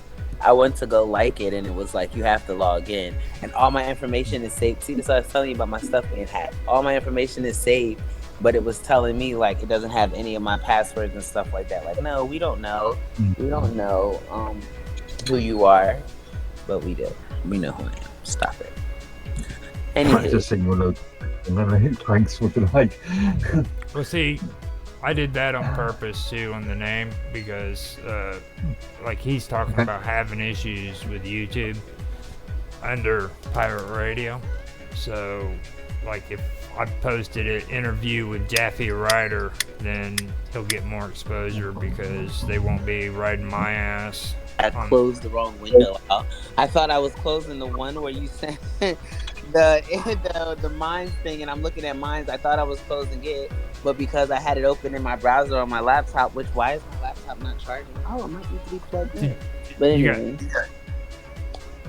You guys just heard that stuff, right? That I just said? No. I didn't. The reason why I did it under Jaffe on my video was because he's been talking about how he's been having issues with YouTube with Pirate Radio. Yeah. So I just figured it would be better for him if I just said interview with Jaffe Ryder. It'll give him more exposure, but because they don't have him already hit on Jaffe Ryder, they've got him hit on Pirate Radio, so. And also, it's good for me because he's got two Mines accounts. He's got his own, and then he's got Pirate Radio Network. Yeah. So I can reference both, which I have. I'm gonna head out so I can get ready for Bob Dub and make sure she's gonna still come. That's supposed to happen at 7.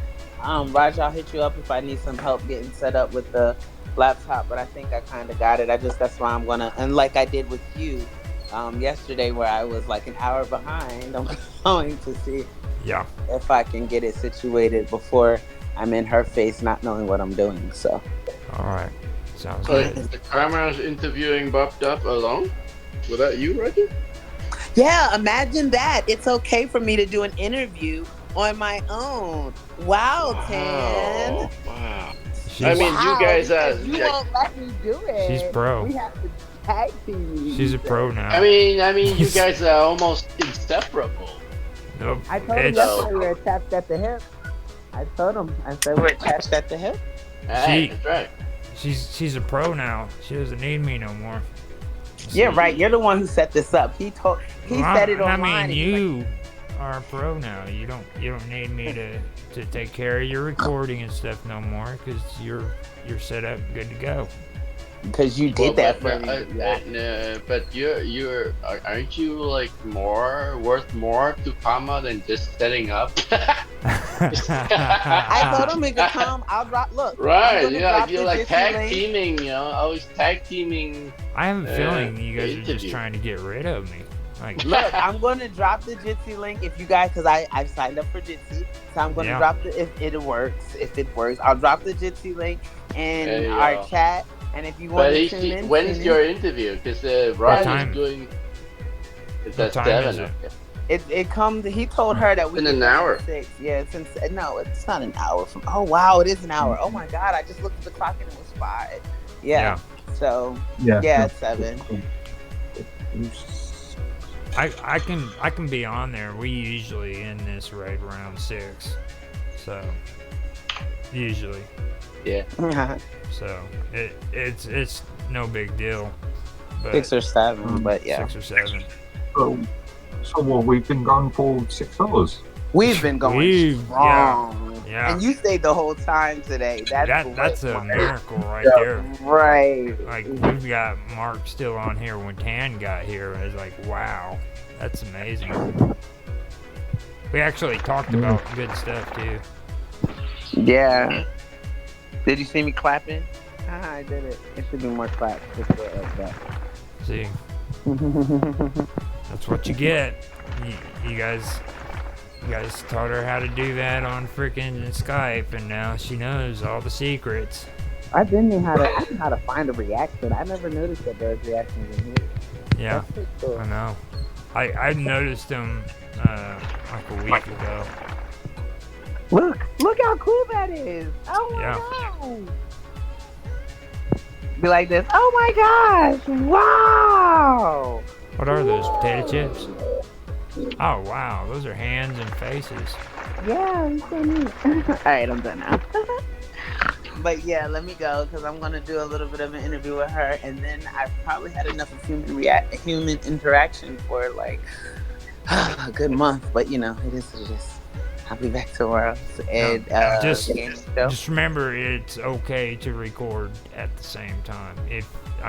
That way you don't have the same situation. Have a backup. You know.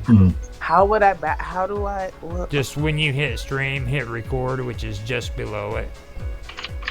Yeah, okay, yeah, I'm gonna do that. That's what I did yesterday, but now I know how to save it. I got it saved as an MOV instead of that. So we shouldn't have that problem we had last time. Yeah, you had it in MKV, so. Alright. Oh, I thought I saw a snake. Ooh, boy. Alright. Have fun. Whoa. Alrighty, then I'll see you guys later. And tomorrow, what's up with gaming? I know, is there anything special? Yeah, we're gonna have you running your first game. What?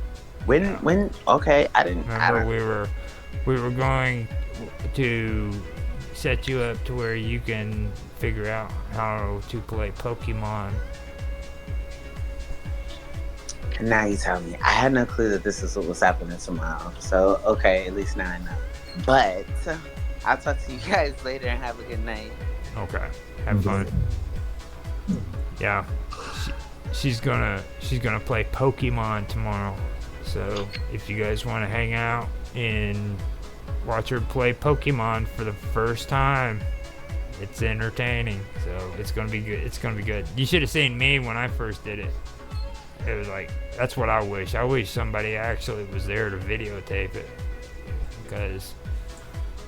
and have other people involved. I wanted my friend Rapid to freaking do it to where, because it was my first time ever playing it, kind of get a reaction, you know, So, but we never did it, and I told him, I was like, you messed up, man, because that game tripped me out.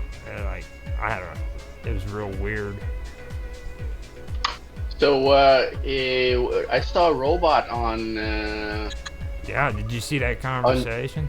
On General, did you ask him to join the stream? I've told him that we were on there. Okay. He's just not interested? Okay. I don't know what his deal is. He come in. I don't think I told him that. I told him... Wait, no, that was last night when I invited him.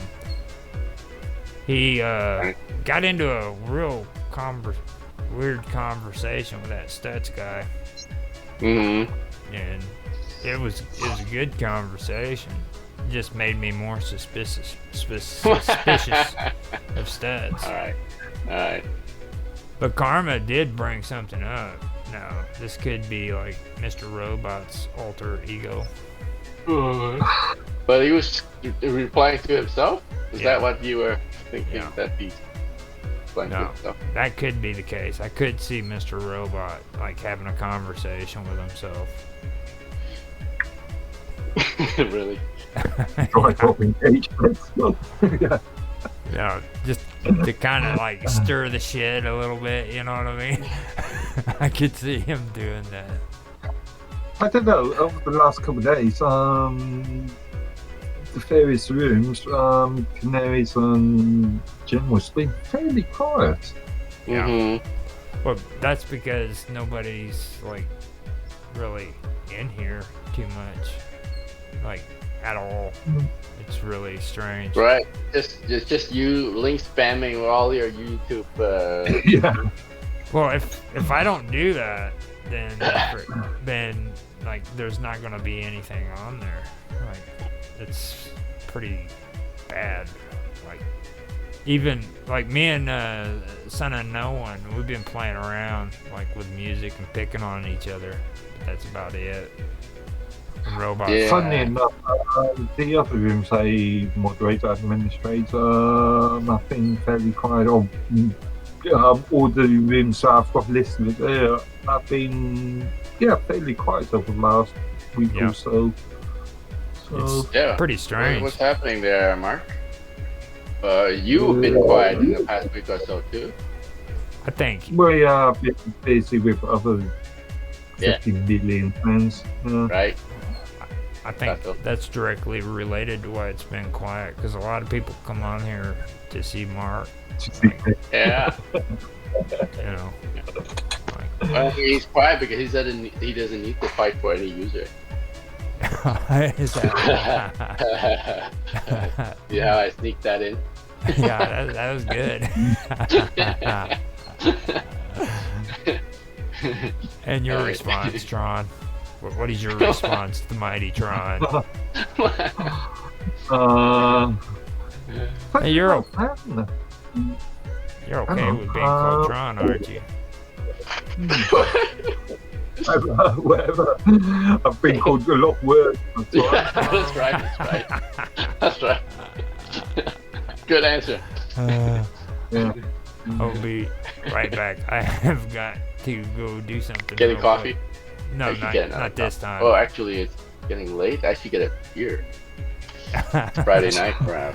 I'll be right back. Yeah. Friday night for you too. Yeah.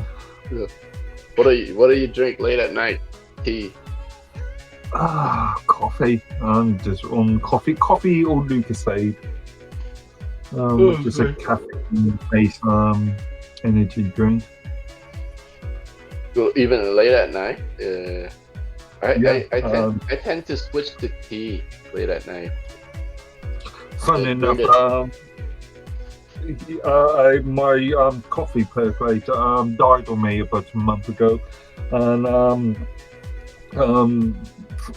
thermostat or something died on me, and I've been drinking absolutely awful instant coffee for the last month or so. But I've just bought it myself and just gained this nice little device, an AeroPress. which is a sort of very modern sort of coffee sort of percolator type thing. Okay. I only received it this morning and made a few cups out of it, and it actually works quite well. My kid bought me like a French press coffee maker, for my birthday last year. I've been using it for I used it for 3 months, and then in the summer when we were going to that event in the city hall of Toronto, and we brought it along, and on the way of carrying stuff in and out of the garage, they dropped it and broke it. Okay. That was one of the good useful gifts I've had for a long time. The giver broke it. So this is made out of extremely strong plastic, some sort of interesting sort of modern plastic thing. But I was thinking about getting myself an electronic another coffee percolator machine, but I thought, well, I'm not always at my desk, and it's all useful to have something that is also portable. Yeah. In this country, it's very common to see people drinking instant coffee, which is like with those coffee pots that you put in. Or is it one of those bags that you tear and you pour into the cup and then you mix it with hot water? Yeah. Oh, my wife's into those kind of things. I never liked it because you're right, they're awful. But the Vietnamese coffee brands, they usually make it like instant like that. So it's like it tastes kind of burnt.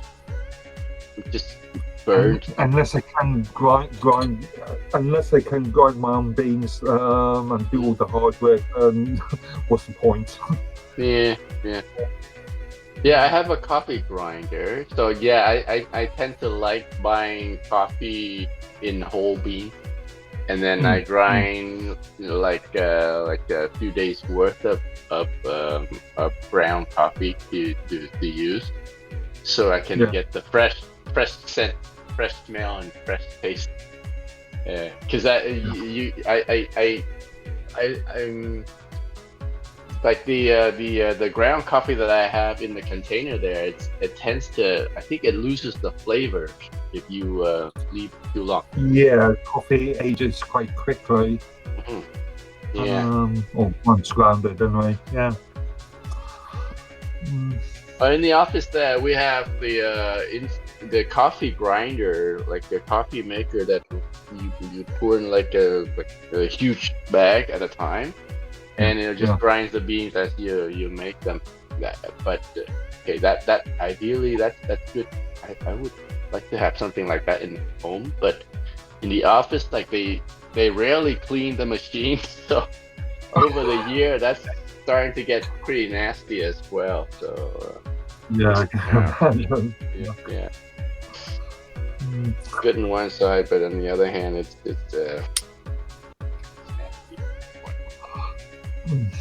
so when I'm in the office, I tend to like go out and buy. At home, is the better option.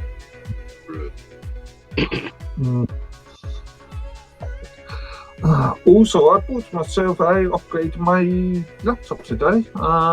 Nice. Took out 16 gigs of RAM and stuck in 64. Nice. 64-bit? 64 gigs. 64 gigs of RAM. Right. And what are you running on it? I'm using SUSE. SUSE. Okay. Ubuntu is so you like SUSE better. I used so when I first cut my teeth on Linux, I went with Red Hat Fedora, and then I switched to OpenSUSE. And then in recent years, I've been using Ubuntu. Seems to be not a big fan of Ubuntu myself. Even though I do use my PPS. Seems okay. I mean, they're all kind of the same.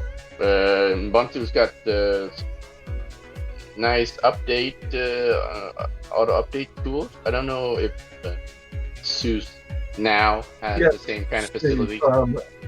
SUSE got but it's decisions like using Snap in Ubuntu's case, which really puts me off.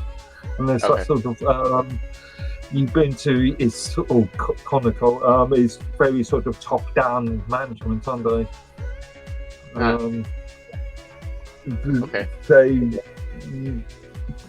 There isn't too much of a community sort of participation when it comes to analysing news packages and stuff. We've seen in the past where Ubuntu just decided from one distribute or one version to a next version to swap media players and vice versa. And there's the old Amazon Ubuntu sort of controversy. What's the controversy? Ubuntu directly advertising Amazon in, I think it was 2014, maybe 2015. Okay. And also, the recent decision of trying to move over to Snap based packages instead of APT. Okay. Alright. No, I'm not a big fan. Okay. So have you been using OpenSUSE for long? I actually started using SUSE. Actually, that might be a lie, but I did get a copy of SLED, so SUSE Enterprise Linux desktop back in version 8. So we are talking about what, 2004? 2008, beforehand, I was at the time, SUSE was managed by Novell. And I've got a long history of using Novell. I see. Right. Yeah. I've sort of remained on SUSE ever since. Alright, cool.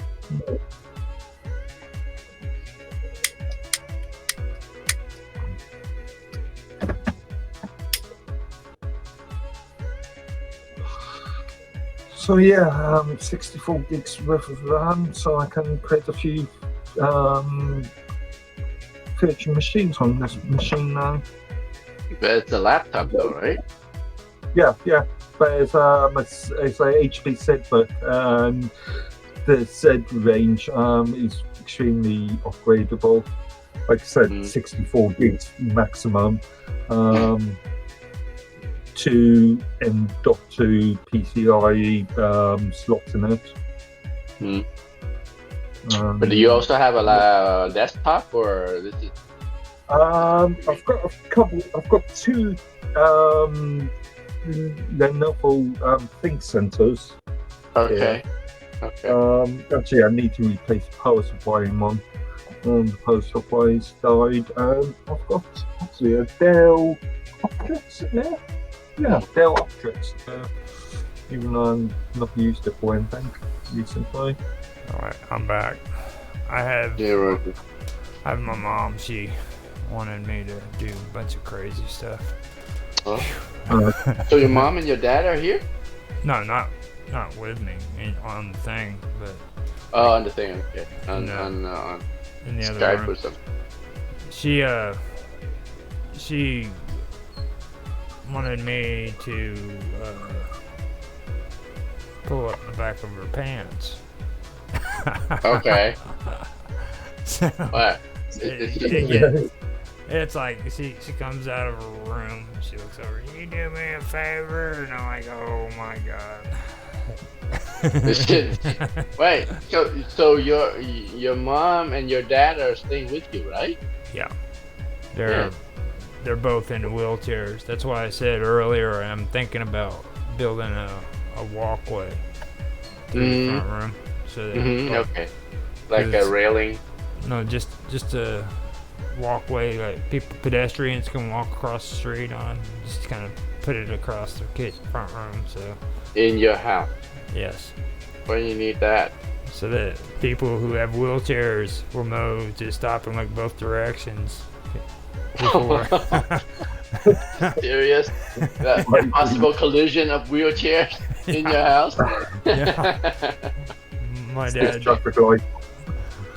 sitting at the computer and he has to be careful about going backwards because my mom will come by.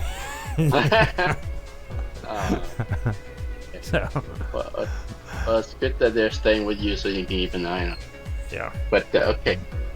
So they need help to like go to the get out of bed and go to the get into bed, get out of bed. Bedroom. And when my mom, when she gets off the toilet, she can do everything on her own, but I have to help lift her pants up. Right. From the backside, so. Makes sense. Now, that conversation that Robot was having. Yeah. What about it? You made a good point on that now with the whole freedom of speech thing. We were talking about that earlier. Now, what's your take on that? Like, you know what I'm talking about? Not exactly. I know the you said about what about pedophilia? Yeah. So I guess I was getting at so he kind of agreed, right? About freedom of speech being at some point. He said he's an absolute free speech absolutist. That's why I kind of challenge him on that, because at some point, okay, free speech is okay until it becomes illegal, right? Illegal speech, right? Yeah. When I was reading that, I was thinking of the old cry fire sort of aspect. You know, go into a busy shopping mall and start screaming fire. Right. Sort of, or a bomb. Yeah. Standing up on an airplane and screaming bomb. Yeah. Now,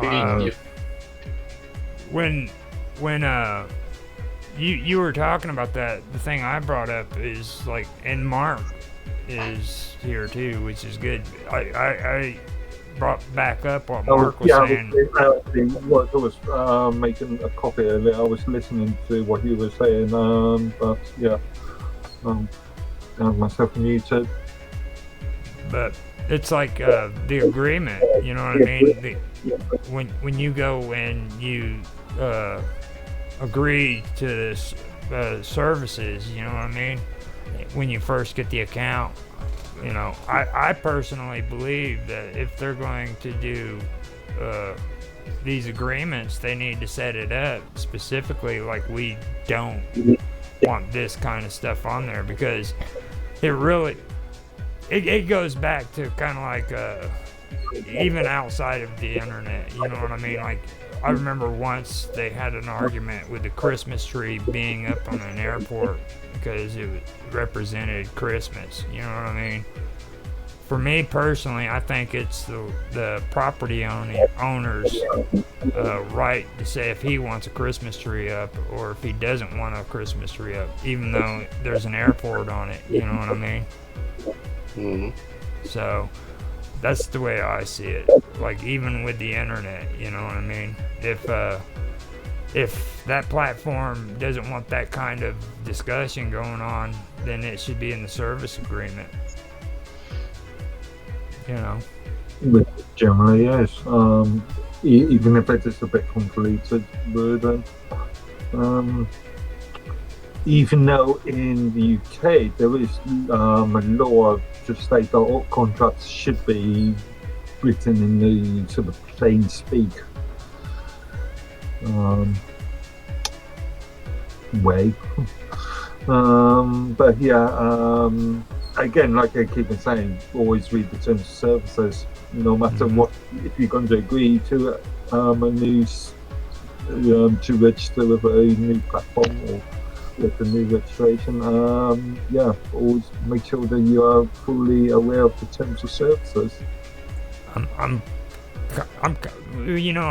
drawn on that. You know what I mean? I think Mark, you're one of the few people I know that goes and reads every word of the terms of service before you click agree. Yeah, he is the only one I know. I don't know anybody else. But yeah, people complain. Well, people complain that they are getting banned from this platform or that platform, and they don't read what they've agreed to. Right. So, yeah. And I mean, seriously, I'm guilty of it at one point too. But like, I have this idea, like, freaking, I have the right to put something on this platform when in reality, this platform doesn't belong to me. Right. You know what I mean? So freedom of speech is okay if I want to go outside and talk, or if I want to stand up for something I believe in person. But like, when I'm on this platform, I'm on somebody else's property. Yeah. You know? I mean, and so... remember that after a lot of these corporate social media platforms will state that your content is owned by them. Yeah. So once you create a post or something, you lose ownership of that post. Yeah. But not for mine, right? No, mine's especially. No, there is a clause in the terms of service saying that you own your own content. Right. But now you own your own content, which means you're liable, and mine is not responsible for your content, right? Yeah, it's the old publisher. There's the indemnity that basically the indemnity clause that mine put for themselves, right? So you get a kick out of that, don't you, Dan? Well, I mean, yeah. So I mean, so it's just like an escape clause that if the feds goes after you personally, then mine's not responsible. But I don't know if that it may not hold water. Yeah. Sorry. It states here you are solely responsible for your interactions with other users of the service or of the services, whether online or offline. You agree that Minds is not responsible or liable for the conduct of any user. Minds reserve the right, but has no obligation to get involved in disputes between you and other users. There you go. But what about content? Content, there is another paragraph somewhere. I should know this off by heart. The number of times I've read this. I learned that on Fruit Web. They were big on trying to steal other people's shit. Like, the moment you put a video up, it automatically became theirs. And what pissed people off was you couldn't download it afterwards. So technically, it's not stealing because you've already agreed to the ownership right. already. To waive your ownership. Yeah. I know. I have a habit of doing that. I still say that the Greeks freaking stole shit from freaking other civilizations. I shouldn't say that. Appropriated. They appropriated. By by that logic, you can say the Christians stole a lot of stuff from the Greeks. You said it, I didn't. No, I said it for you. Not true though. Oh, it's not. Yeah. Thank you, Dan. But yeah, I would say the Zoroastrians actually more than the Greeks, because actually, you know, it's partly true because I mean, truth is truth, right? So the Greek, like Greeks got philosophers that came up with those truths before, and it's no shame that, you know, the Christians, like the Christian writers like Thomas Aquinas and Augustine, people like that, who've been educated from Greek philosophers, Plato's and things like that, that they wouldn't see the recognize. Actually, you know, so there was truth that the early Greek philosopher discovered, but I mean, like the Christian philosophers, they see new light in those kind of truths, right? They see the light of Christ in those truths, and so they just make use of them. Well, like, have you ever heard of Ahura Mazda? I might have. Ahura Mazda was the main god in the Zoroastrian belief, and okay, then I don't know. I don't know anything about Zoroastrian. When the Jews were freed from Babylon, it was because of Sargon. Okay, he's also the freaking only person mentioned in the Old Testament, or mentioned in the Old Testament as being a Messiah. All right, and he was a Persian who invaded Babylon. You mean like somebody like King Nebuchadnezzar? Well, on the other side, like you had King Nebuchadnezzar. He was Assyrian. And then on the other side of Baghdad, that would be Persia. They're the ones that liberated the Babylonians before they went on to take over Assyria. Right. But he started. He's the one that liberated the Jews, and like in the Old Testament, you could see where there was a lot of influence. King Cyrus, wasn't King Cyrus the one who? Cyrus, King Cyrus the one who liberated the Jews. Sargon was the Assyrian, and he was also there was also another Sargon who was a Sumerian, so an Akkadian, but it was Sargon.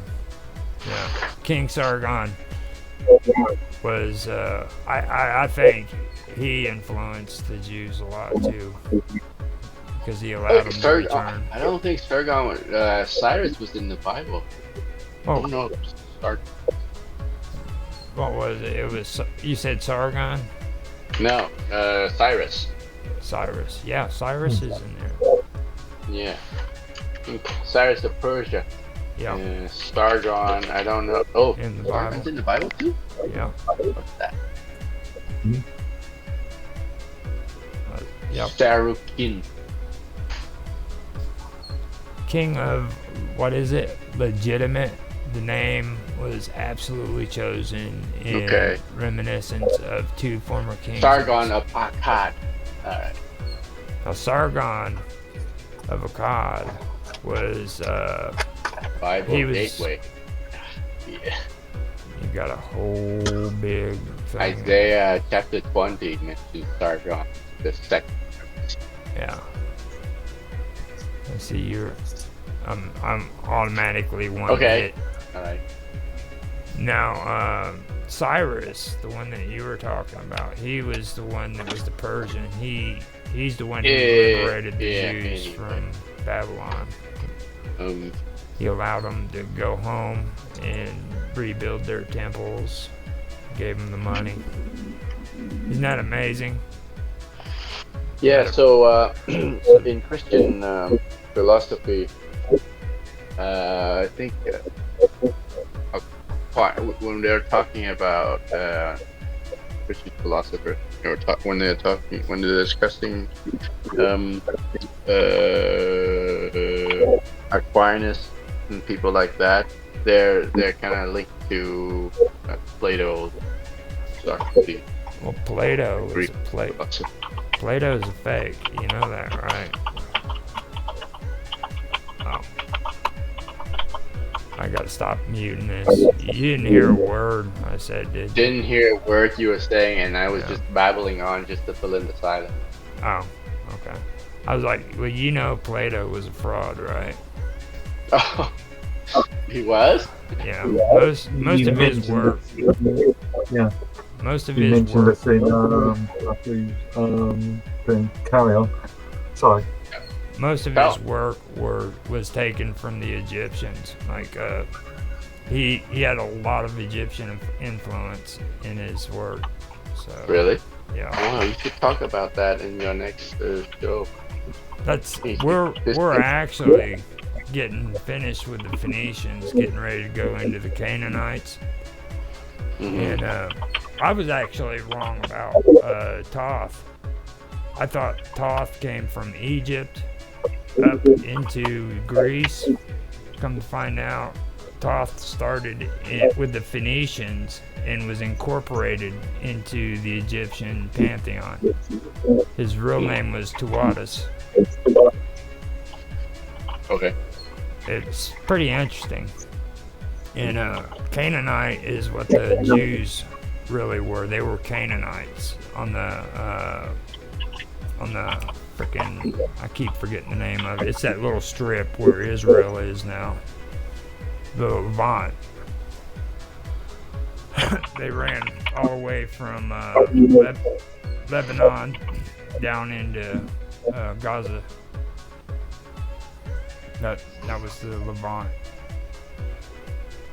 And the Jewish was part of that community. Okay. Have you ever heard of the Amorites? Yes, it's in the Bible. Tell me about the Amorites. Yeah.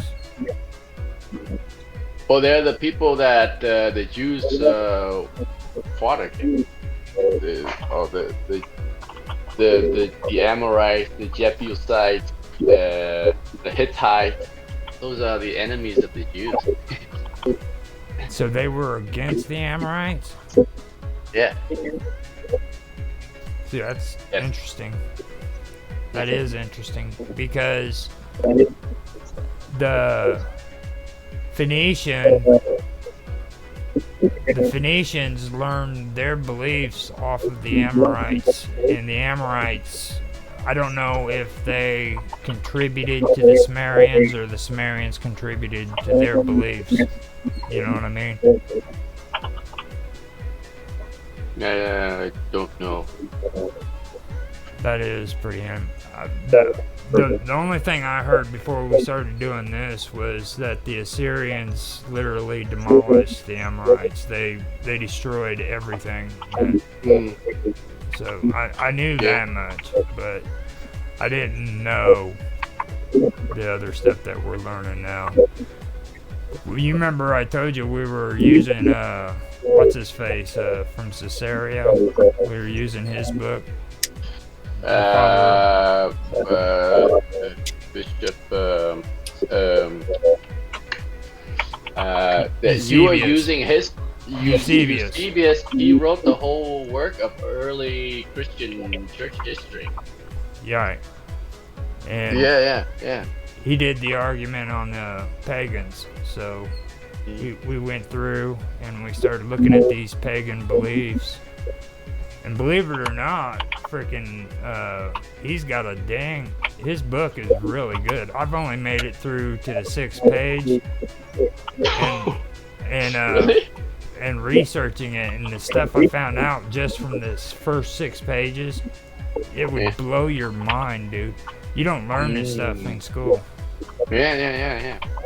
I mean, it's amazing. How do you are you reading it online or did you buy the hard copy? I'm reading it online. Okay. We're just doing research on the names of all the pagan gods and the beliefs and where they came from. So far, those beliefs go all the way back to Samaria. From the time Eusebius was writing all this stuff down, back to Samaria. Like, they link with one another. And they mention mermaids. They also mention rainbows. Rainbow goddess, actually. And Ishtar could have been a mermaid to the Phoenicians. What do you think about that? I don't know. You know who Ishtar is, right? I've heard that some anti-Christians try to say that Christians borrowed the Jesus virgin birth tradition from Ishtar. Oh, the resurrection. Oh, the virgin birth. Really? I didn't know that. I thought it was the resurrection. See, I've heard both the resurrection, and then I heard I heard the resurrection from Ishtar, and you know the one who was it? He was sleeping in the desert, and he seen angels climbing up into the sky with a ladder. The stairs, yeah, Jacob. Yeah, Jacob's ladder. Now, Jacob's ladder, I heard, comes directly from the Egyptians. That's when Osiris died, and he had to climb up into his mother, which was the sky goddess, and they had a ladder where he climbed up into it and hid away in the sky. So I thought that. Yeah, I don't put too much credence in these conspiracy that says a lot of the Christian stories are borrowed from other traditions. I know. Yeah. Now, whenever we did it, the thing that really stood out to me was like the rainbow thing with the rainbow goddess. I never even heard of her before. I've been following Sumerian stuff for years, you know what I'm saying? And I never knew they had like a goddess that represented the rainbow, you know? So that kind of stuck out to me. And then then the Phoenicians with the mermaid. It's like freaking Ishtar being a mermaid. And if you remember, mermaids were a big deal with the English. You know? Like but there are no mermaids in the Bible. So. Oh, see, you're the one talking about the Bible. I'm talking about mermaids, man. I mean, you know, come on, dude. Okay. I knew that the Babylonians believed in unicorns, but I didn't. Did they believe in mermaids? Not that I know of. I know that the unicorns were actually on the wall of Babylon. Like, if you go and look at old pictures. Okay. They'd have. What do you say about the Syrophoenicians though? Do they believe in mermaids? Yeah, they actually believed in Ishtar, and from what I'm taking of it, she was supposed to have been some kind of reptilian mermaid, Okay. kind Well, I of mean, creature. in the Bible, there was a Syrophoenician woman that met up with Jesus. Now was that by the well? Yeah, I She think met up so. at the Yeah. well and said Jacob's that well, right? she said that, or he said she was a heathen, but he still loved her. Yeah, something like that. Yeah, said you heathen whore. I love it. Yeah, weird way of interpreting the Bible. I didn't mean that. Sorry. Yeah. But yeah, he did say that he didn't know her history from just meeting her at the well. He's had several husbands. Now, when you talk about that, one thing that did stand out to me when it comes to that stuff is Peter and Paul. Okay. Now, like Peter was completely against any Jewish people eating and drinking with the Gentile. It was against the Jewish religion. Right. Paul was all right with it. Now, they actually split ways because freaking Peter, they were sent on different missions. Like Peter was sent to the Jews, and Paul was sent to the Gentiles. So Peter tried, so he got corrected by Paul in one occasion when he's trying to disassociate himself with the Gentiles. But Paul stood up to him. So he was our first pope, but he was corrected and he recognized the correction. Now, did Peter really steal from Paul? What do you mean steal? Like when Paul would set up churches, did Peter go behind them and try to convert their churches to the way he wanted them to believe? No, I don't think so. I think they met up, like Paul, after his conversion, he went to Jerusalem to meet up with the 12, right? So at some point they were sharing, evangelizing together. But I don't see Peter and Paul being in competition at any point, trying to steal from each other. It's kind of like in Rome you have two statues of two of the greatest Christians in the Christian history, and that's Peter and then there's Paul. They're always together.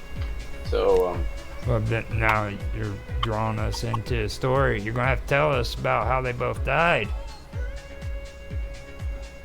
oh wait, no, I'm not gonna tell you that. You're gonna discover that when reading the rest of Eusebius' work, right? Now, were they or were they not both held captive at the same time? I don't know if they were captured at the same time. I don't think they died at the same time. Like Paul died through beheading. He was beheaded, and Peter was nailed to the cross just like Jesus was. But upside down, right? Right. That's the tradition. Yep. So I don't think they died at the same time. There's different times. So see, that takes care of a myth that a lot of people believe. They believe that they were both held in captivity together. I don't think any of the writing testify to that. Right. That's just hearsay, is what I'm saying. It's like that's one of the big myths that you hear a lot of people say. So we got it straight from Tan, the story. I am not. We don't do disclaimers on here. I am not infallible, right? Nobody's gonna read any disclaimers and We're cool like that. You know what a disclaimer is? Yes. A disclaimer is a freaking contract of shit.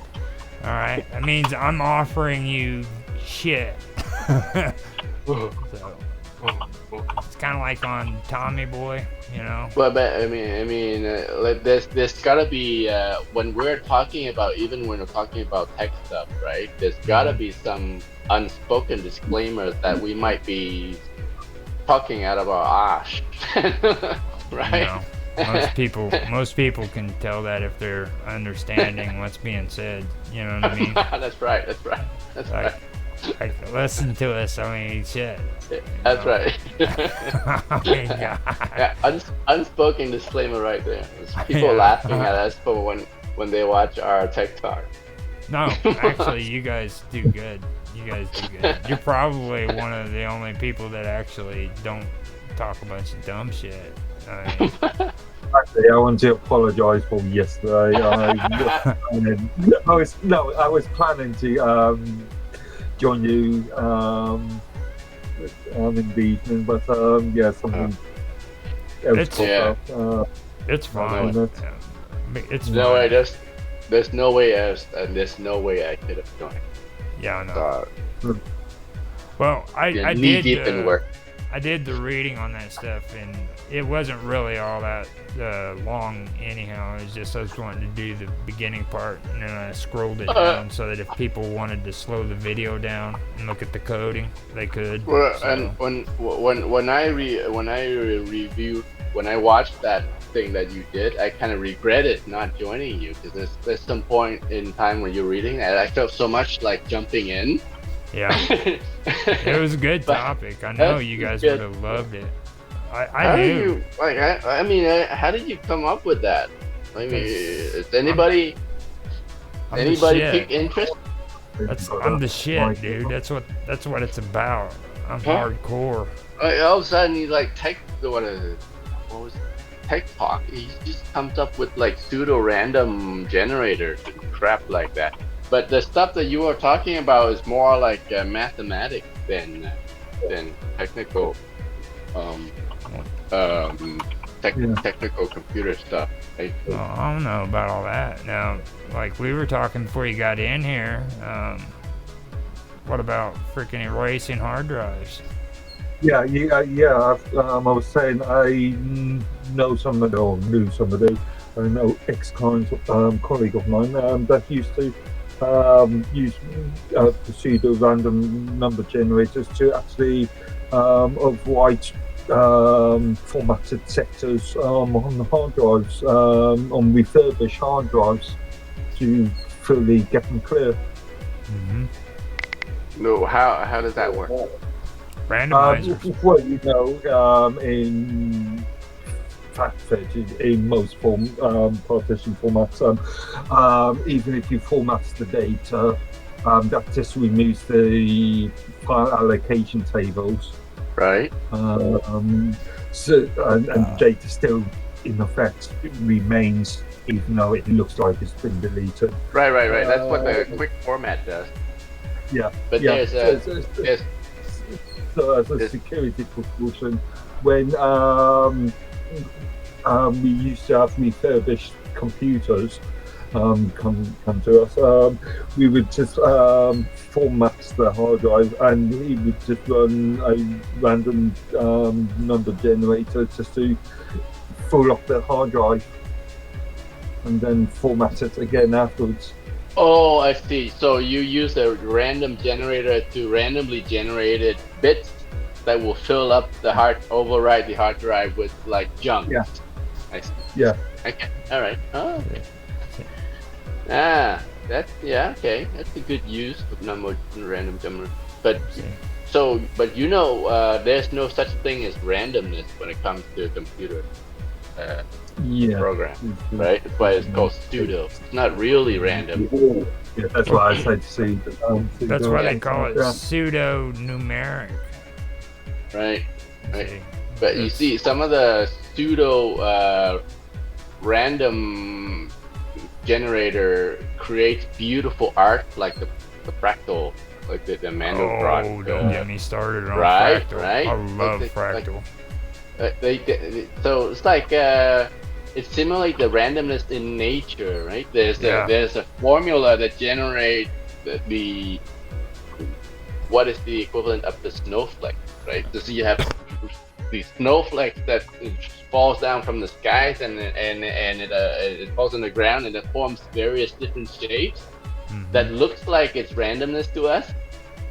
But there's a mathematical formulator that can generate that kind of snowflake. So it's cool, right? Yeah. See. Yeah. Now we can go back and discuss that later on if you want, and bring that up on the next. You mean next Thursday? Yeah. I mean, because that's pretty cool stuff, man. Yep. Yeah. Let's talk about fractals. Fractals. Oh, dude. Fractal math. Okay. Yeah. Fractal math. Not just fractals. Let's talk about the math behind it. That's the good stuff, really. I mean, have you done any dealing with fractal math, Mark? Not for a long time. Actually, I created my own Mandelbrot program on a BBC back in the late 80s. Oh wow! You got caught up in the trend, didn't you? It first came out in scientific papers, and you read it and decided you was gonna play around with it, huh? Because that's back when it first came out. Right around the early 80s, wasn't it? Or the late 70s? Possibly, yeah. Maybe late 80s, like when I went got into university, early. Yeah. I'd love to get into that, start talking about it, because not too many people are aware of that. And like these hospitals, they refuse to use fractal math with their equipment. Like, don't you think it would be better to use fractal math when you're doing freaking what do they call that, where you put your body on that thing and it slides in there to take x-rays and stuff of you? What do they call that? You know what I mean? You get on radiology kind of stuff. What do they call that?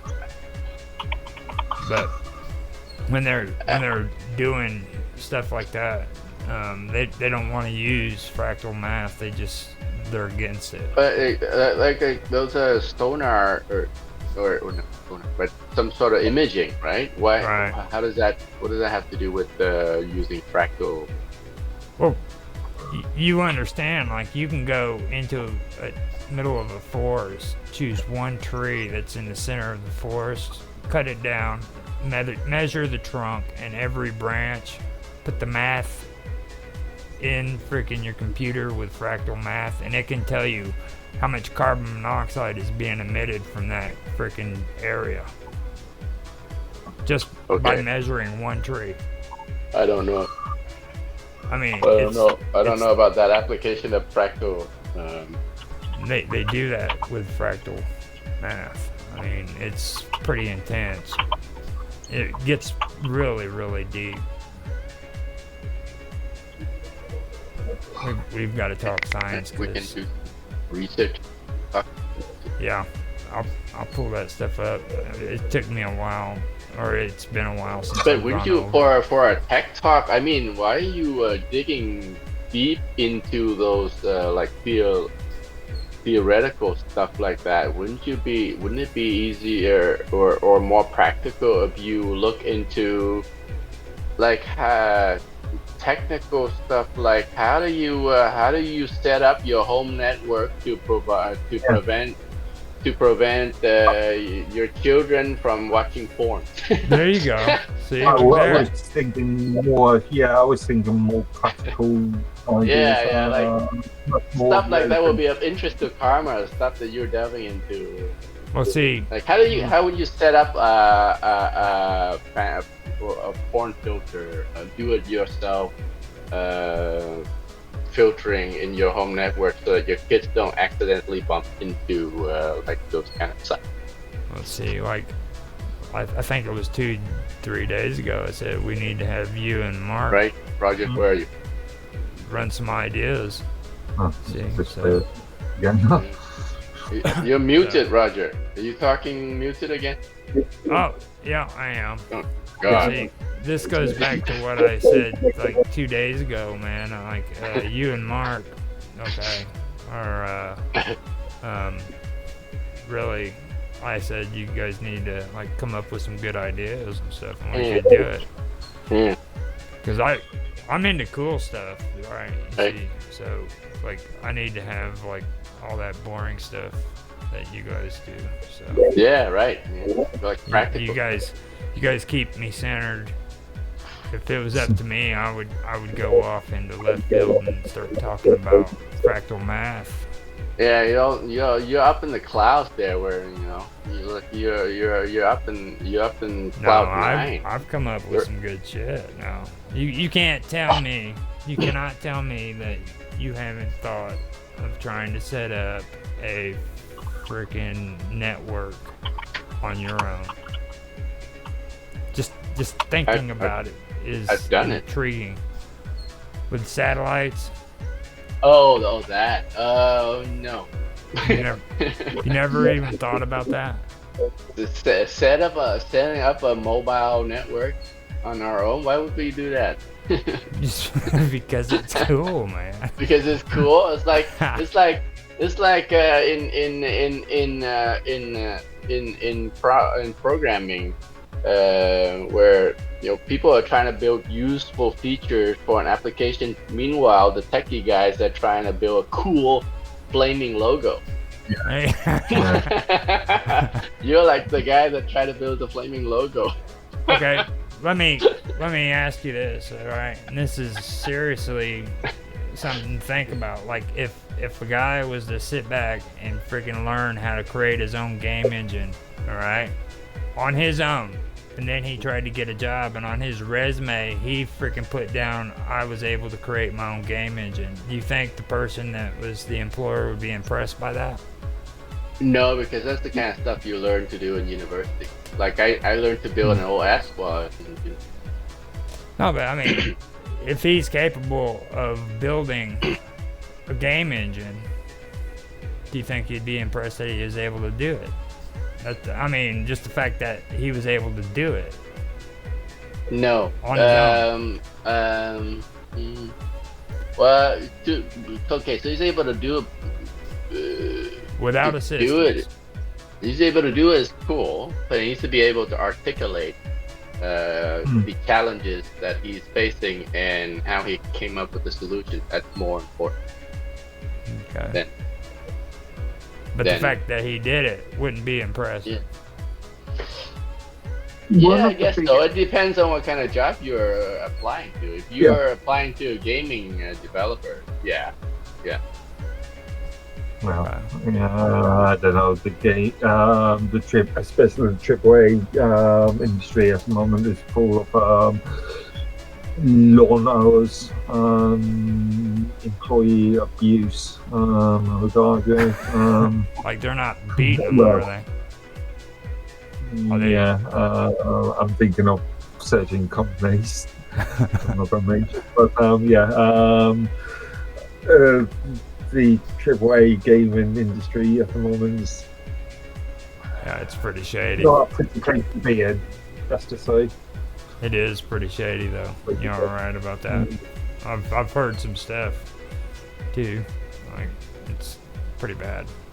But that's kind of what I'm trying to say, you know. I mean, like the thing of it is, it doesn't even necessarily have to be a game engine. Like just any kind of, technology that he could produce on his own without a team. As long as he can articulate that problem, I don't know, Fan, you must have noticed this. The problem with a lot of developers is that they are not the greatest communicators. Yeah. Yes, being able to communicate, not just being not. Yeah, I think that's the kind of stuff that would the interviewer would look for more than just being able to do things. Whether you are able to discuss the problem in a team, like and collaborate well in the team, there rather than like you being able to build something on your own. Right? It's not just about being able to do things on your own. You need to be able to articulate your thought process, and also being able to transfer the knowledge to another, to teach, being able to teach what you do to somebody else. So tell me I'm not the magic man. See, like, look at that. I got brains sitting up in front of the screen telling everybody who's watching this, if you want to do good, this is what you need to do. See? That was me. You mean let's write one of those Zen to motorbike marketing books that were all popular back in the 90s? You know, how to improve your life in 100 steps. Now, Sort of. how would you do that for a geek who doesn't know how to articulate, though? Like, how do you make it to where they're better at communicating with other people? I mean, so, okay, now they've gotten to the place where they could build their own game engine or, you know, something to that effect, but they don't know how to articulate to other people. How would you go about saying, look, this is what you need to do? You know? No, it's all down to social skills and confidence, isn't it? Self-confidence. What about you, Tan? You look stressed. Like you're giving Well, away I mean, secrets. it's a hard. It's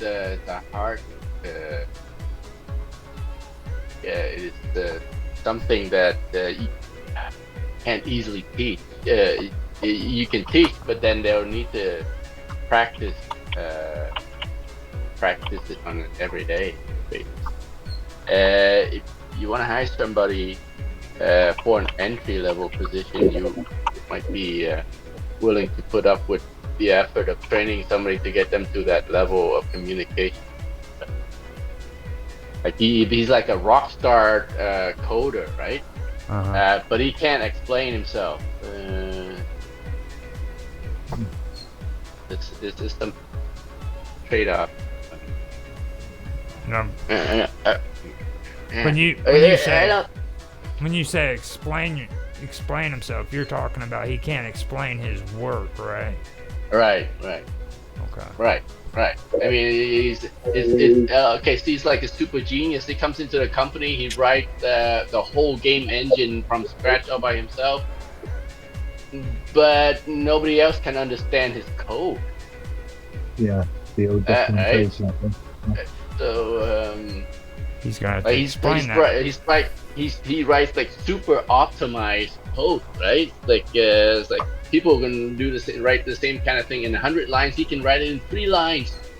It's all condensed, like shortcutted,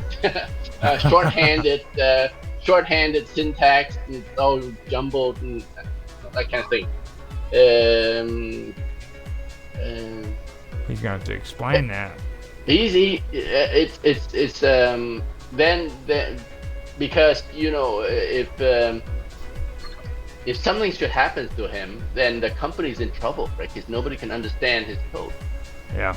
Right. So it's not as valuable as somebody who's like fairly good, but is able to explain himself, and his code is understandable.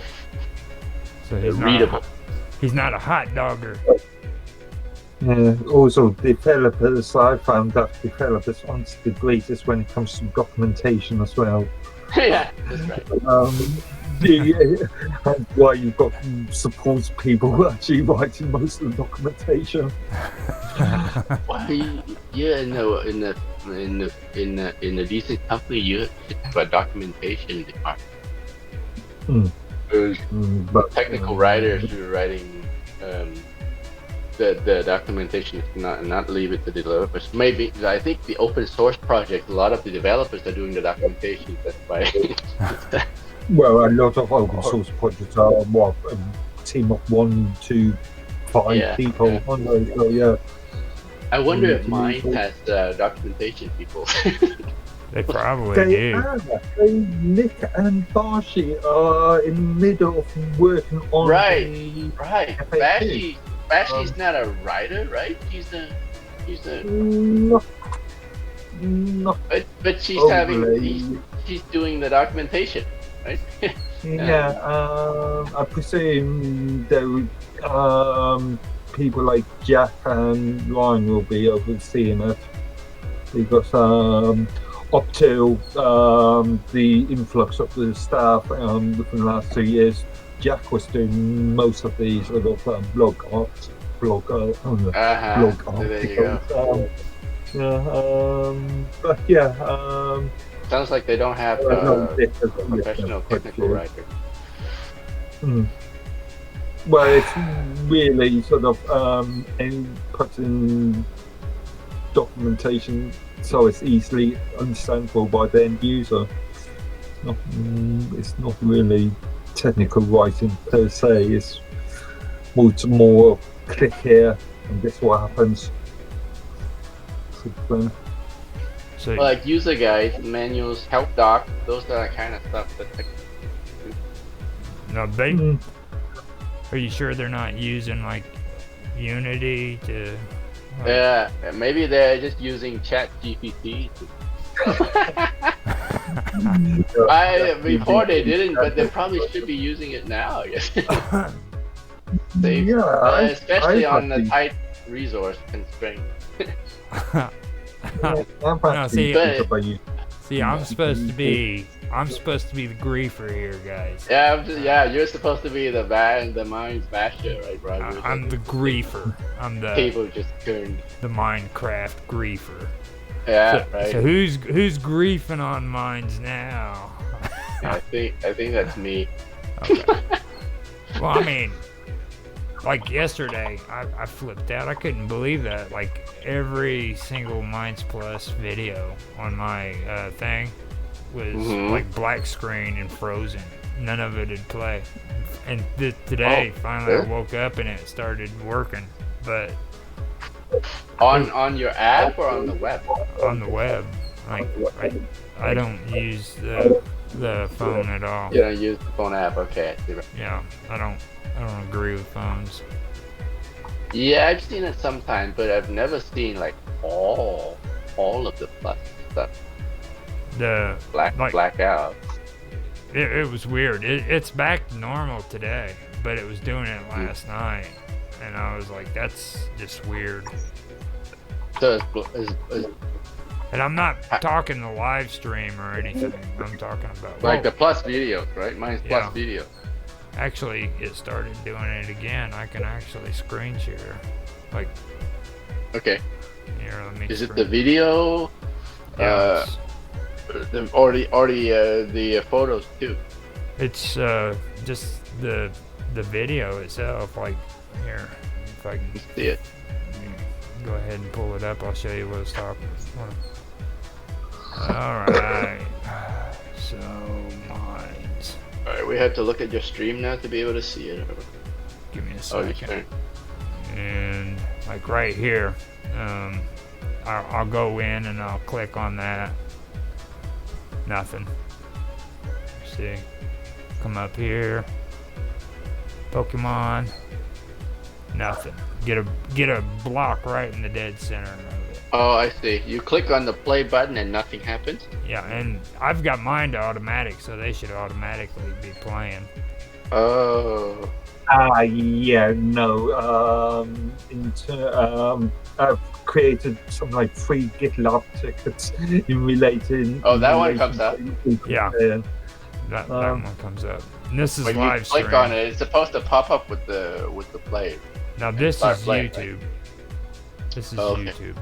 Now Okay. this right Very here Okay. is straight live stream. Right. So mine's videos are not playing for you. Yeah. Let me see. Let's see. Check.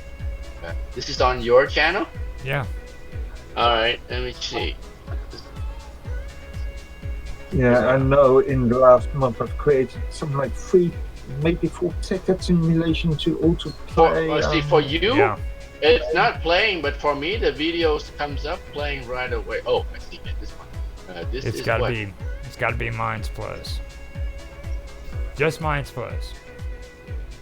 Yeah. Okay. Okay. It's coming up. It's playing. Is it? So that means Oh. I mean, it's you. that means means Bill your Allman. network. That means Bill Okay. Allman's fucking me.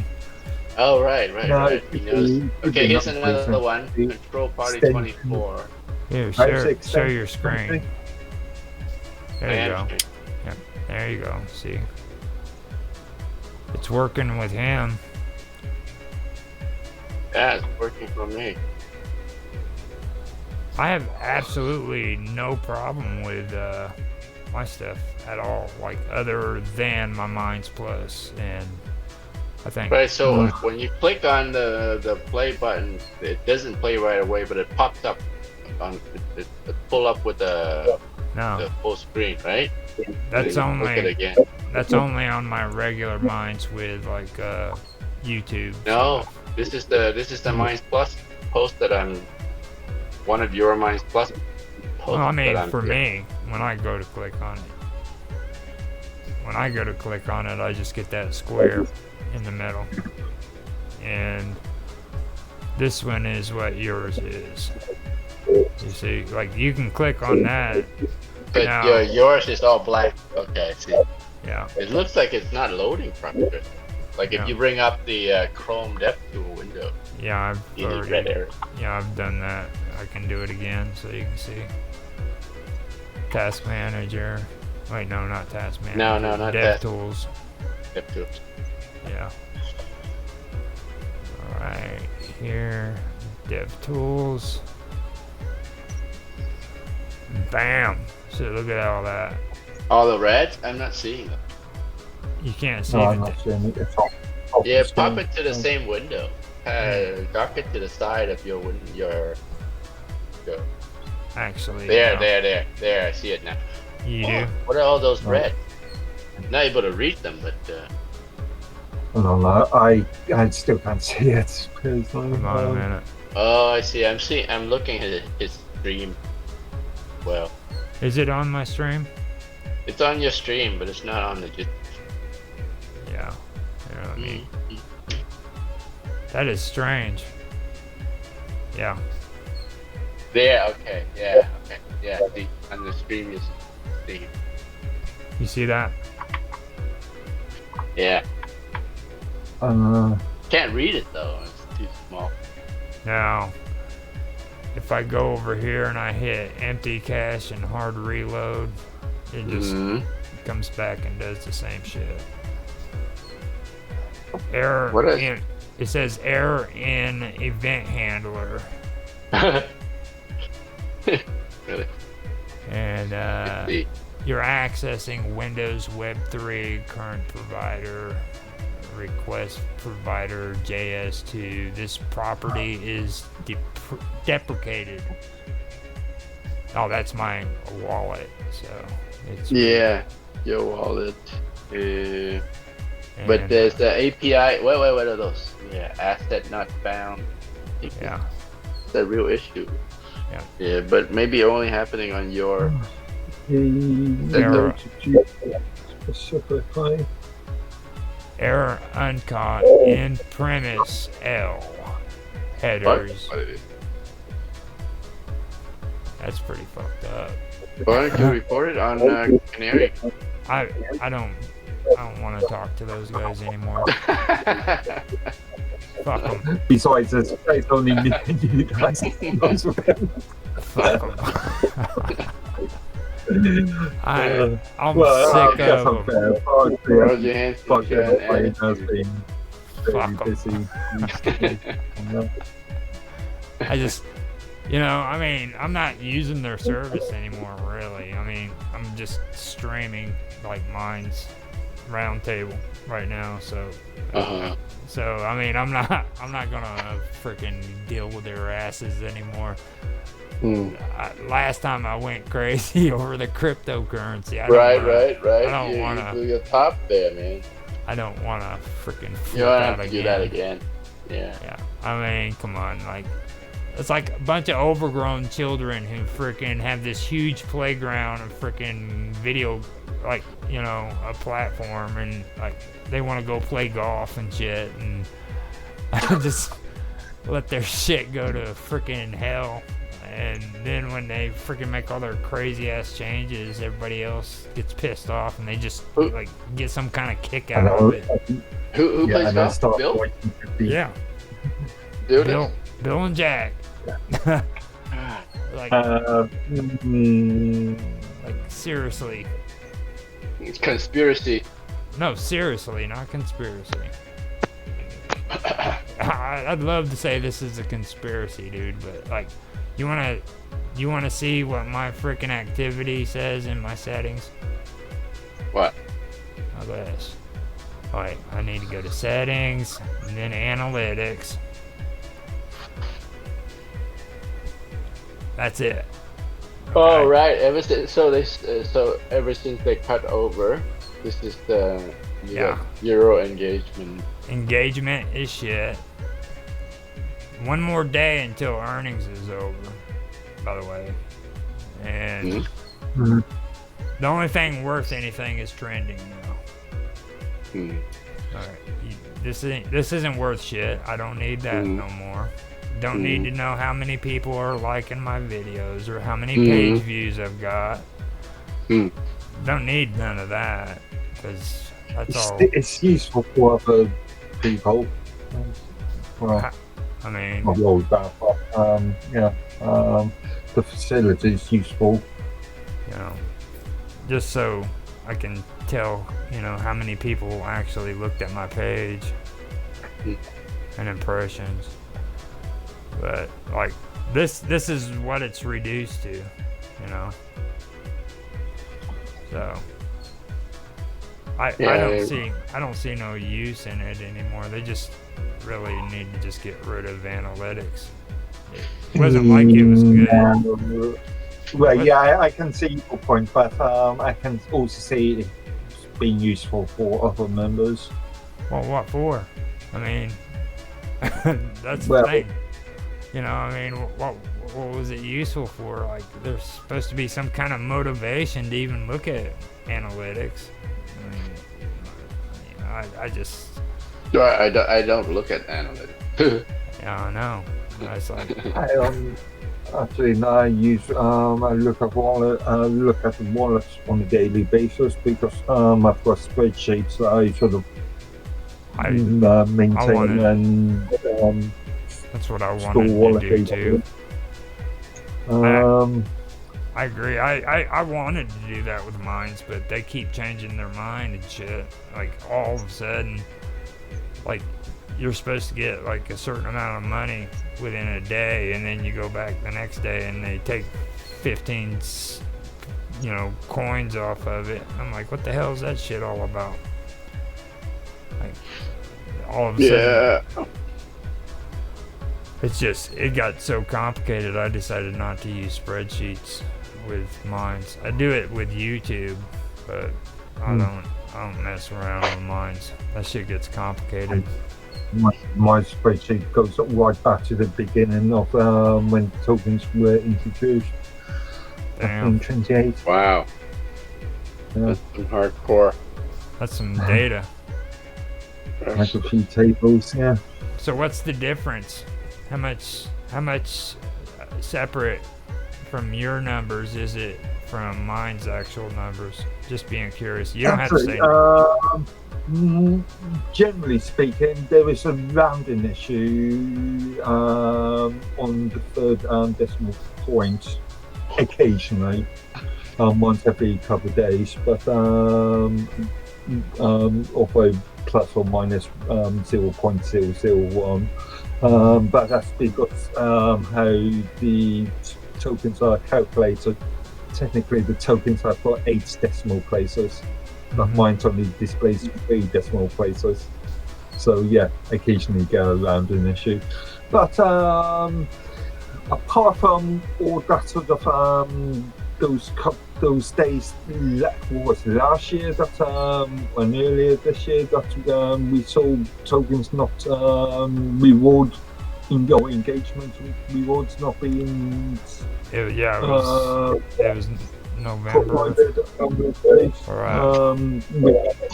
I wrote hundreds of reports about. I must have written about, I don't know, 6-7 reports. Cataloging individual days. I know Astro Rod. He told me that he hasn't even gotten his payout, and he actually reached the $100. So right. I remember seeing that.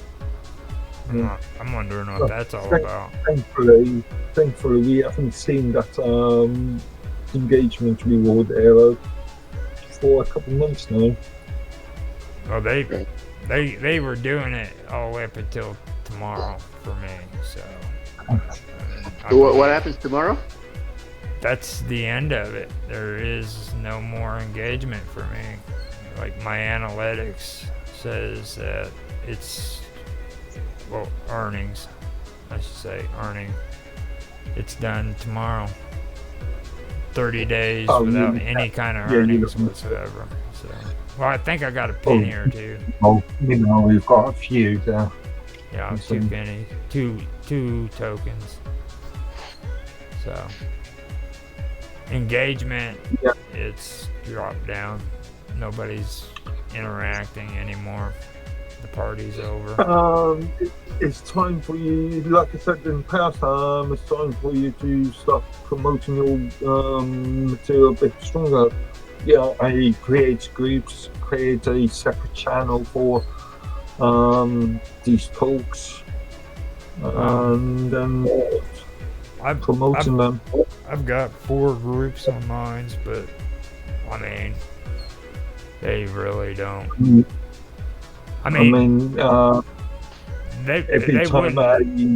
They wouldn't even let you monetize on groups. That's the only reason why I wasn't using them. Yeah. So, I mean, I don't see a problem now with doing that. It would actually be a good idea. Yeah, I'm not sure why they've continued. I understand why initially they stopped monetizing groups, but that was due to having private groups and a lot of engagement fraud, if you want, manipulation was being done in those private groups. But there is a GitLab ticket in which private groups were opened up to staff. So the staff administrators can actually view inside private groups, and that was a couple of months ago now. And I'm surprised that they haven't re-engaged engagement rewards on groups. It makes me think about our conversation the other day about chat. Whenever we were talking about DMs versus freaking the whispers, Yeah. So. Whisper. I like the. Anybody? I mean, I'm so into. You gotta understand too, though. Minecraft is way more advanced than what Mines is, and don't underestimate Minecraft. That's a very complex program. I mean, it really is. It really very old. Yeah, it gets underrated. Like, there's a lot of shit you can do on Minecraft. I mean, a lot. People had to shut down some of the stuff because of what you could do on that freaking program. That you remember that memory block I showed that video of? Yeah. You can go into Minecraft and literally hack the program with that. I mean, literally, you can hack the program with that memory block. Just a block that you put in the game. How do you hack the program within the program? With command line. Oh, okay. Yeah, Wait a minute. So then you mean like Minecraft has some vulnerability? Yeah. No, Well, they did. It's on scripting mechanism. You could create scripts from inside the or assign a script to a block. Yeah. Sort of thing. Like, I can go in and I can go into my freaking app data for Minecraft, and I can go into the mod folder and set up my own code according to I see. You see what I mean? And then turn around and use that in the block like Mark's talking about. Right. So like basically you can write a bot for Minecraft. Yeah. Yeah, that's crazy. Write a bot. The block is basically another character that interacts with the rest of the game. Yeah. So it's an NPC? Nah, not in the general sense. First of all, you can't be in a survival mode. You have to have it peaceful and edit. You know what I mean? So you can't use it when you're actually playing the game. Oh. You see, but like their peaceful mode and their it's kind of like edit. You know what I mean? Edit mode. So that's when you can use it to make the changes. So you have to go into that and then make your changes, and then go back into regular gameplay, and that's where the changes will appear. I guess that's the best way to explain it. Right. So you're in edit mode. What do they actually call it? Oh, I'm just now starting to play design mode. Yeah. Well, once I was watching a video, it reminded me of something called the 3D construction kits that was created by Delmark Games back for the Amiga back in '91, which had a very sort of similar concept. You create blocks, you assign scripts to those blocks. I don't know if anybody, well, you two probably don't, but like Unity, they're getting. Yeah, I'm aware of Unity.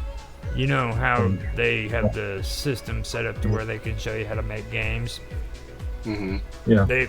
They've gotten hooked into this whole Lego setup, like the Legos do. And they're kind of doing the same thing. Like they have a Lego that you put in a certain spot that activates a certain program, you know. Right. And they're kind of doing the same thing in Unity like that too. So I thought that was interesting. It's strange. It wasn't like the first time when I went in, because the first time I went in it was all C++ mostly, and you went in and did the code, you know. But the second time when I tried it, it was just completely different. I couldn't even tell where the frickin' C++ was. So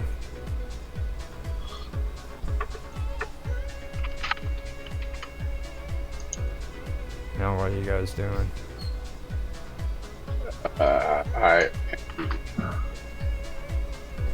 Actually, I just sent Jeff a message. Yeah, just informing him about the post I've created, and we were talking about some website developments as well. Oh wow! Website development. Okay. You got new gig? There'll be PRPN, need some SEO and a few other things.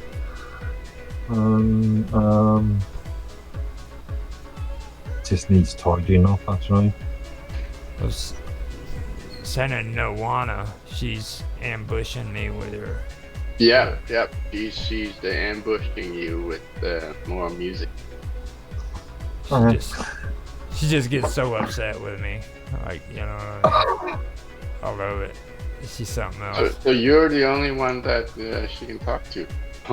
That's good. I mean, at least she's learning. At least she's learning about good music. You know what I mean? I don't think she's. Like, Roger, can we do your interview again? I think Bob Dub's standing me up. So. Yeah, we can do it. But not now. I mean, whenever you're ready. Yeah, we can do it. Now. I think you're supposed to come over now, aren't you? Yeah, it's right there at the time. Well, you're fine. We can just redo it a different time. I have Jitsi set up. I sent you the link and stuff. So whenever you get ready, just let me know. I'm gonna go do some other stuff. Yesterday, she told me she was still doing it. Talk about Elon today. Now she's disappeared. So, I mean, it is what it is. I just felt like I'm asking you at least if we can finish yours, since I know how to path it to the right folder or whatever. Yeah, I can.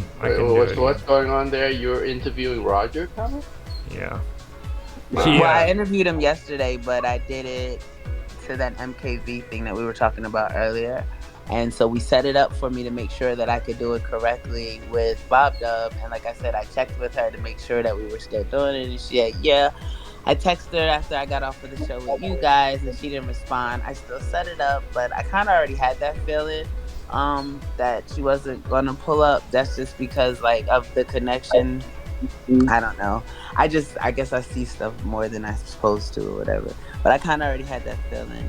And but I was just making sure I did my part to be present and show up, since that, because I'm a woman of my word type of thing, you know. That's all. But whenever you get a chance, keep doing of your thing. Yes, you didn't know I was a woman. I had children. This is news to you. Yes. Yeah.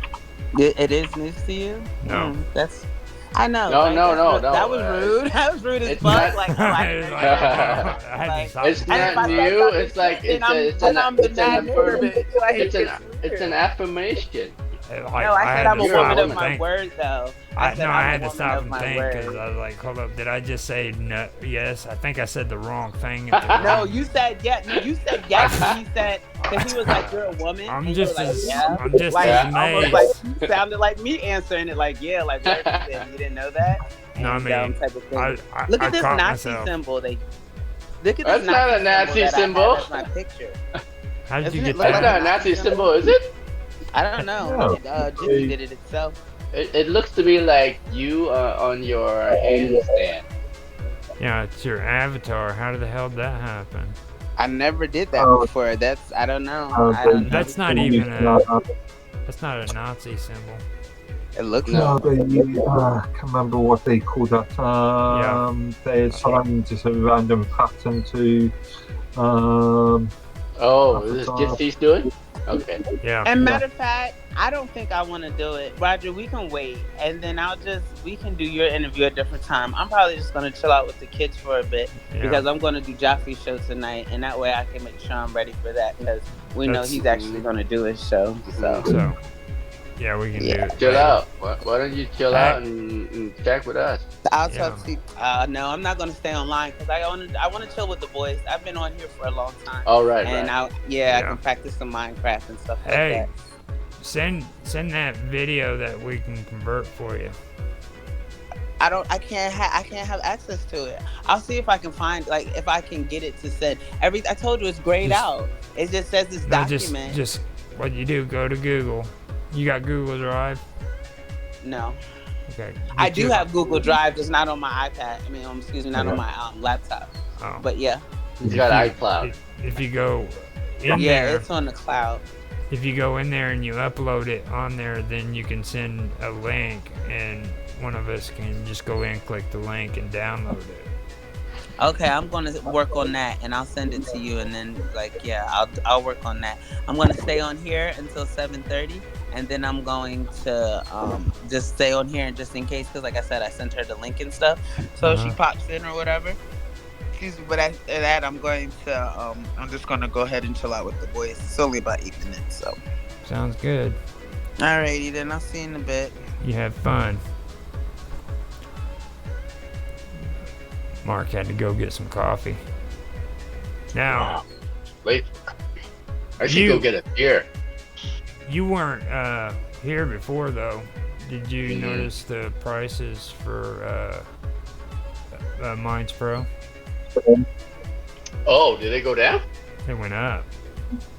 Ah, really? Yeah, they went up to $500. Let's see. $500. Yeah.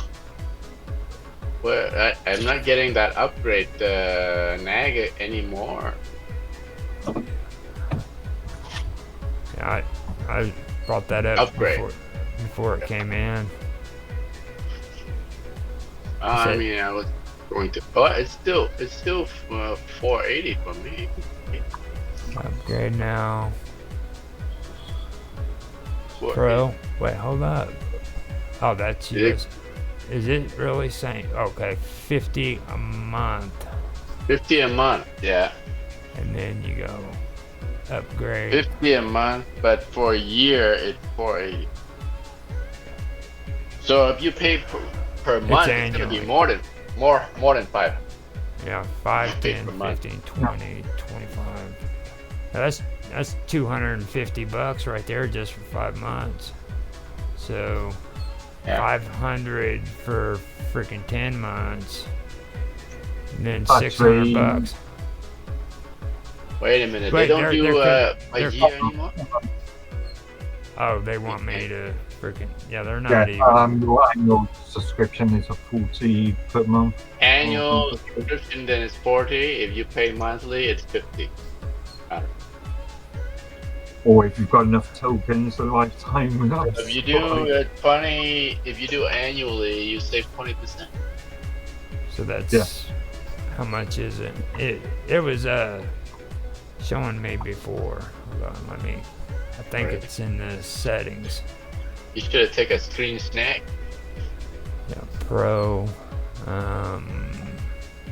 View Pro channel. No. Now, even though I don't have a Pro thing, why are they trying to show me like? Yeah, that's weird, right? Yeah. Everybody gets that. It was just like a demonstration. Preview, preview. What you get, yeah. Yeah, here we go.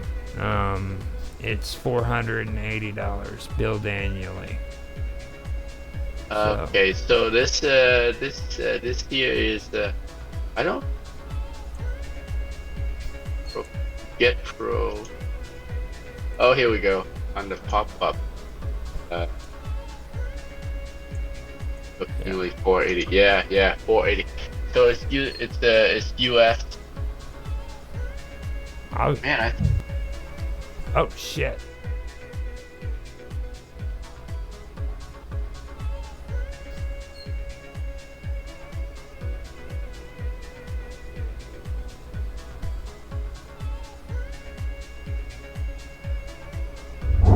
Dollars.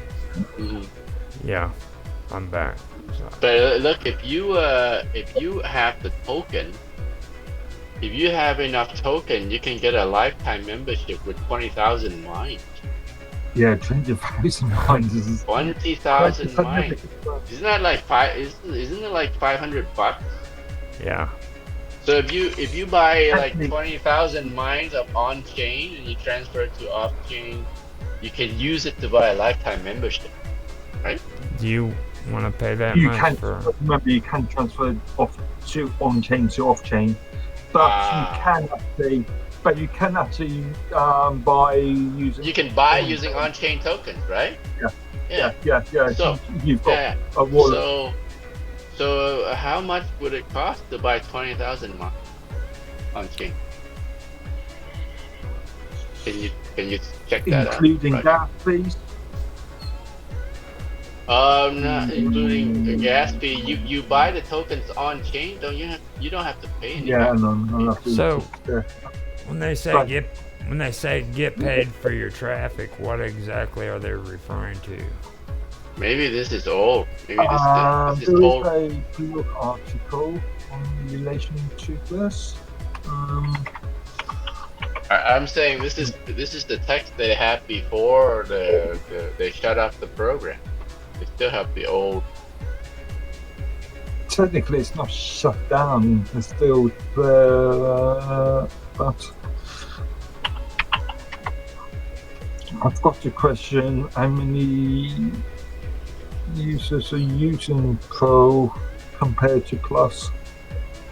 So obviously, Plus is going to be the major sort of income. Well, see, like Pro though, they've got to have some kind of gimmick. There ain't no way they're gonna do all that bullshit with Mines Plus and not have something going to where they're pulling in some kind of currency. You know, and that's just common sense if you stop and think about it. You know. Remember, according to Section 7 of the Terms of Services, the tokens are not a currency and cannot be used as a currency. Yeah, but you know that like the revenue thing is going to take its toll. Like what they're doing is not a popular thing. I mean, you're going to get a lot of people exodusing like Mines Plus. I don't know. I would like to see actual figures of like that. At the moment, you're saying it's not popular. That's very. We haven't got the data to say if it's popular or not. I mean, have you been on Mines Plus? Like, there's mostly nature memes and shit. On Mines Plus. But I mean, I haven't been since 2021, I think. 2020. You know, I mean, most of that stuff is nothing more than like nature memes and shit now. I mean, people aren't putting real content on there anymore. It's really kind of gloomy. I didn't even notice. Why would they put stuff on there anyway? You know, why would they bother? They put like. Yeah. In my opinion, I can see the use of Mines Plus posts, but in my own viewpoint is I want as many eyes as possible to view my content. So Mines Plus is sort of missing the idea. If you're going to continue behind a paywall, right? I mean, if I was, let's say, creating a book or something, an ebook or something, I would release chapter by Mines Plus, and then. Well, I mean, there are still some content creators on that are still making profits, right? I don't know if they're making profit or not. I mean, being honest, like again, this is where we need more data. You know, I mean, that's kind of the key to it. Like, if I post again, I'm gonna post just on regular Mines. If it's about the off-chain tokens, I mean, why would I restrict myself to Mines Plus when I can open it up to everybody and just let everybody see it, you know? I mean, I can only see the only use of Mines Plus post right now would be for you to post to your subscription. Right? Well, post to your subscription tier. It basically can be replaced, to be honest with you. I can, like you said, the subscription tiers, like make it private. set it up to where you can only be a member, and then maybe charge them 2 cents to watch every video. You know. But that's what the subscription tier is already. You don't need to make anything special. I don't know by mine because I can see a use case for it. Going back to my books example, if you create, let's say, multiple chapters using Minds Plus posts, and then I don't know, release some extracts as standard posts. And then use those like a little taste of the plus post. Yeah, it's like so I think we were talking about this before, Roger. You have a full-blown video and posted on Plus, the subscription tier, and then you would have like a preview or on YouTube they're calling them premieres and stuff and shorts and things like that. You create a short. That's kind of what I would do too. Just kind of like put those little shorts on there. And, then put everything else in your membership. Instead of us having to do that, I think mine should offer that feature in the subscription tier where non-subscriber can view the first 15 seconds. It'd be nice. I can see a lot of users not wanting that. I think this sort of more user controlled sort of idea, so it's more exciting. But then make it an opt-in or an opt-out option. But it's similar to the idea of the regular Minds user being able to see the first 100 character of your Plus post. Yeah, kind of give them a little teaser of Minds Plus, and then maybe it might even encourage them to go on to Minds Plus. Also, there is a new service being rolled out at some point, and I keep on seeing GitLab tickets of others, but something about network operators, which I assume Minds is going to create separate instances, or staff are going to create separate instances of Minds for paid users. Are you talking about the multi-tenancy thing? Yeah. That's the way it really should have been all along. Whenever Mark was telling me that, it wasn't. There's a lot of work being done on that at the moment. I keep on bumping into tickets left, right, and centre. Like they're actually doing Minds and Minds Plus on the same instance. That's insane. Like, I don't know. I can. What? A unified sort of approach. Yeah, I can see. Wasn't that similar to like the Pro, where they were promising that the Pro account? No, this is more sort of considered. It goes back to the old idea of John's. John introduced this sort of, add his own instances of Minds for his own other businesses that he is the chair of. So, let's say you wanted to set up a Mind specific Minds node, right? Technically not no, but an instance of Minds for, let's say, Apple.com, Apple Inc. He could.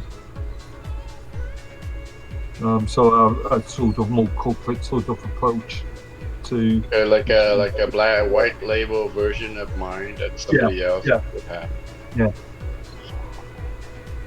Right. Okay. It does go back to a old idea of white labels that was introduced 2019, 2018. But I don't think I don't think there was enough thoughts about it at the time. Hence why there's further development on it now. Okay, so you're saying there is the prospect customer that are asking for this that they're going to pay for. Yeah, it looks like that. But for my sort of just scanning of those various GitLab tickets.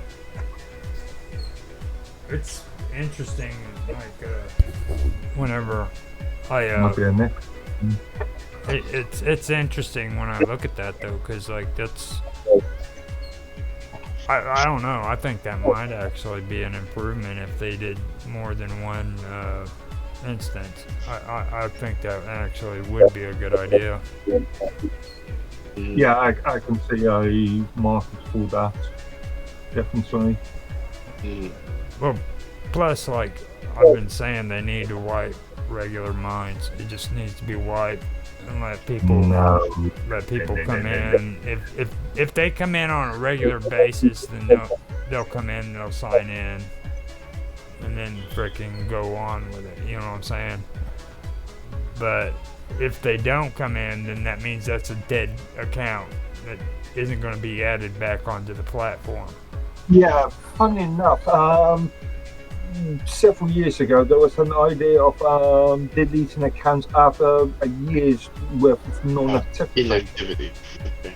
Yeah, but I think that's I know of at least two. Why do you need to do that? Like to reclaim space? Reclaim usernames. Reclaim username? Oh. Yeah, possibly. There's the Donald Trump account that's been there since forever. Yeah, I can do several cover stuff. Reserved for if you're the real Donald Trump, contact us to claim this profile. Yeah, I doubt. Yeah, Trump there was a load of spam a couple of years ago related to that. Multiple accounts were set up just for I wonder if anybody is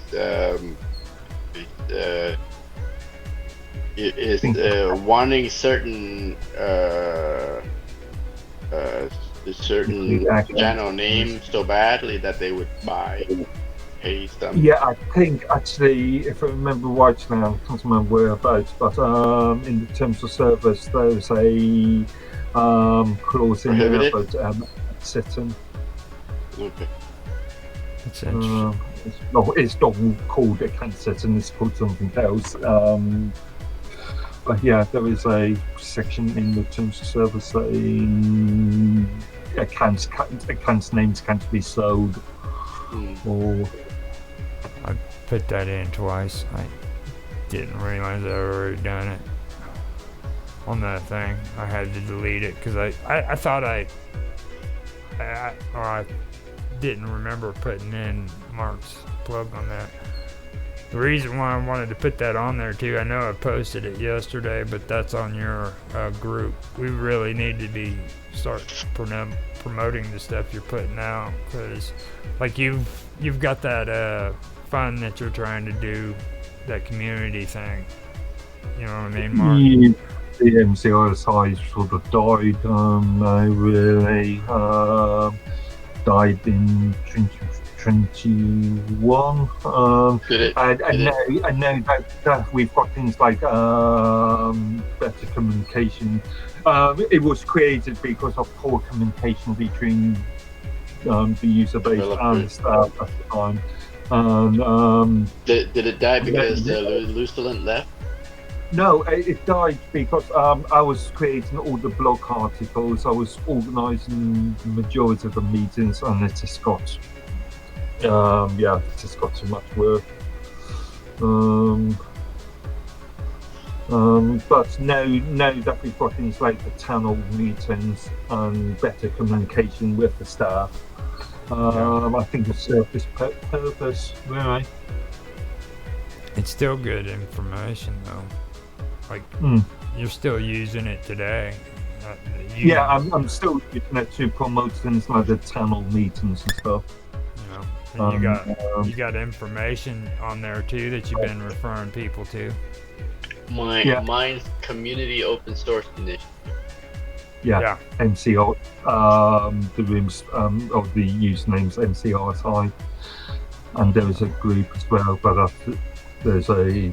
But so you're the only ones left from the original group of that initiative that's still around. Minds Gaming is an original member. Myself, obviously.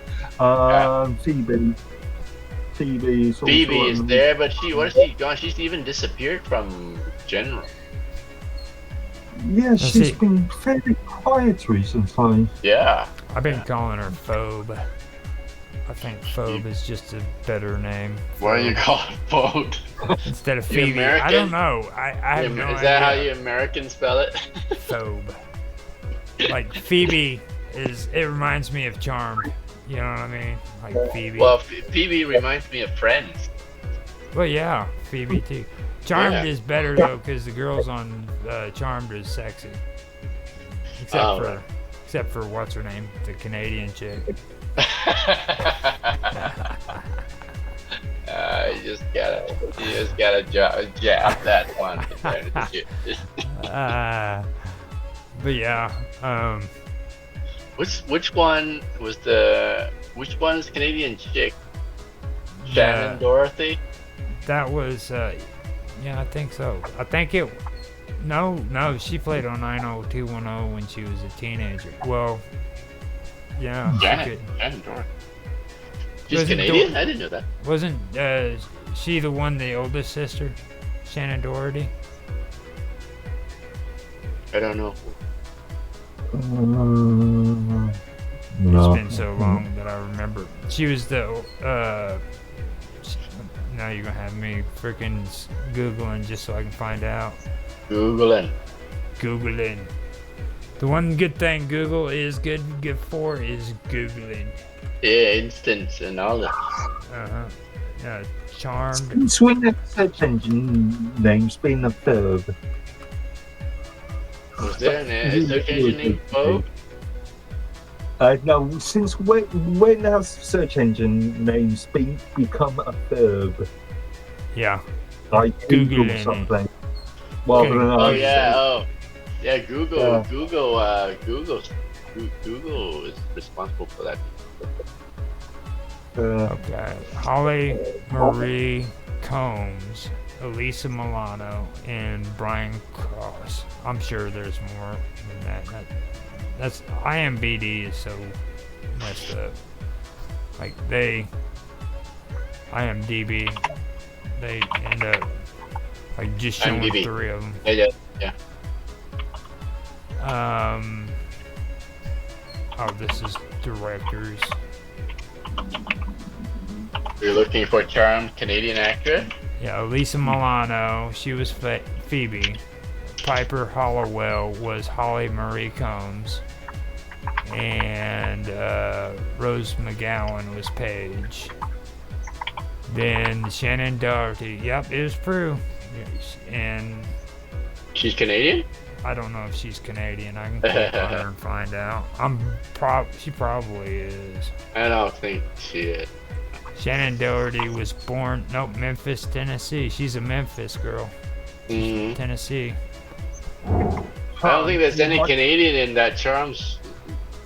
No. You might be interested in the reference I posted to Jitsi chat in relation to this network business model. Yeah, okay. There's an epic there. Network service node. Oh, but this is different from the multi-tenant that I saw. Oh, this is the... Okay, she said she's coming.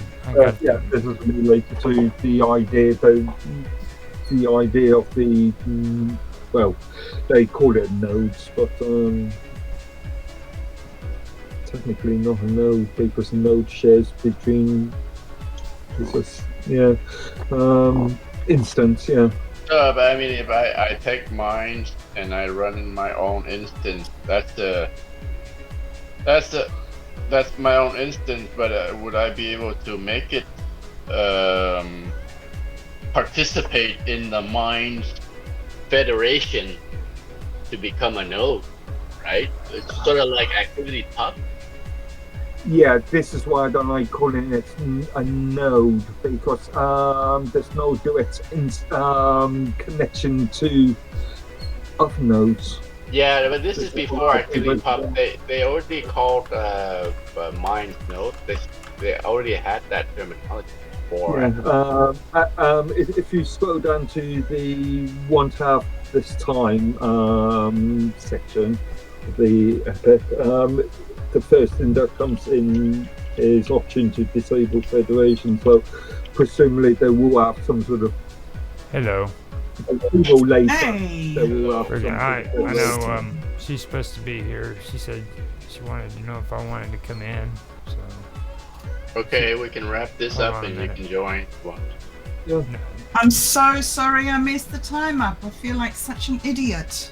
Oh, it's fine. I've got Tan and Mark on the other one, so I just wanted to let you know she's trying to work things out right now. She just sent me a message and stuff, so. Who is trying to work what out? Bob Deb is in the interview thing. I just got a message from Karma. Okay. So I can go ahead and just leave it on and stuff if you want me to, and let it go. And then if you guys want, what are you talking about? With the stream? No, we can finish and wrap up. If you want to join. Oh, that's fine. Let me get him. Can you give me a second? I'll try to get it straightened out with Karma real quick, okay? Bob does. Yeah. Okay. No problem. I'm not in a hurry. I'm just chilling here. Okay.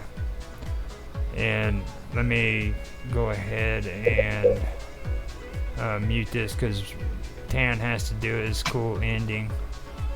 Cool ending. Yes. Now, where's your background at, man?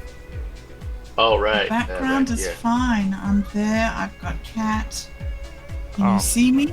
Yes, you I got can me. see you. Where am I? Is that okay for you? see Was it myself. too much? Yes, it looks great. I was talking to Tan though. I've got him on mine's Roundtable. I'm finishing it up, and he's gonna do ending and everything because he's got this really cool ending that we do it on. Alright, you're breaking up. You're muting. Awesome. Yeah, I'm muting. Alright. I will be right back, okay?